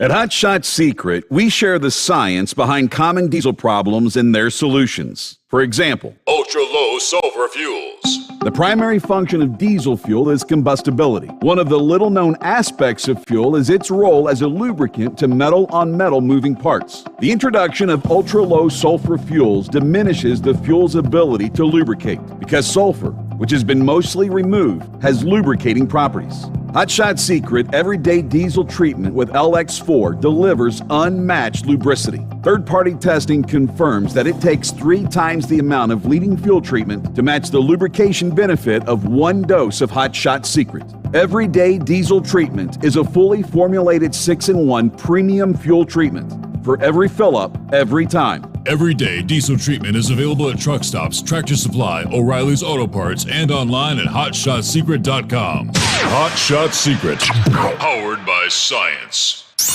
The The Overnight Drive with Steve Summers. Live from the Hot Shot Secret Studios. Call Steve now. 844-844-3388. That's 844-844-3388. There we go. Cross over the midnight hour in the Western time zone. Welcome into a Tuesday.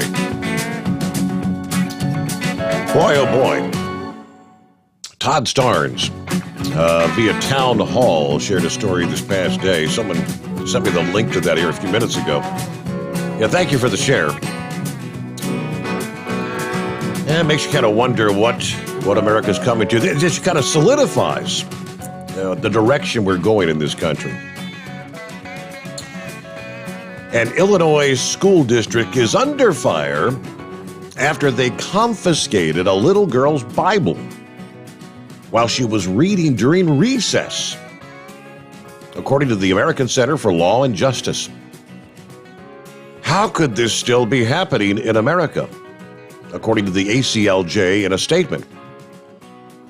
The short answer is because we have a bunch of godless, anti-Christian Democrats leading our nation's public education system.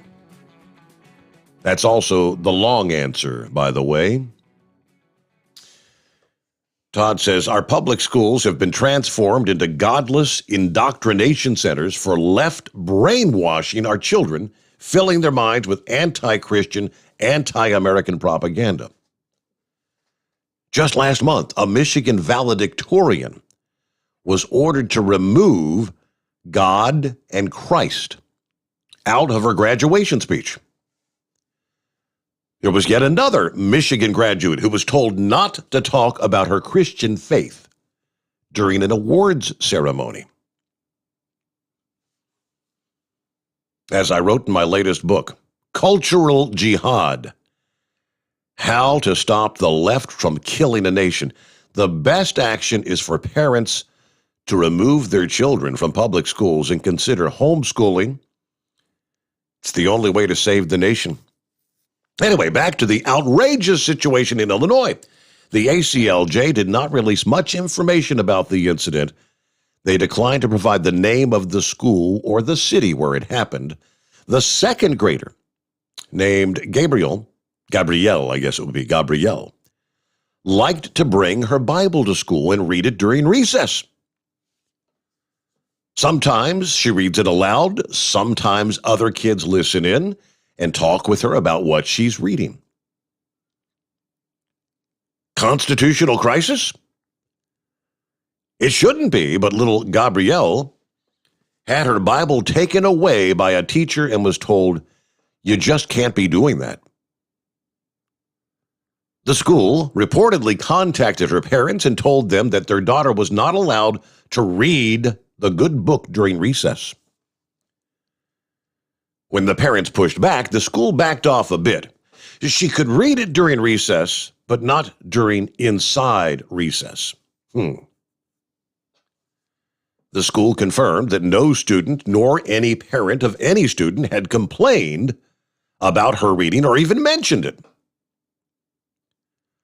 This is a simple case of public school officials' hypersensitivity to the specter of a threat from the ACLU or some other similar spreader of long-debunked propaganda about the separation of church and state. And instead of threatening the school district with a lawsuit, the ACLJ fired off a letter reminding them of a very important Supreme Court case, which was Tinker versus Des Moines Independent School District.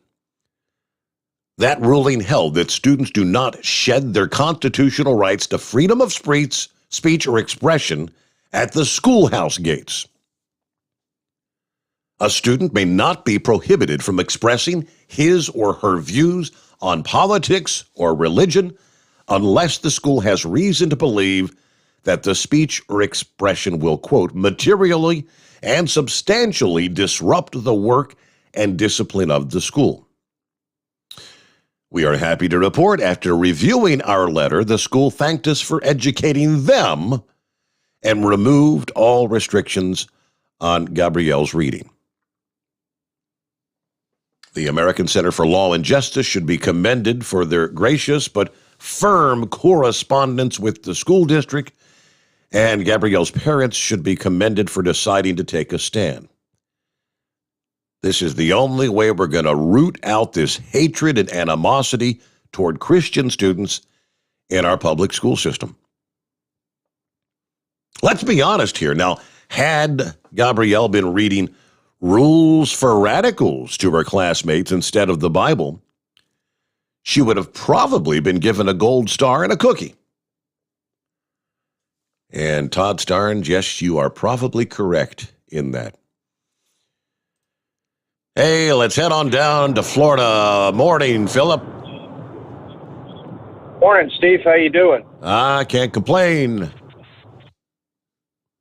I don't think I'm going to buy me one of them fancy ring door things. I don't know. I never trusted that mess anyway. I mean, I know it's nice, when people have had problems with packages and people have had problems with break-ins and stuff like that. Right. But I don't know.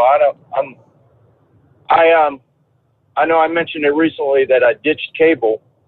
Well, when I upgraded my system, I had to, I got rid of cable, but I kept my Wi-Fi with Spectrum. And Steve, they wanted me to use my Wi-Fi as a hotspot when I set up the new modem. They sent me a new modem, changed my equipment around. And I told them no, I don't want a hotspot. If people want to get for it, they're going to have to pay for it just like I have to. I mean, I have to pay for it every month. Sure. Why should I let everybody and their brother use my system and my power to look at their stuff on the internet? And that is essentially that's what this sidewalk is. If I understand, that's what this is going to do. It's going to take, we have a Ring doorbell system on our house. Many of my neighbors have Ring devices. And so it's going to take all of the devices in the neighborhood and kind of, I guess tie them all together in some way. So I guess that means somebody that's sitting out in the street in front of one of our houses can tap in and have a Wi-Fi hotspot anytime they need to get on the internet. Well, just think about this, Steve. You know how everybody wants that smart house? Remember the term they used, smart house, and back a few years ago, where you could have all these cameras and it could turn on the sound and it could turn on the lights and turn on music in this room and do this and do that. Well, guess what? Somebody could tap into that system. I mean, if they could tap into a pipeline and disrupt oil for flowing for a few days, tapping into somebody's house is not a problem. And it could be done easily. And that's why I like technology, but there's limits to where you got to put it and how it's handled. I mean, it's just ridiculous, especially in my house. When it comes to the house, that's sacred ground. That's your place. You don't mess with that. You know what I mean? And I don't mind people having technology. Don't get me wrong. If you want to use my internet, you come to my house and you say, "Hey, Philip, I need to use your internet." No problem. I'll give you the code. You can go nuts. But just having a gazillion people running by and using yours. I mean, you think about it. You pay the power bill for that modem. They didn't think about that when they took that into account with the sidewalk thing. So I don't know. I'm about had it with technology. I'm about ready to just throw everything away and just go back the way it used to be, Steve. Remember that when you didn't have to worry about nothing? You could actually go out, I don't know. This technology is just, some of it has just got out of hand in that sense. I mean, a lot of it is amazing. Don't get me wrong, but it's just crazy what people are doing. Do you guys have a lot of that hotspot stuff in Cincinnati? I don't pay much attention to it, but I know that many of the restaurants, you go to a Panera Bread, all these places have the what they call Wi-Fi hotspots set up. I don't use any of them. Yeah, well, if a business offers it, it's one thing. Like say for instance, you go to Walmart, they offer it. They pay for the power that powers that Wi-Fi. They pay for all the system to be in there and doing what it needs to do. And they also use it. It's integrated with their system as far as, you using the app in the store. Or say, for instance, you go to McDonald's. you go to McDonald's, even with using the McDonald's app, they're paying for it when you go into their store, but when you're taking it, people are paying for it and they don't even know who's using it. I mean, one thing I do like about my new Spectrum system, and I set it up this way and I love it. I can see who's on my system at any time, any given part of the day. Really? So I can go on and it will tell me exactly how many devices are on my system at one time. And I can go in and shut them down. And that's one thing I do like. I could be at work. I could look on my Spectrum app and I could see, what's this device on my system? I can go shut that off. That's what I like. And by the way, anybody that's a parent out there, if you really got somebody that's being a little bad on the internet, you need to take care of it as a parent.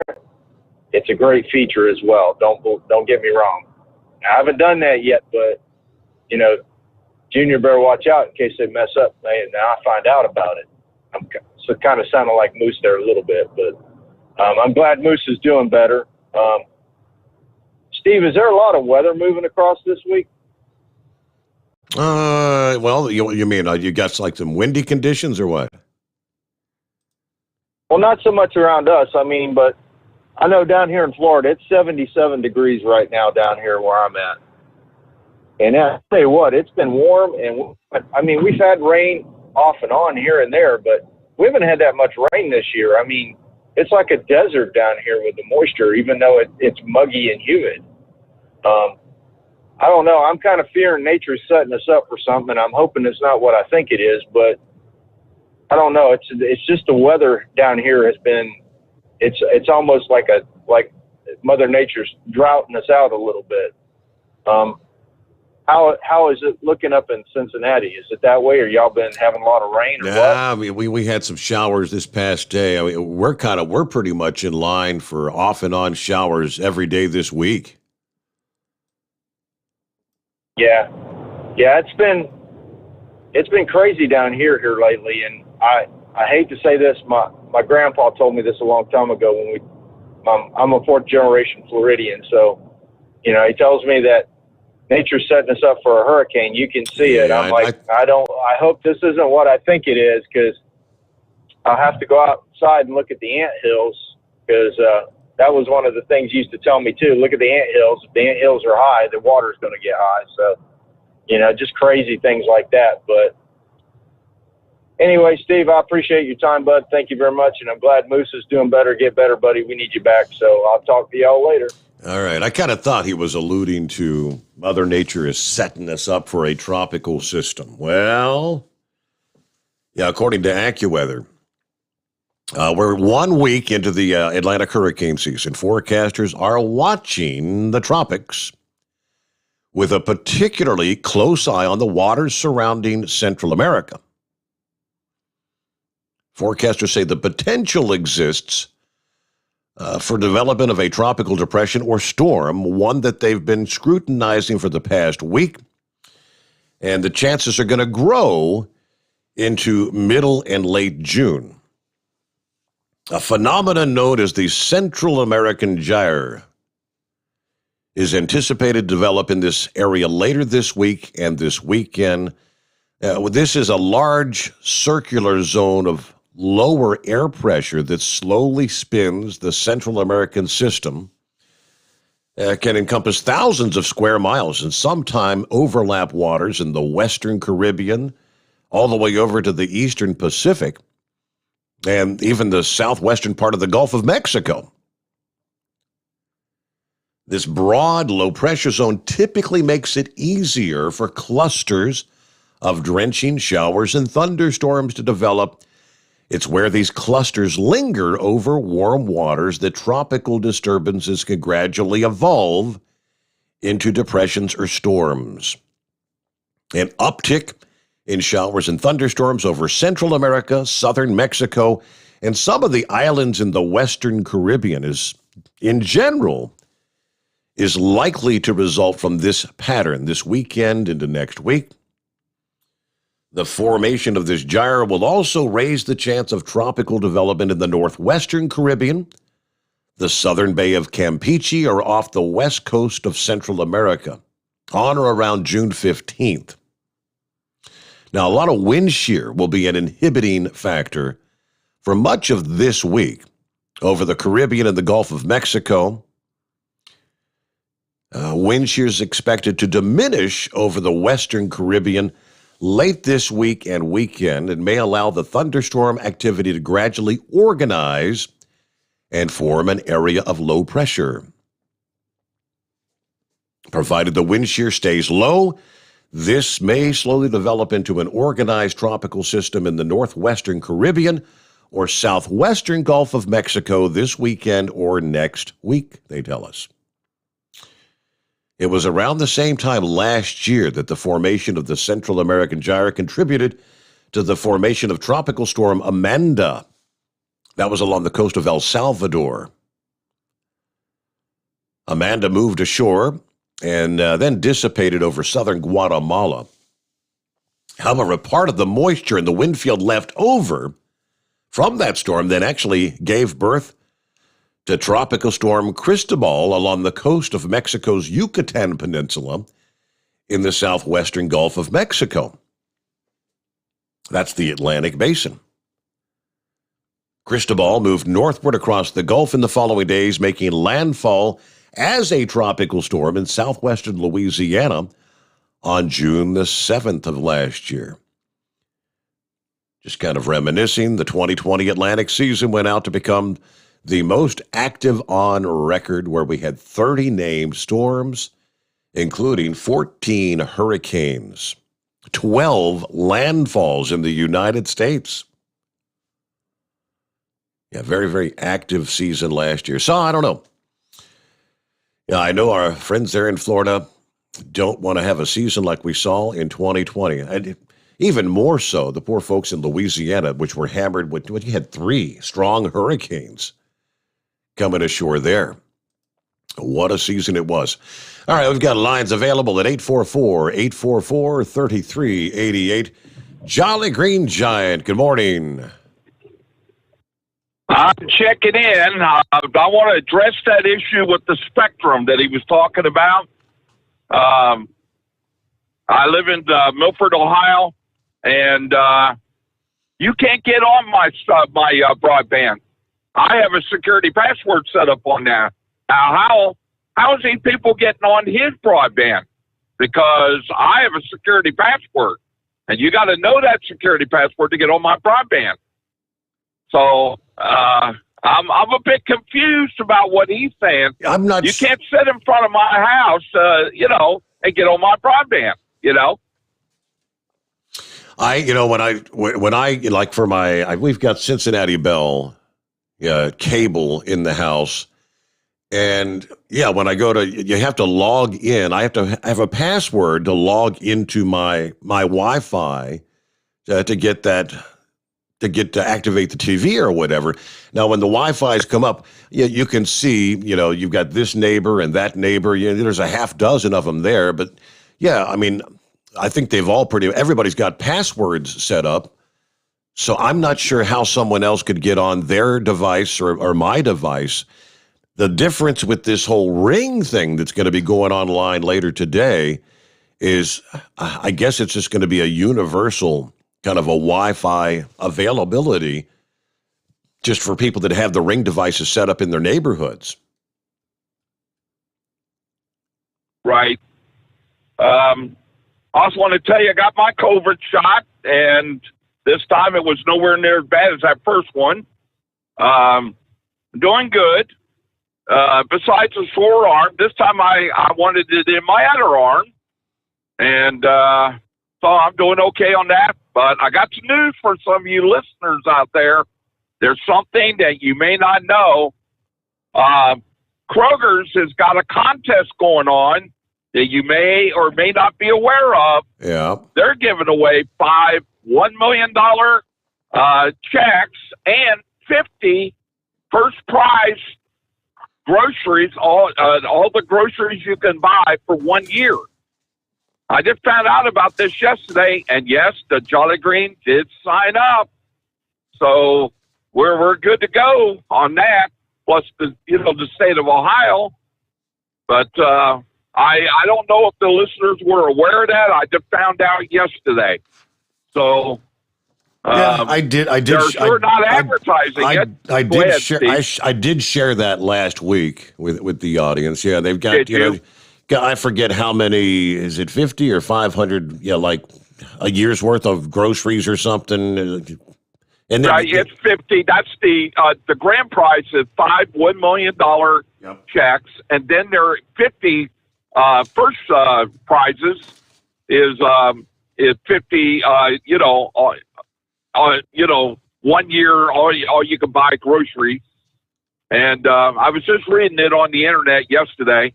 My little woman told me all about it, and when she did, we got on there and we sent her and we signed me up. She was already signed up on it, so we're good to go on that. And just wanted to tell everybody that I'm ready for the Slam Fest on July 4th. I've got, I'm ready to, got a kitchen all reserved for macaroni and cheese, baked beans, pulled pork, and potato salad. So it's going to be an all-star cast, all off of your radio show. So I'm kind of looking forward to that. Fly Rod, of course, is organizing it. And him and Moose the Goose and some of the big names that are going to be there. So I'm kind of looking forward to that because I was practicing over the weekend with some of my recipes, and I've got it down. I'm ready to go. So I'm glad that you got your swimming pool up, Steve. And Yeah, I me just thought I too. called in and, there was a strange creature seen in your backyard peeing in your pool. I hope you got cameras back there, man. So gotta be careful with that. Yeah. It was sex maniac is what I heard. Somebody said welcome. Either way, Steve, have a good night, bro. Somebody said welcome to summertime. It's they had a picture of a big public swimming pool, and how did they put it? Something about welcome to the largest community toilet, something of that nature. So it's like everybody's peeing in the pool. No.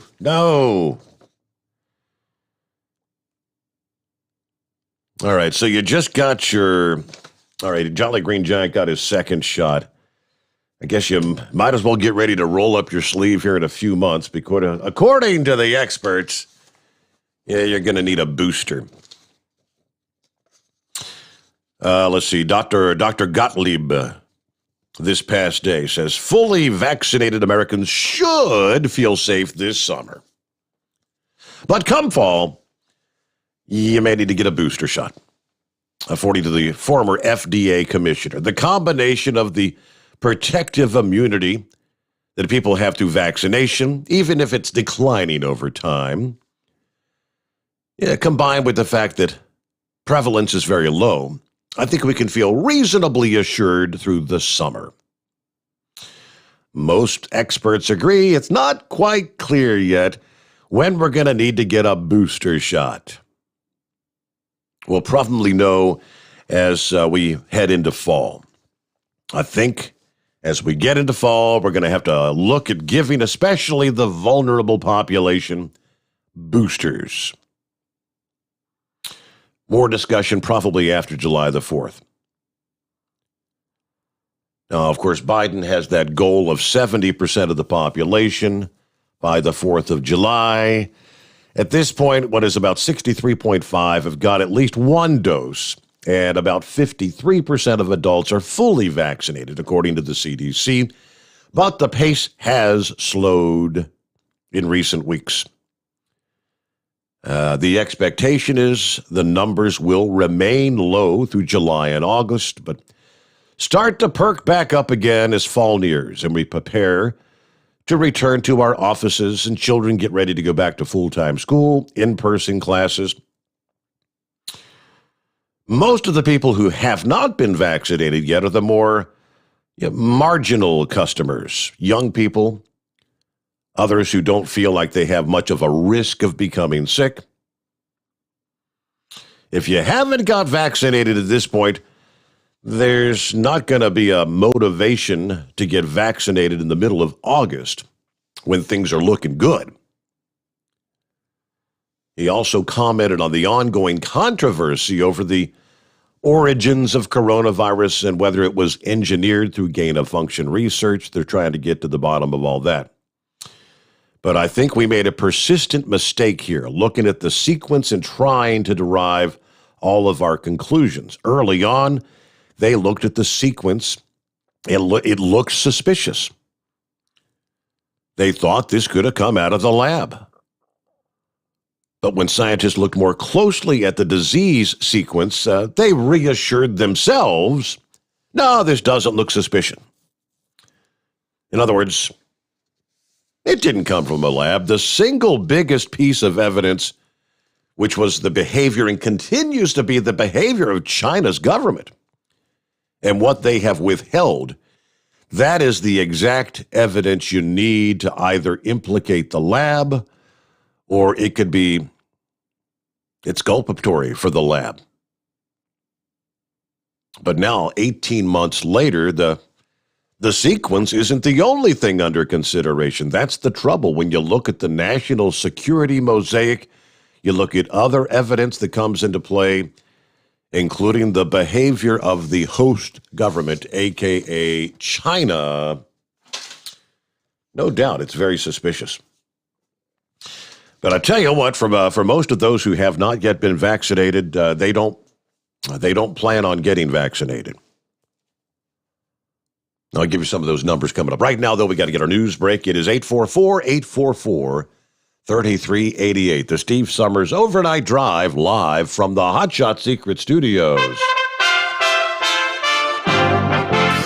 USA Radio News with Dan Naraki. The Department of Justice has reclaimed some of the ransom that Colonial Pipeline paid following a ransomware attack. The DOJ was able to recover more than $2 million worth of Bitcoin, about half of the $4.3 million the company paid to the criminal DarkSide Group accused of perpetrating the attack. The Colonial Pipeline, that supplies nearly half of the fuel to the east coast of the nation, was hit with the ransomware attack in May, shutting down the pipeline for several days and causing fuel shortages across the southeast. And Texas Governor Greg Abbott has signed a law that will ban vaccine passports in his state. Abbott tweeting Monday that the law prohibits any business operating in the state from requiring vaccine passports or any vaccine information, adding that his state is 100% open without any restrictions. Private businesses that try to require proof of vaccination from their customers will not be allowed to contract with the state and could lose any licenses or permits. You're listening to USA Radio News. If you have diabetes and you're on Medicare, you may qualify for a free continuous glucose monitor system. Managing your diabetes is crucial to your health. The new CGM systems can automatically manage your diabetes better for you. And by using a CGM system, you can eliminate forever one thing most people with diabetes hate the most: finger sticks. Now it's possible to manage your diabetes better, end the painful finger sticks, and get a new CGM monitoring system at little or no cost to you. We even provide in-home delivery and do all the insurance paperwork for you. Now is the best time to manage your diabetes better and get your continuous glucose monitor. Call now for details. Call 800-451-9542. 800-451-9542. 800-451-9542. That's 800-451-9542. Paid for by U.S. Med. Listening to the Overnight Drive with Steve Sommers. At Hot Shot Secret, we share the science behind common diesel problems and their solutions. For example, diesel particulate filter regeneration. The DPF catches particulates left over from combustion. The DPF regeneration cycle cleans the filter with temperatures exceeding 1,000 degrees Fahrenheit. A computer sensor triggers the DPF regen, which is often accompanied by a loss of power and fuel economy. The frequency of DPF regens are in correlation to the cleanliness of the fuel burn. Under heavy operation with the dirty burn, DPF regens can occur multiple times per day. Hot Shot Secret Diesel Extreme Fuel Additive promotes a more complete combustion, creating fewer emissions and therefore fewer DPF DPF regens. Vehicles using Diesel Extreme experience 83% less DPF regens. Hot Shot Secret Diesel Extreme is available nationwide at truck stops, fine farm and auto stores, and online at hotshotsecret.com. Hot Shot Secret, powered by science.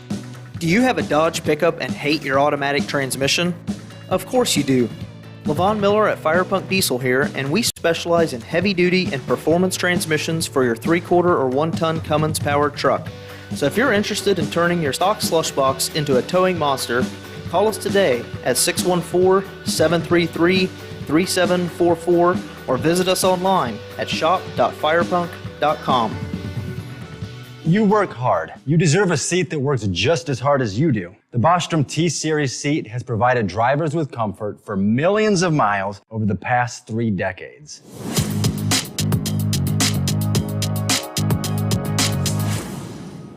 Each seat is built right here in the USA and has 4-position front cushion tilt and higher low-profile air suspension with Isolator. It's also equipped with many standard and optional comfort features such as high and mid backrests, 9.4-inch 4-aft slide adjustment, adjustable armrests, and manual or dual air lumbar support systems to keep you comfortable throughout your ride. Build your T-Series seat today at BostromSeating.com and ensure your ultimate comfort for wherever the road takes you. Bostrom Seating, the ultimate comfort for the open road. PureFlow AirDog, your leader in fuel air separation system technology. Our systems filter out water, particulates down to 2 micron, and remove all of the air out of your diesel fuel. This allows for nothing but pure, clean diesel fuel to reach the expensive injection system equipped in your vehicle. Not only do our fuel systems protect, they also come in a variety of flow rates to meet your performance needs. Our systems are compact and use OEM-style fittings for easy installation. Learn more about our product at www.pureflowairdog.com and be sure to follow us on Facebook and Instagram. Protect your investment with PureFlow AirDog. Dean Michael, the tax doctor, here with Tax Help MD. As many of you know from Steve Sommers' show, I've been helping professional drivers solve their tax problems. I can help you too. If you've been struggling with back tax debt, call me now at 888-557-4020. Let's face it, these problems aren't going away all on their own. You need professional help so you can sleep better at night knowing you're in good hands. It's like I always say, keep your eyes on the road, I'll keep my eyes on the IRS. 888-557-4020. At Hot Shot Secret, we share the science behind common diesel problems and their solutions. For example, Hot Shot Secret Diesel Extreme. Today's ultra-low sulfur fuels are cleaner, but they leave injector deposits, causing frequent DPF regens and low throttle response. Hot Shot Secret Diesel Extreme is a 6-in-1 fuel additive recommended for all diesel engines. It is formulated with the most concentrated detergent on the market, a top-tier level cetane booster, lubricity enhancer, water demulsifier, rust and corrosion inhibitors, and a fuel stabilizer. Diesel Extreme is a once every 6-month treatment that will clean your entire fuel system, starting at the fuel tank and traveling throughout the fuel lines and fuel pump, and finally completely cleaning your injectors. Hot Shot Secret Diesel Extreme improves your diesel's fuel economy and eliminates excessive black smoke. Hot Shot Secret Diesel Extreme is available nationwide at truck stops, fine farm and auto stores, and online at hotshotsecret.com. Hot Shot Secret, powered by science. Keep the bugs off your glass and the smokies off your ass. This is the Overnight Drive with Steve Sommers.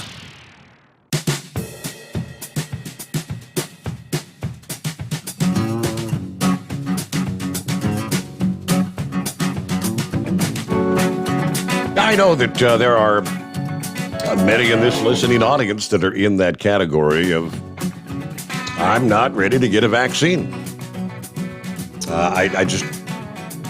Many that feel like this is a new type of vaccine.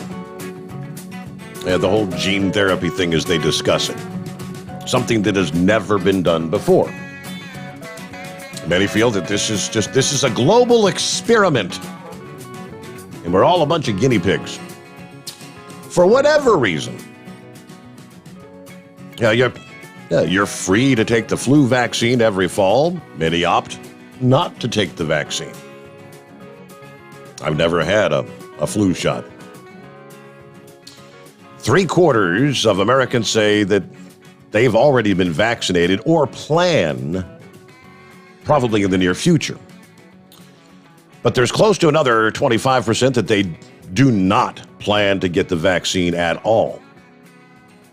And of that, nearly 25%, 78% of them say they're not going to change their minds. That is the result of a new Gallup poll, which translates to about 1 in 5 vaccine-reluctant adults are willing to reconsider their stance. The other, 4 out of 5, said they're not going to change their mind, as efforts are being stepped up to try to convince more adults to take the vaccine. Let's see.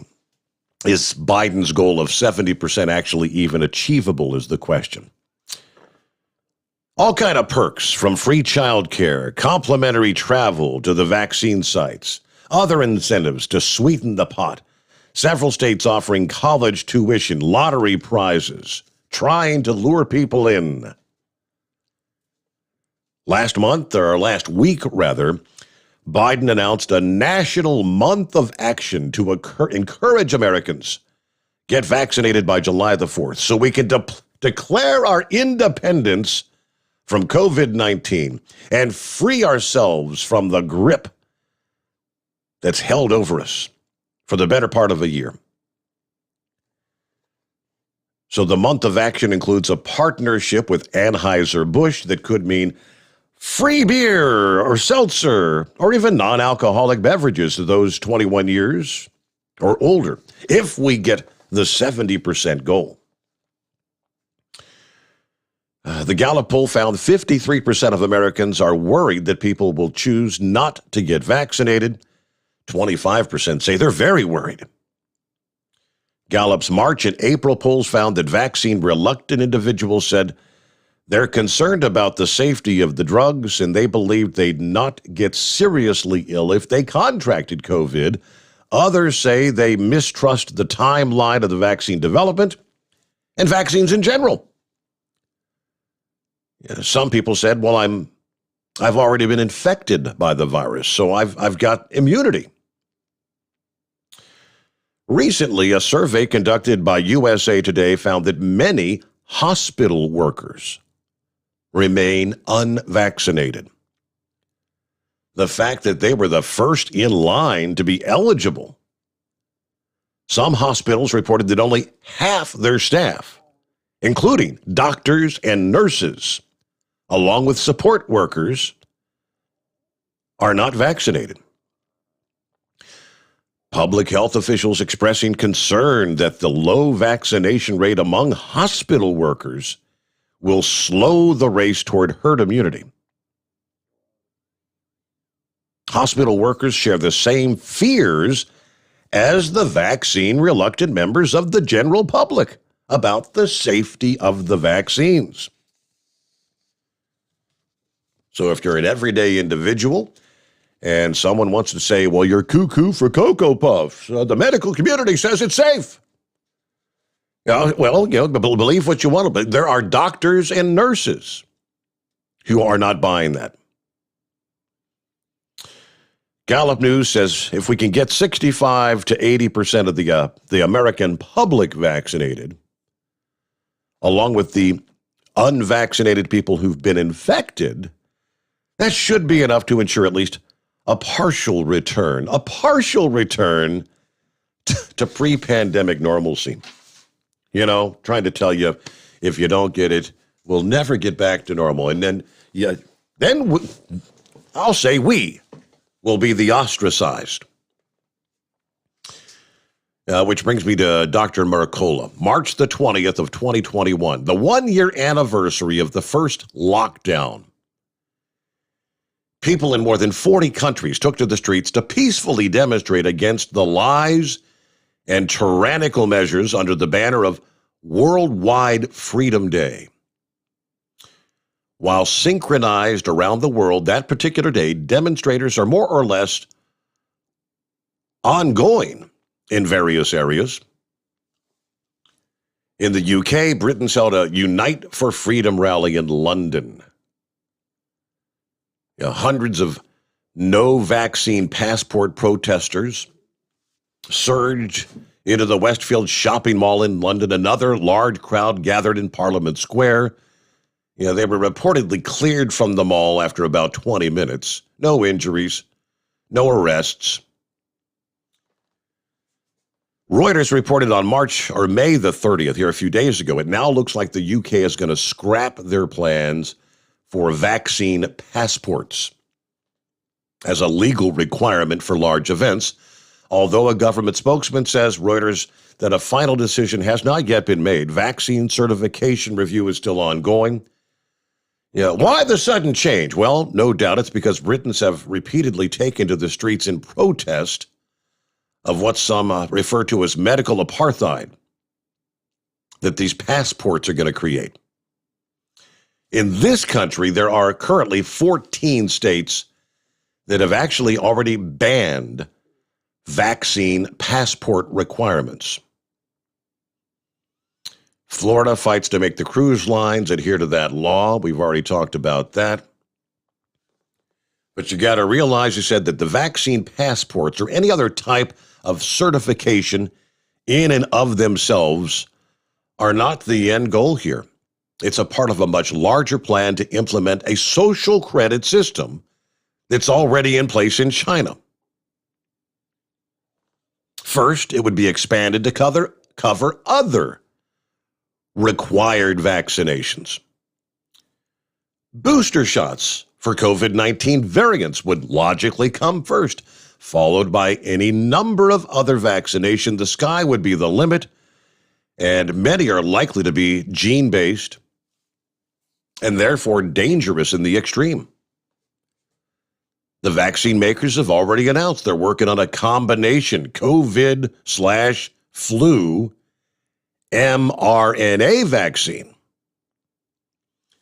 a pneumonia COVID mRNA booster shot for adults over 65, and mRNA seasonal flu vaccines. See, we've taken that step with the mRNA vaccine, with the Pfizer and Moderna shots. And we're working on all kinds of mRNA vaccines now. Ultimately, the vaccine passport will expand to include not just vaccination status, but other medical data, basic identification records, financial data, just about anything else that can be digitized and tracked. It may even expand to include real-time biological data. The end goal is to end freedom as we know it. You're using a social credit system to ensure compliance. If you disobey or act out of line,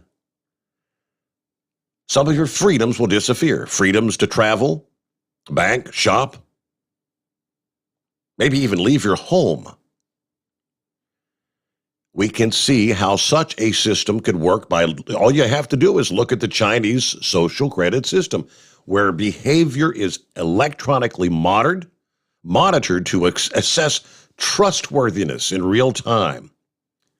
Aside from failing to pay taxes on time, score-lowering actions can include such minutiae as cheating in an online video game, jaywalking, not visiting your parents on a frequent enough basis, smoking in a non-smoking zone, or walking your dog without a leash.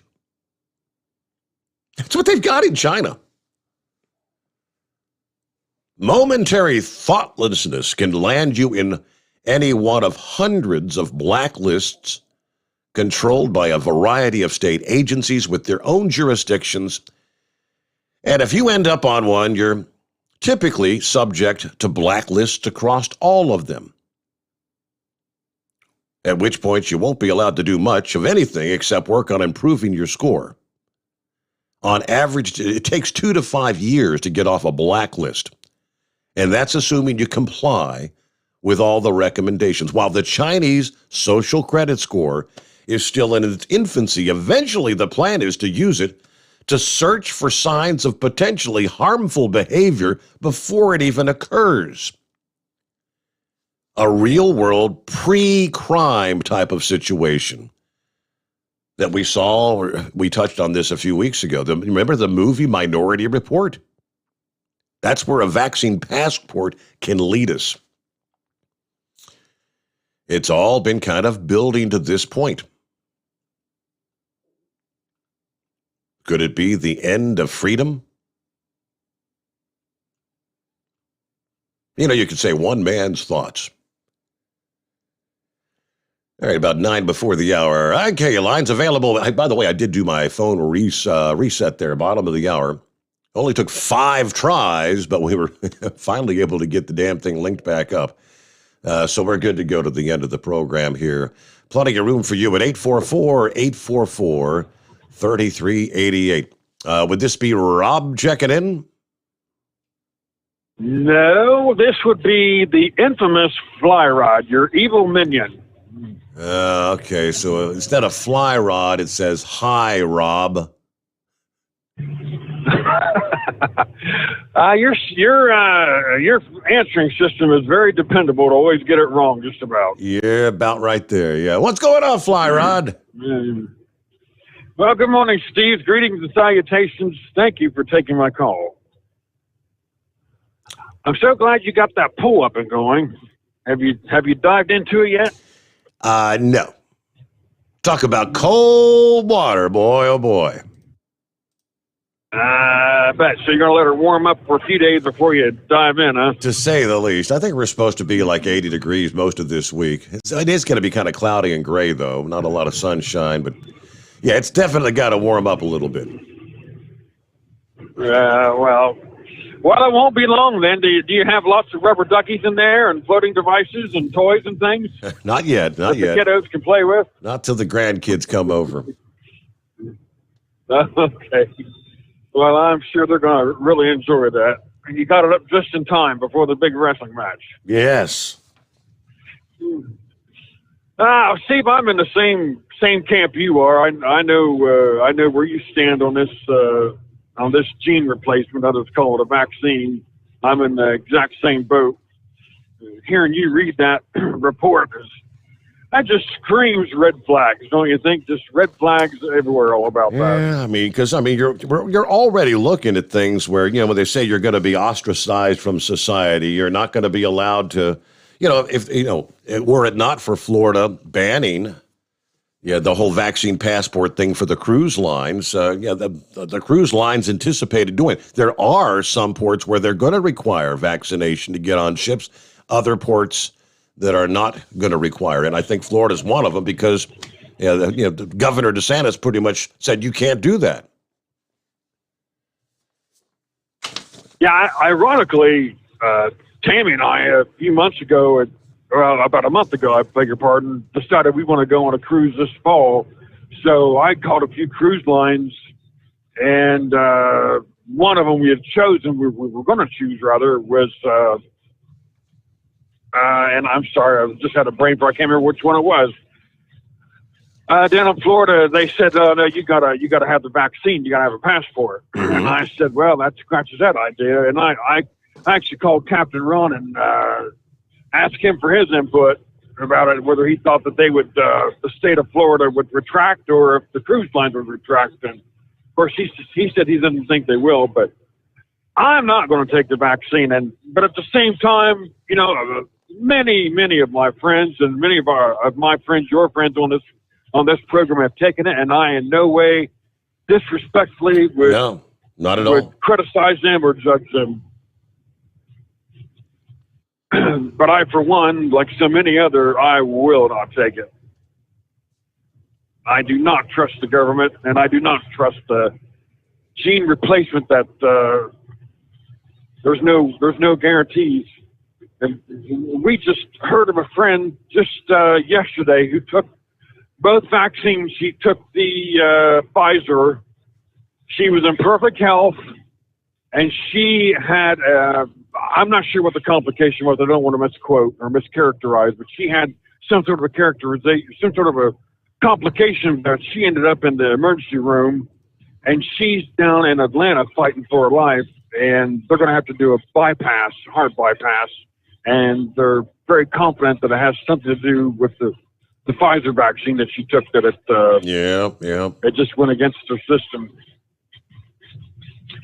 So it's things like that you hear that it just once again solidifies my decision that I am not going to do it. Yeah, the latest numbers I've seen fly, Rod, that somewhere akin to 4,000 people have died with vaccine-related complications.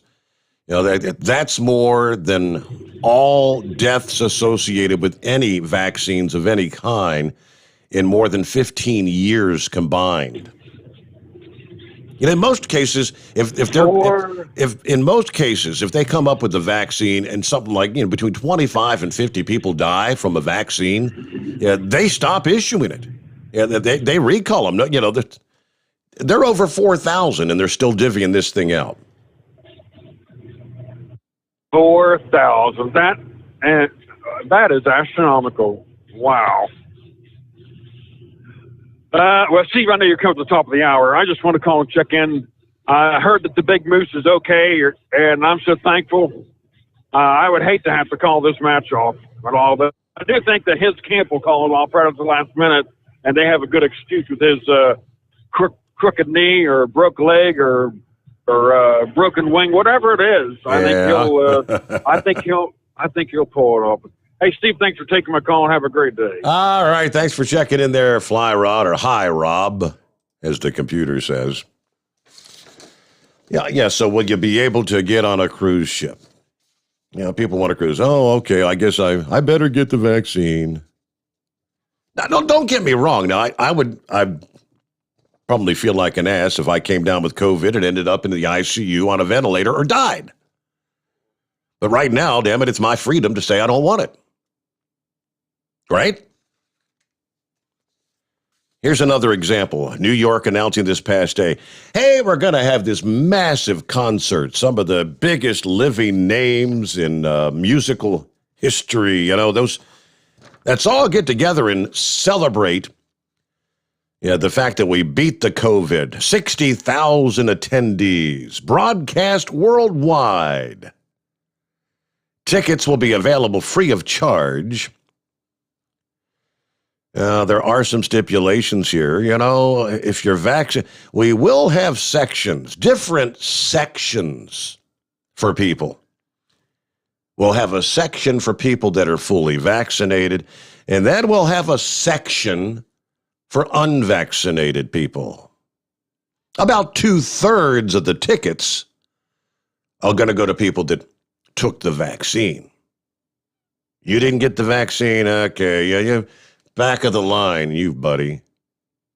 Do you see where this stuff's going? That's my point.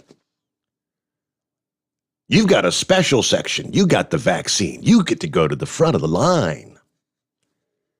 But the rest of you ignorant people who refuse to accept the science, you get to be ostracized. Oh, but it's a once-in-a-lifetime opportunity. Amazing lineup we're going to get together. But just the point, right out of the box, we'll have a special section for you that if you got the vaccine, and the other 1/3, you're not going to have nearly as many unvaccinated people here. Cruise lines are wanting to set sail again. And as we were talking to Demon earlier, Royal Caribbean abruptly changed course this past Friday. They are not now going to require the vaccination from some ports. If you're departing from Seattle or the Bahamas, you will have to be vaccinated, but no vaccine requirements for sailings from Texas or Florida. Obviously, because the governors of those two states have signed rules banning vaccine passport requirements. So the cruise lines are pretty much having to make a decision. Do you want to sail out of Florida where all the money is? Quite honestly, with all the ports in Florida, if you want to require a passport, if you want to require vaccines, they're not going to be able to do it under the governor's orders there. Pretty much the same out of Texas. But of course, you look at Seattle. Oh, of course, no, they're what is Washington's leadership all about there? That's right, it's the far left wackos running the show there. Final hour just ahead. Our number 844-844-3388. Make our way into the early hours of a Tuesday here. And real quick, I'm going to get the update on the news here. You got to kind of refresh that. It's supposed to be updated every hour, but sometimes I don't think the folks at the headquarters there do that. But again, it was kind of surprising, they say, that in the blink of an eye, Royal Caribbean did an about face. They did a double take. Do we want to sail out of Fort Lauderdale and Port Canaveral and Miami and Tampa? The situation on cruise ships is kind of unique. Now, last year, the number of cruise ships remained unable to dock when the coronavirus spread through the tight quarters, as we saw. We had the no-sail order, ships that idled for 15 months now. Governor DeSantis in Florida has sued the CDC over this whole idea of allowing cruise lines to require 95% of passengers to be vaccinated. Make no mistake about this. Had we not done what we did, and I think a lot of those cruise lines would admit this, had we not done what we did by suing, you would not be talking about sailing right now. There's not been a single elected official in this country who has done more to liberate the cruise lines from a bureaucracy that is totally out of touch. All right, DeSantis won't likely win the lawsuit, according to the one lawyer, but the cruise industry wants to go back to work.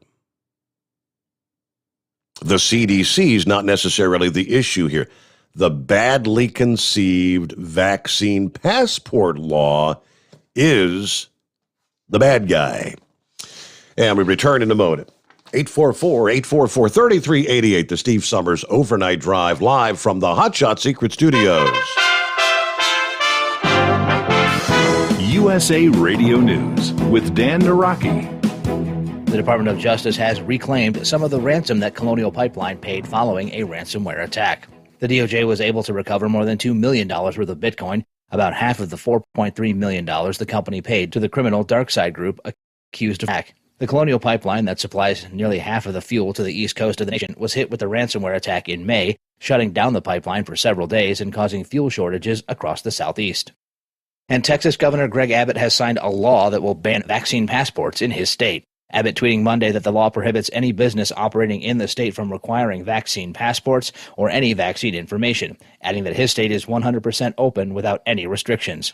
Private businesses that try to require proof of vaccination from their customers will not be allowed to contract with the state and could lose any licenses or permits. You're listening to USA Radio News.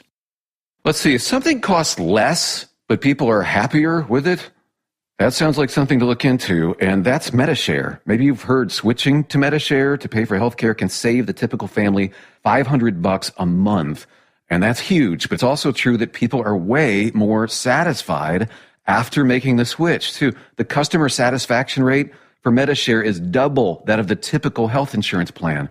Double. MediShare works. It's been around for more than a quarter century, and members have shared more than $3 billion of each other's bills. People love having telehealth and a huge nationwide PPO network. So, yeah, you can save a ton and like it better. Imagine being happy with how you're taking care of your health care. So if you're self-employed or part of the gig economy, or you just want a plan you're happy with, you can call right now and get a price within 2 minutes. A very, very smart use of 2 minutes. Here's the number you need. 833-34-BIBLE. That's 833-34-BIBLE. 833-34-BIBLE. As the economy tries to recover from the pandemic, companies are finding themselves hampered by supply disruptions and product shortages. Tim Berg has more from the USA Radio News Phoenix Bureau. Global supply chain disruptions caused mainly by the COVID-19 pandemic have created shortages of computer chips, recliners, and many other products in the United States. These shortages have forced companies to make fundamental changes in how they operate to keep up with rebounding consumer demand. The pandemic hitting a variety of industries that have been cutting back on inventories for years to lower costs. The practice, known as just-in-time inventory management, exacerbated worldwide shortages when the public consumers rebounding from the pandemic faced shortages from chicken wings to lumber. From the USA Radio News Phoenix Bureau, I'm Tim Berg. And you're listening to USA Radio News. Now you can fly anywhere in the world and pay discount prices on your airline tickets. Book a flight today to London, Paris, Madrid, or anywhere else you want to go. And pay a lot less guaranteed. Call the International Travel Department right now at Low Cost Airlines. 800-215-5141. 800-215-5141. That's 800-215-5141. New data from the CDC shows that nearly 2/3 of American adults have received at least one dose of COVID vaccine. But vaccination rates have slowed down dramatically. That is putting at risk reaching President Biden's goal of having 70% of American adults receive at least one dose by July 4th.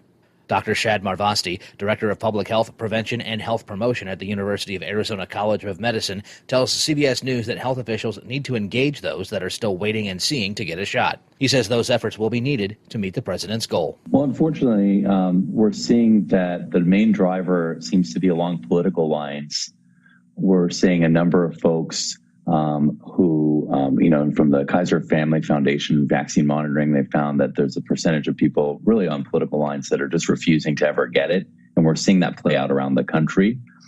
Fortunately, there's also a percentage of folks who are kind of having that wait and see approach, thinking that we're still in an experimental phase, which we're really not.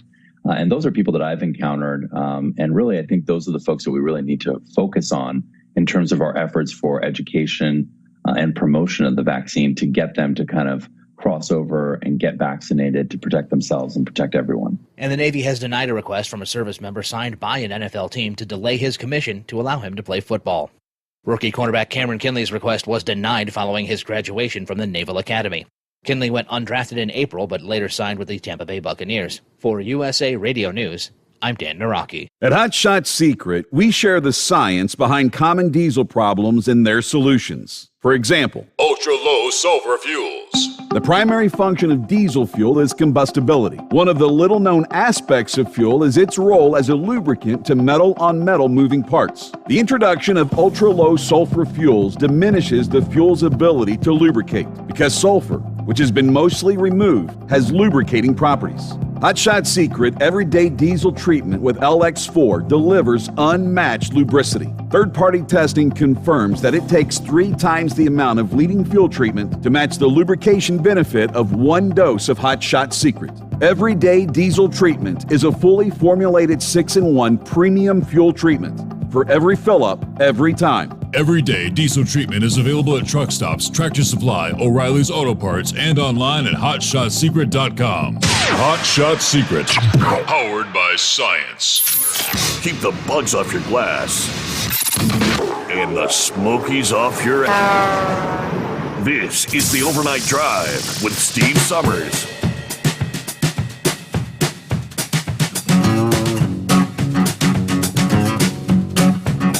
There we go, final hour off and rolling. See all these things, a lot of things people just don't hear about, right? Fly Rob was kind of taken aback. Are you serious? Close to 4,000 people have died? Huh. Well, yeah, I know. Granted, 500,000 people died from the bug, the virus.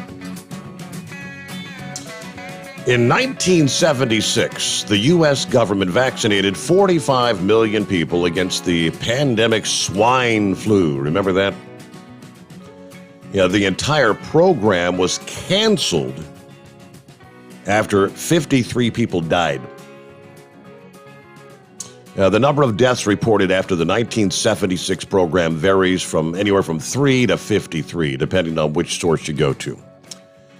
Right now, authorities are pretty much shrugging off more than 3,800 deaths. Now, that was as of April 30th. Somewhere he had an update, which I saw this past. I can't find the story from yesterday, but it was over 4,000 now.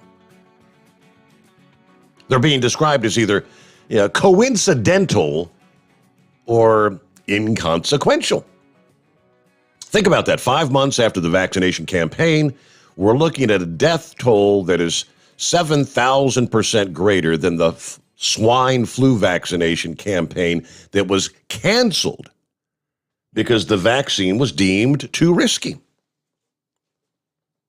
The COVID vaccine is also on a level of magnitude more dangerous than the seasonal flu vaccine. As reported by McCullough, on average, there are 20 to 30 deaths reported following the seasonal flu vaccine. That's given to about 195 million Americans every year.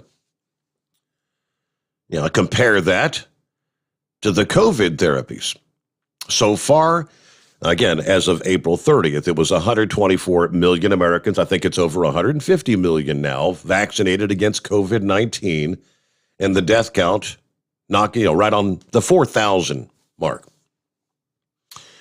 And fact of the matter is, the Vaccine Adverse Event Reporting System, known as VAERS for short, is backlogged by about 3 months.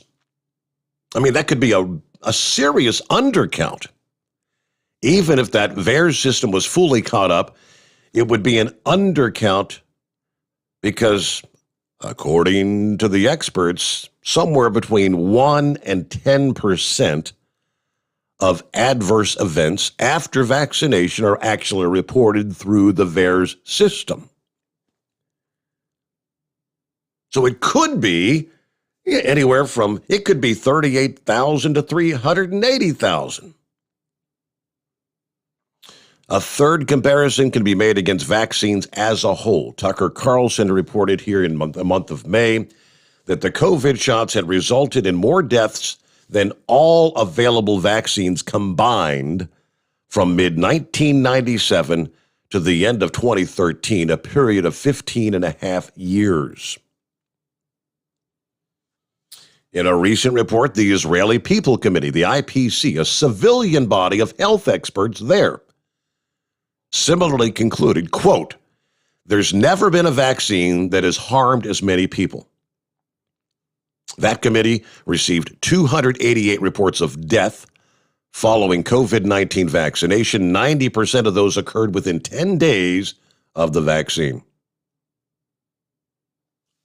According to the Central Bureau of Statistics, the data from January and February of this year, at the peak of the Israeli mass vaccination program, there was a 22% increase in overall mortality in Israel compared to the previous year. January, February, the deadliest months in the last decade, with the highest overall mortality rates compared to corresponding months in the last 10 years. I mean, it's just the things you look at, and again, is it a fair question to say, you look back at 1976, you look at other vaccine programs, you get 25, 30, 50 deaths. They cancel them. Not the case with this one. I don't know the reason. You have any answers, Vic? Well, no. Well, yeah, in a way I do. What I was calling about was Biden is, all he can do is run around and say, we're going to vaccine, going to vaccinate. But has the Biden administration added one iota to the knowledge base about this coronavirus? By now, in most epidemiology, they should know everything about this virus. They should know, there shouldn't be any question as to whether it came naturally or whether it was manufactured. where is not, that's not up to them to determine, but they should know everything about that. They should know how it affects every race, every DNA type, and everything else. They should have a treatment protocol in place. If they had a treatment protocol in place, you wouldn't be worrying about vaccination passports. But the Biden administration, unless I've missed something, maybe you know, Steve, but have they added one iota of knowledge about this coronavirus? I mean, they're not even, they're arguing with Fauci there. I mean, obviously the man was doing something that was against the Biowarfare Treaty of 1972, and it had been shut down, and he revived it. And so, he knew what he was doing with that gain of function. He was weaponizing a virus. And the things that they have basically trying to re-engineer the human body, I'm amazed at some of the research that is going on. It's one of those things that's not discussed every day, but they, when I say they, I'm just saying some of the medical community at large, for some reason, are trying to manufacture basically body parts by somehow injecting DNA into, oh shoot, I forgot the material, but anyway, it's like it's a latex-like material. That's the wrong terminology, but anyway, we're kind of creating a lot of Dr. Frankenstein labs and messing with things that we have no business doing. We definitely don't have. We may have the knowledge, but we don't have the wisdom on how to use it. Other than like you were talking about, they're trying to take behavior modification to a very advanced level, and I know you grew up in kind of a fundamentalist church, and I did too. And all this stuff we're talking about, I just think about these hellfire and brimstone preachers preaching on Revelations. And I mean, it's amazing how similar a lot of things are going on compares to the book of Revelations in the Bible. So apparently the human race has been here before and screwed everything up before. But the big thing is, Steve, I'm just trying to figure out why we don't have a treatment protocol for this. I mean, we've had adequate time to study the vaccine, whether it was good or bad or whatever. It has bought us some time, but what are we doing with this time? I mean, virtually nothing. And on another real quick topic, I couldn't help but notice on your top of the hour newscast, they mentioned just in time exacerbated the supply disruption. I was thinking about all the arguing we did about that about 20 years ago, because it was. I remember your dad used to talk about that. This thing needs to be killed, and all truckers need to log absolutely legal, and it would fall on its face. Of course, everybody didn't, and they just went ahead and did what they need to do to make this thing work, and everybody just kind of winked at it. And the other thing was about the Navy graduate. I'm not sure, but, Roger Staubach's from Cincinnati. I know that. But I believe he actually served in Vietnam in the Navy after he graduated from the Naval Academy before he went to the Dallas Cowboys as quarterback. So I don't know if that's true or not, but that's just a couple of side things. But the main point is, what have we done with the time? And as you mentioned, there's no doubt that vaccine has caused death. This must be a pretty terrible thing for them to, I wouldn't say ignore that part of the protocol, but for them to accept it, I guess would be a better terminology. And what are we doing with this time? What are we adding to the knowledge base of it? And that's my big question. So with that, I'll let you go, Steve. All right, right along that line. I'm glad you asked, Vic, because Dr. McAuliffe has a master's degree in public health. He has testified in 3 different Senate hearings to date, talking about the treatments that he used. to help patients recover from COVID-19 and avoid hospitalization. He kind of summarized his protocol in an interview. Yeah, the strategies detailed in pathophysiological basis and rationale for early outpatient treatment of SARS-CoV-2 infection. That's the paper that was published back in January of this year in the American Journal of Medicine. He was also a consulting editor of a publication called A Guide to Home-Based COVID Treatment. During a recent Texas State Senate Health and Human Services Committee hearing, McAuliffe noted, according to available data, early treatment could have prevented up to 85% of COVID-19 deaths. Early at-home treatment also minimized the spread, as the amount of time you're infectious could be reduced from 2 weeks to about 4 days. Yet, despite inexpensive, readily available early treatments, they have all been censored and suppressed. He can only assume, apparently, to secure this global mass vaccination campaign. In fact, McAuliffe notes, there have been no clarified guidance on COVID treatment at all, not even hospital protocols. I want you to think back at the very beginning. Yeah, what was the drug that the president at the time, Trump, was touting as a possible treatment? And for many, it worked. But they wanted to shut it down. Fauci shut it down. I think the only one that they officially have kind of signed off on was it remdesivir? That is an effective treatment.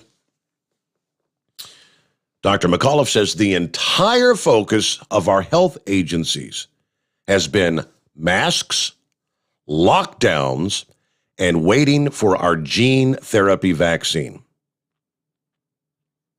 The results have been devastating, he says. 5 months into the vaccine campaign, more than 10,000 people in the U.S. and European Union have died after getting the shots. Any other vaccine would have been pulled from the market by now. Yeah, when I shared the number of, it was 3,800 late April. It's over 4,000 in the U.S. It's over 7,000 in the European Union that have died. Now, what about elsewhere around the world? And do they even know? But then, just things to think about. Good morning, Grump. Good morning, Steve. Yeah, I've always been somebody that says you got to protect your elderly. I mean, it's always been that way with me. I always took care of my grandparents and my parents, and now I'm over 60 years old, so it's, who the hell's going to take care of me? But I would still punch Dr. Fauci in the freaking brain if I ever saw that little bastard. Everybody's asking that question, what's going on? Why isn't there any protocol? Everything about this virus has been plausible deniability. It's been covered China's butts. Why? I have absolutely no idea. They just want to shore everything up so that China doesn't look like the bad guy. And you got Joe Biden, that dumbass. By the way, let me jump onto something here. I want to nominate him for DA of the week for one reason. He didn't declare a national holiday when your tight ass bought a car. So I think that should have been right there. That should have been a national holiday. Oh, but my. That's just me, Steve. I'm sorry, but But you know how it is, man. It's been one lie after another with the government in general. And every time Trump would try to say something, that was right, by the way, that he would bring up something, like not just the remdesivir, but that hydroxychloroquine or whatever the hell that was stuff it. was. The hydroxychloroquine. That was the one. Yep. Yep. He was, touting it and things like this. And, when I caught that damn stuff, I was coming back from Washington State. It lasted about 3 days, somewhere around in there. And the only thing I took was Mucinex, until I got, back in and was, took the test and everything, was tested, tested positive. Then I tested right after that negative. So I don't know. I had the antibodies and everything, but I did take the Johnson & Johnson vaccine. Mm-hmm. And the only reason I took it is because my wife is a heart patient. She's had a horrible heart attack, and so is my son. He's 28 years old. Both of them have heart conditions. So, that's the only damn reason I took it. Other than that, I didn't want to, take and we were fed a lot of bull. Whether or not you can get it again. One nurse at the VA said that they've seen multiple, people come back in with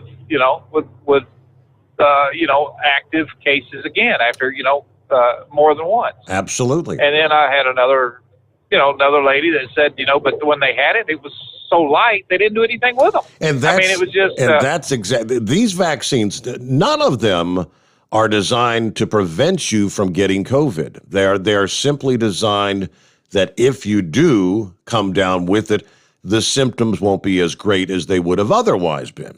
Supposed to prevent you from ending up in the ICU or on a ventilator, but none of them prevent anyone from getting COVID. No.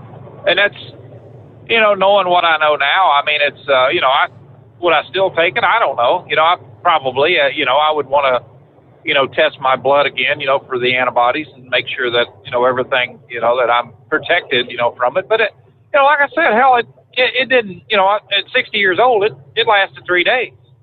It didn't really bother me that bad, other than, just a little, tough time breathing there, when I was coming back. But, that was just from heavy congestion, and stuff. And my chest was really giving me a problem. But that lasted, like I said, 3 days and I was done. Boom, it was over. Then I thought, I didn't have it because, people are dying from it. How much crap did they feed us over the severity of this? Seriously, it's one of these things where when you step back into it and you think about it, how many deaths were actually COVID related? And don't give me this crap that, like we had 2 people that were killed in a car wreck, in my town, and they were killed right outside of town. Well, they tested them at the hospital. One of them tested positive, and so it was COVID-related death, and no symptoms, asymptomatic, everything. And how much crap have these people, when they started waving the dollar bills around and said, for every COVID-related death, a hospital will get $1,400 or whatever it was to, help sterilize and help train and help do this and help do that. We've been fed one damn lie after another, which to me has been more harmful than any vaccine. It just, where in the hell does our government get off with this crap like this? When they're looking at, we the people saying, well, hey, let's keep this perpetual lie going. Let's just, they never have made a scapegoat except Donald Trump. Everybody laughed at him, when, he come down with it. Hell, he's 74 years old. And how long did it last with him? He was, he never really slowed down. Right. He took the drugs and everything, and boom, he was back up. They were talking about Barron. Barron had it, he said, well, it lasted all of about 10 minutes, and Barron, even the first lady, she had it. And she didn't take anything that I know of, none of the experimental drugs that he got when he was taking a Walter Reed, but she was over it pretty quick. So, I guess DeSantis in the very beginning, he tried to tell everybody, after he talked to several other doctors that was not from the CDC, not from Fauci's group of idiots, was protect your vulnerable. Take care of the old people, let's isolate them, and everybody else, it's business as usual. And that's exactly the way it should have been. But, And I'll tell you what, I'm so damn disgusted right now with this government and you know, how this country's just turning on its ear because of it's been like it's been one big pissing contest after another. Yeah. You know, it's when they're going to concentrate on we the people, you know, and get rid of this longevity of parties, and that's where it starts right there. You know, get rid of all these damn people that's been in there forever and ever and ever. I don't care if they're Republican or Democrat, they go. You know, get rid of their old ideas. Let's bring in some new blood, some new ideas. And I'm not talking about the AOC kind of ideas. Who in the hell wants to listen to that pint-sized dingbat? You know, she needs to go back to Jello shots and slinging drinks. I mean, this is about the only thing that goofball was good at, I guess. I don't know, but you know, it just she sure as hell can't govern worth a damn. Not what she's rated at. What was it? Out of 535 members, she's like 512 or something like that. Well, that should tell you something. Yep. You know, she's not that damn good at her job. You know, would you trust a truck driver out here if there was 512 of them on the road and this clown was rated at 510? No, I wouldn't. I'd be looking for somebody else to, you know, that could do the job a little bit better. But we're talking about people in New York. They're off their freaking rocker anyway. You know, anybody that would listen to the garbage that kid had rolling out of her mouth and say, "Yep, I want to vote for that." You know, she's going to set us free. Really? You know, apparently they didn't read the new Green Deal before they voted for that dumbass, because it would do nothing but put them back in chains, as Joe Biden would say. But no, man, I'm just tired of it. I really am. I don't want to hear COVID. You know, I still look out the damn truck window and I see people going by wearing a mask. I want to run them off the freaking road, Steve. You know, and just stop them and then slap the snot out of them. And so what the hell is wrong with you? You're in a car by yourself. You think COVID's going to run 70 damn mile an hour in front of you and jump in the car with you? You know, I mean, what the hell is wrong with these damn people? You know, it's just, I don't know, man. I seen a guy one time, I had more respect for this guy. He was like 88, 90 years old, something like that. He mentioned his age, but they told him he had to put a mask on. And I was at a Denny's, and he walks in, and him and his wife, I guess, you know, and they're elderly, and they said, "You got to wear a mask to your table." And he just looked at him. And she said, "Sir, did you hear me?" And he said, "You got any damn idea how old I am? If I die tomorrow, I've done a damn good job of living as far as I'm concerned." You know, and it just, you know, this kind of crap. You know, they tried this, you know, let's just take over everything and let's just mandate what you got to do. Yep. You know, it just makes me damn sick to think that the government, you know, and that's when the masks come off on me. You know, people would tell you, Menards was a big one there in town. You know, you can't come in here without a mask. Right. I'd walk on by them. Guy said, "Sir, we're not going to wait on you." Then I'm going to load up every cart I can find and push it up to the damn counter. You either wait on me or I'm going to go back and get another cart full of crap. You know, it's just the way it is. I'm not going to play this game. And they would usually just wait on me just to get me the hell out of the store, you know, but man, it's nuts, Steve. It is nuts. This damn country just went crazy over this COVID crap. You know, we listened to every Tom, Dick, and damn Harry that claimed to be an expert. And, you know, I've had more respect for Rand Paul and people like Marco Rubio here lately than anybody, because they've been punching them right between the freaking eyes, you know, and saying, "Hey, you know, we're not gonna put up with this crap anymore." And he has put Fauci on the hot seat so damn many times. It's unbelievable. And that moron is too damn stupid or too proud to, you know, just take his retirement, which will be about $400,000 a year, and ride off into the sunset. So, well, I did what I could. You know, I mean, no, he's going to keep, you know, fighting this damn COVID battle, you know, and claiming this and claiming that, and every damn time you turn around, he's getting smacked upside the head again with another lie. So, you know, one lie is too many as far as I'm concerned. You know, when he gets to talking that crap, get rid of him. You know, I want to hear truth. We're big people, buddy. You know, hell, we're grown-ups. We can take it. You know, hell, I fought wars. I don't need to listen to this garbage lies. I mean, hell, that's, you know, it's ridiculous that that people are not standing up and saying, look, Democrat, Republican, we don't care. We want to hear the damn truth. We're big people. We can handle it.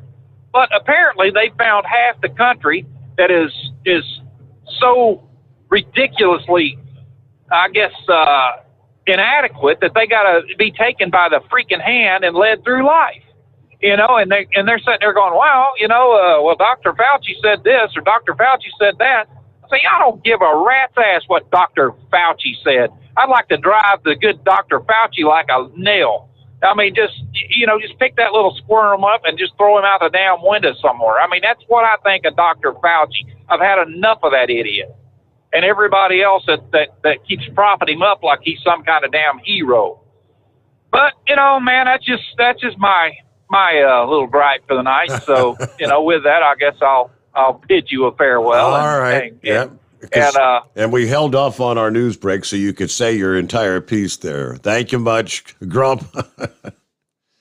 Some of us don't like, tell it like it is. How do you really feel about Dr. Fauci? I'd like to know. Back in a moment, the Steve Summers Overnight Drive live from the Hot Shot Secret Studios. USA Radio News with Dan Naraki.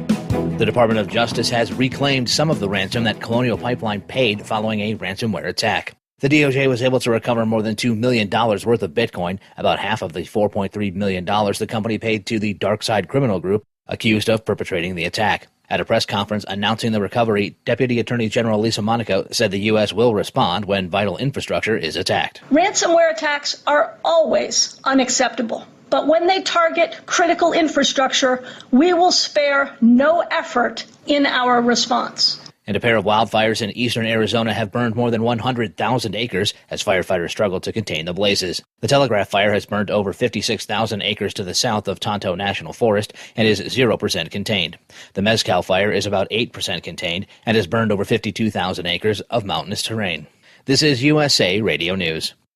So here's the choice. Some people say the USA is finished. It's evil, a has-been, full of hate and injustice. The U.S. Constitution should be trashed and the Bill of Rights abolished. No free speech, no gun ownership. Competition and free markets are bad. We're all too stupid. For our own good, the government must own everything and know all your secrets. Other people say that America has created the freest, richest, happiest, most generous society that has ever existed in the world. That's why millions of people are desperate to come here and escape their brutal lives in Cuba, Venezuela, North Korea, and 100 other countries. In America, we have the right to succeed, the right to our own living, the right to have a family, the right to believe in God, the right to have our own ideas, the right to be safe and secure, and the right to be left alone. Where do you stand? Help us save the Constitution and restore the American dream. Go to SaveMyFreedom.com. Brought to you by the American Media Council. Live from the Hot Shot Secret Studios, the Steve Summers Overnight Drive. At Hot Shot Secret, we share the science behind common diesel problems and their solutions. For example, Hot Shot Secret Diesel Extreme. Today's ultra-low sulfur fuels are cleaner, but they leave injector deposits, causing frequent DPF regens and low throttle response. Hot Shot Secret Diesel Extreme is a 6-in-1 fuel additive recommended for all diesel engines. It is formulated with the most concentrated detergent on the market, a top-tier level cetane booster, lubricity enhancer, water demulsifier, rust and corrosion inhibitors, and a fuel stabilizer. Diesel Extreme is a once every 6-month treatment that will clean your entire fuel system, starting at the fuel tank and traveling throughout the fuel lines and fuel pump, and finally completely cleaning your injectors. Hot Shot Secret Diesel Extreme improves your diesel's fuel economy and eliminates excessive black smoke. Hot Shot Secret Diesel Extreme is available nationwide at truck stops, fine farm and auto stores, and online at hotshotsecret.com. Hot Shot Secret, powered by science. Drivers, you demand that your equipment's reliable and dependable, and that also applies to your headset for communication. Well, our friends at Stellar Electronic have you covered. The Pluto Duo headset bundle is the best communication headset you can find in the industry. No matter the challenging environment you're driving in, the Pluto headset will make you sound crystal clear all the time thanks to their 99% noise cancellation. And the Duo's not only a stereo converter for the headset, but also a power bank so you can charge as you go. Learn more at StellarElectronic.com or visit them on Facebook. Are you having trouble sleeping? Are you tired all the time? Growing older is a fact of life. Our skin starts to wrinkle, muscles get weaker, and our energy levels plummet. If there was a product that may help you slow down these symptoms of aging, would you be interested? I want you to go to getonthegel.com. That is getonthegel.com. Watch this 4-minute video that explains more about this amazing product. Or call us at Youth Fountain HGH today at 513-472-0699 for more information. Diesel Army is on duty 24 hours a day, 7 days a week. Burning the midnight oil with the best diesel coverage. All the tech, all the torque. Diesel Army, where there's smoke, there's fire. For the latest news and event coverage, as well as feature and tech articles, sign up for the newsletter and don't miss a thing. Visit dieselarmy.com from the Power Auto Media family of digital magazines. Again, it's dieselarmy.com. For anything diesel, take it to Scheid Diesel.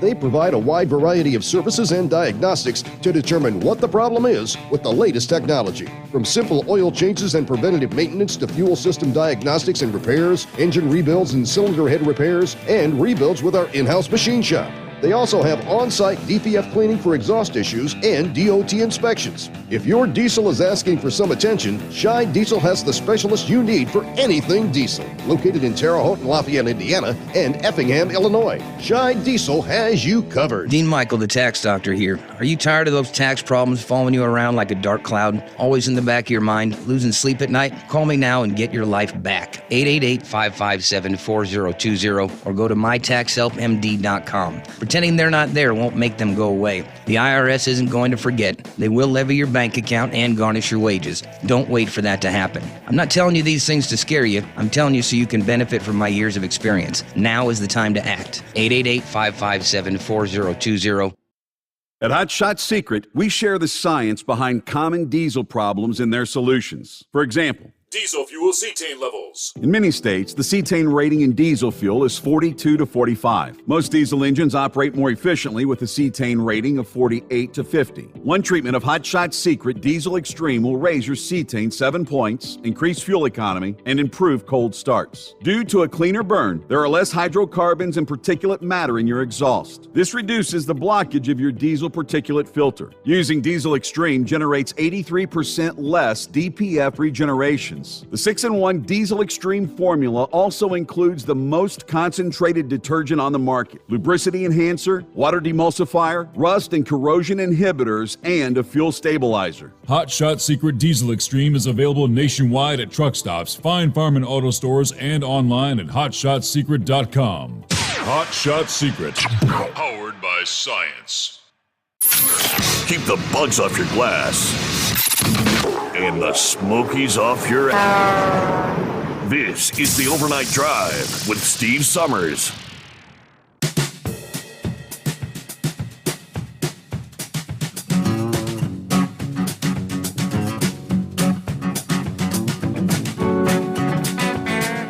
Just like the Grump, I haven't trusted Fauci from the get-go. I mean, going all the way back about this time a year ago. Hell, it was March of 2020. Didn't take long out of the box. Remember we recalled it. What was Fauci's nickname? Yeah, we had Fauci and Dr. Scarf every day. Our old friend Glenn from Newport News, West Virginia, or Newport News, Virginia, dubbed Fauci. I forget what he called him, but it was comical. Fauci and Dr. Scarf. And even at the time, he was talking about, a lot of propaganda. There's a Professor Mark Crispin, a PhD, who actually teaches a class on propaganda. An example of a crackdown on academic freedom.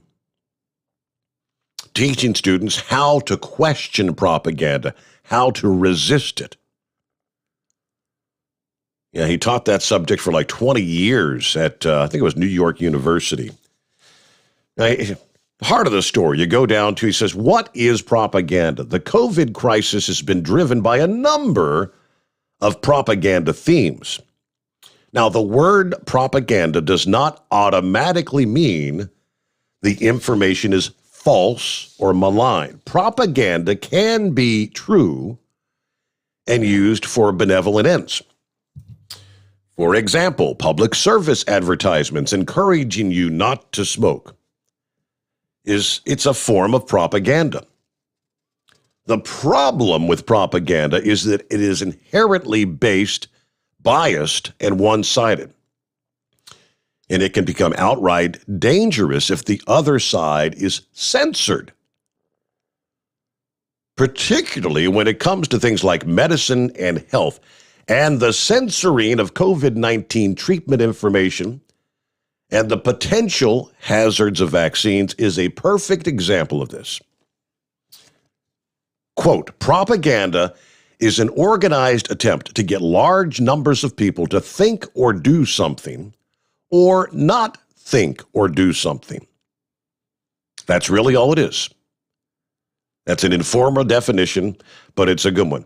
It's not like classic rhetoric, but which is about persuasion through argument. Propaganda is a kind of sub-rational manipulation. It's been used for a long time, but the rise of the digital world, our absorption into digital universe, has really intensified the kind of effort and made it successful beyond the wildest dreams. This incredible technology enables them, first of all, to move people at the deepest level. It enables them to suppress dissidents with remarkable efficiency. Spotting the word vaccine in a post, which we're seeing with digital media right now, and blocking it. At the same time, it gives them an astonishing advantage when it comes to surveillance of every one of us. It's going to require a tremendous amount of skill and sophistication on our part to organize under that watchful eye, as he put it. But yeah, COVID propaganda. How did he put it? It's not an easy thing to do. He warns his students, while it's easy to spot propaganda that you disagree with, it can be very difficult to recognize it as propaganda when it tells you something that you want to hear or something you think is true.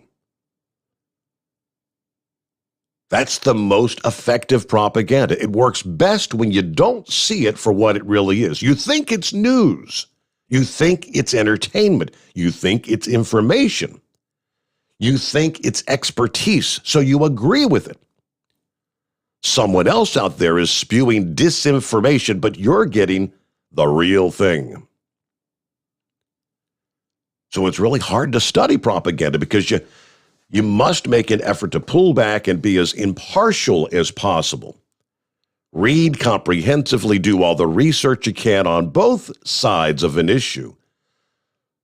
So what the propaganda has blacked out, see what they have stigmatized as fake, hoax, or junk science, and look at it objectively. What's hard is that you have to move out of your comfort zone. Sometimes you discover a thing that you had fervently believed for years was false may actually be true.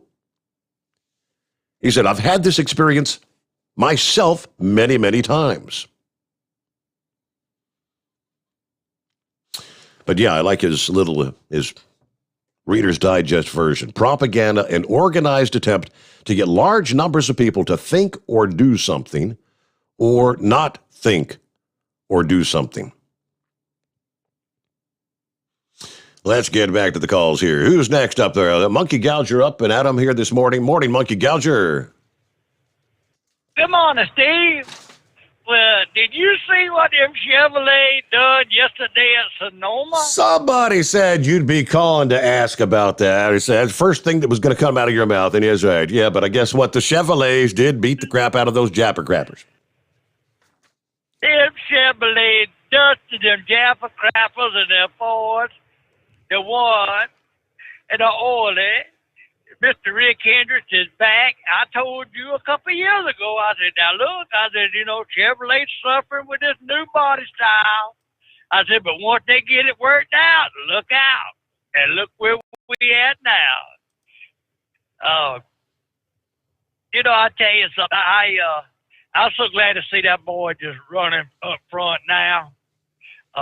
He's stuffing it right down NASCAR's butt. And for Chase A to finish second, I mean, it was just remarkable, Steve. It was just, I just don't know how to describe it. I mean, it was just a runaway. And what them two got down there and got to beating on one another at the end and come out and, Chevrolet won it too again, and, some of them other teams are making headway and it looks like it's going to be Team Chevrolet from here on out for a while. So I reckon them Japa crappers got to go back to cheating again like they usually do and see what they can pull out. But did I hear somebody say that you had purchased a new car? What? What do you mean? No. Who said that? I heard through the grapevine that you purchased a new car. It's a Subaru. Oh, no! No! Don't tell me you bought a rice burner. Oh, hell no, Steve. What is this world coming to? Yes, indeed, I did. I finally broke down, and first time I'll have a car payment in many, many years. Hey, you only go around once. You can't take it with you, like my daddy always told me. Yeah, right. How many brace trucks you seen falling at hers when they carrying you to make worm dirt out of you? None. Right. So spin it. Have a good time. We done told all our children, our grandchildren, we ain't leaving y'all nothing. We gonna spin it all. We gonna go to Hawaii and all that. But Steve, I know we get close to the end of the show, but let's go back and talk a little bit about this COVID. All right, now, Vic was right on when he was talking about the mark of the beast. Do you remember I sent you a clip by Dr. Sherry Tenpenny? Yeah. And they have shut her up. I mean, you can't find nothing on her. You can't, nothing. And she was talking about, she felt like this was a mark of the beast. And she knew a little bit about genetics. And I'm not going to try and talk about that stuff because I don't understand it. I'm a truck driver. I'm a master at what I do, and she's a master at what she does. But she was urging everybody, if you are in your childbearing years, to do not take this vaccination. Well, Simone Gold, America's frontline doctors, do not take this vaccination if you are in your childbearing years. I know a person that the OBGYN told her, do not take this vaccine if you're in your childbearing years. Now they want to inoculate our children. Have you seen that? Yeah, right. So anyway, we go on and talking about that. But now, the report that I got 2 months ago, I read it on Facebook, which that don't mean nothing. Nope. Worldwide, 36,000 deaths from this. That's worldwide. Okay. What they reported. That would 36,000. That would sound about correct if because they're saying it's like 7,700 in the European Union. We're right about 4,000 here. So 36. It may be higher than that. Monkey Gouger could be even a bigger number than that. Yeah, I saw. Some of these memes are pretty good, but they're meant to be kind of comical, but they do make you think. Imagine a vaccine that is so safe, you have to be threatened to take it. For a disease that is so deadly, you have to be tested to know if you have it. Now, for people that got really, really, and it does make sense because there have been millions upon millions of people what they call asymptomatic. You know, the disease that's so deadly they didn't even know they had it. Yeah, according to our test, yep, you've got you had it. Now, not to make light of those who did get very, very sick. And, I mean, some of our listeners, there's been truck drivers out there. Some of them got pretty damn ill. Didn't think they were going to live. Our friend Elvis, actually, I mean, he had come down with it. He got through the initial phases of the COVID, but the pneumonia, it could not kick the pneumonia. So he's dead. So I get that fact, but either way, real quick, like here, it looks like Larry, you're going to get to wrap it up for us this morning. What's been happening, Larry? Well, I've kind of been all across the board with your show this morning, and the piece that you just talked about. Can you send me the link to that guy? That was brilliant. About the propaganda. Okay. I didn't catch the guy's name, but that was brilliant. Now, let me stir the pot just a little bit. You know that I'm ordained, and I've performed a fair amount of weddings and stuff. Do you think that because I am ordained as an individual, that I can choose not to perform a wedding if I deem it one that I don't want to perform, such as a gay or lesbian wedding, perhaps? Do you believe that that's my right not to do that? I would think it is. Is it not? Okay. Yeah, well, I think so.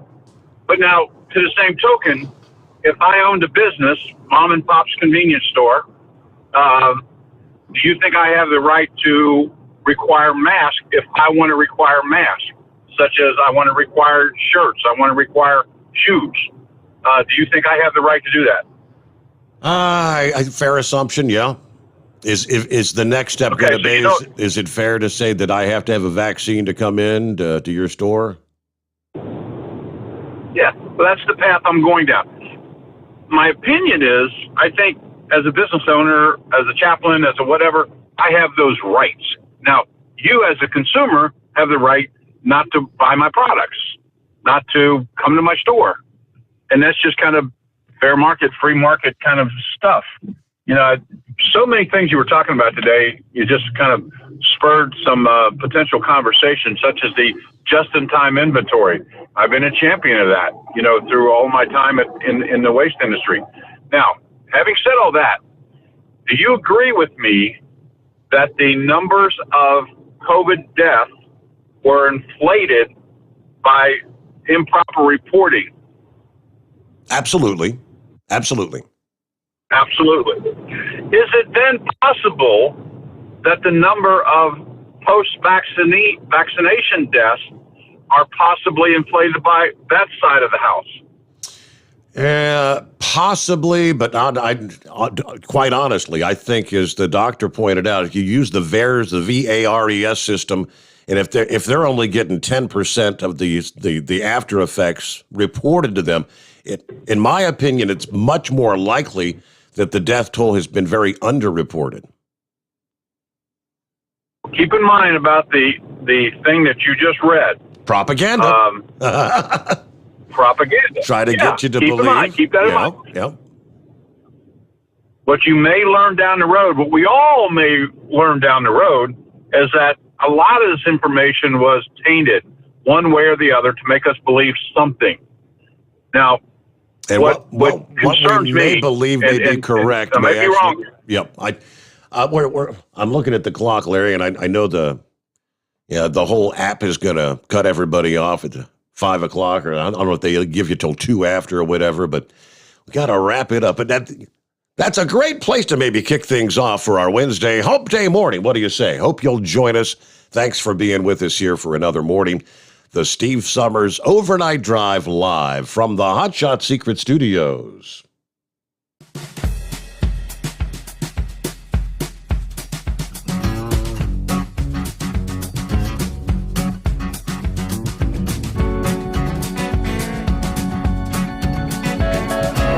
You'll never guess the places that I've been. You never guess the places that I've been. 'Cause everything is like a dream, yeah, but only in that dream that I live in. I'm never gonna let the day begin. Never gonna let the day begin. 'Cause everything is like a dream, yeah, but only in that dream that I live in. Oh, don't wake me up before you go, and I'll just make this bed my home. Oh, darling, please just let me sleep. Give me my dreams.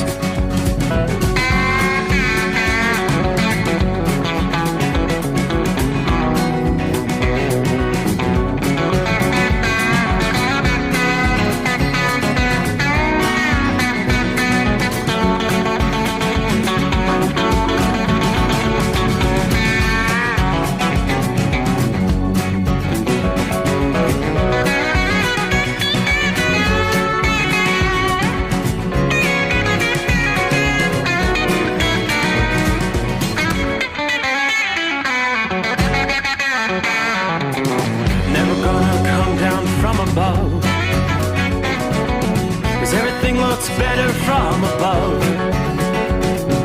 Nothing's ever as it seems, yeah, except in that world that I dream of. Never gonna lose the ones I love. Never gonna lose the ones I love.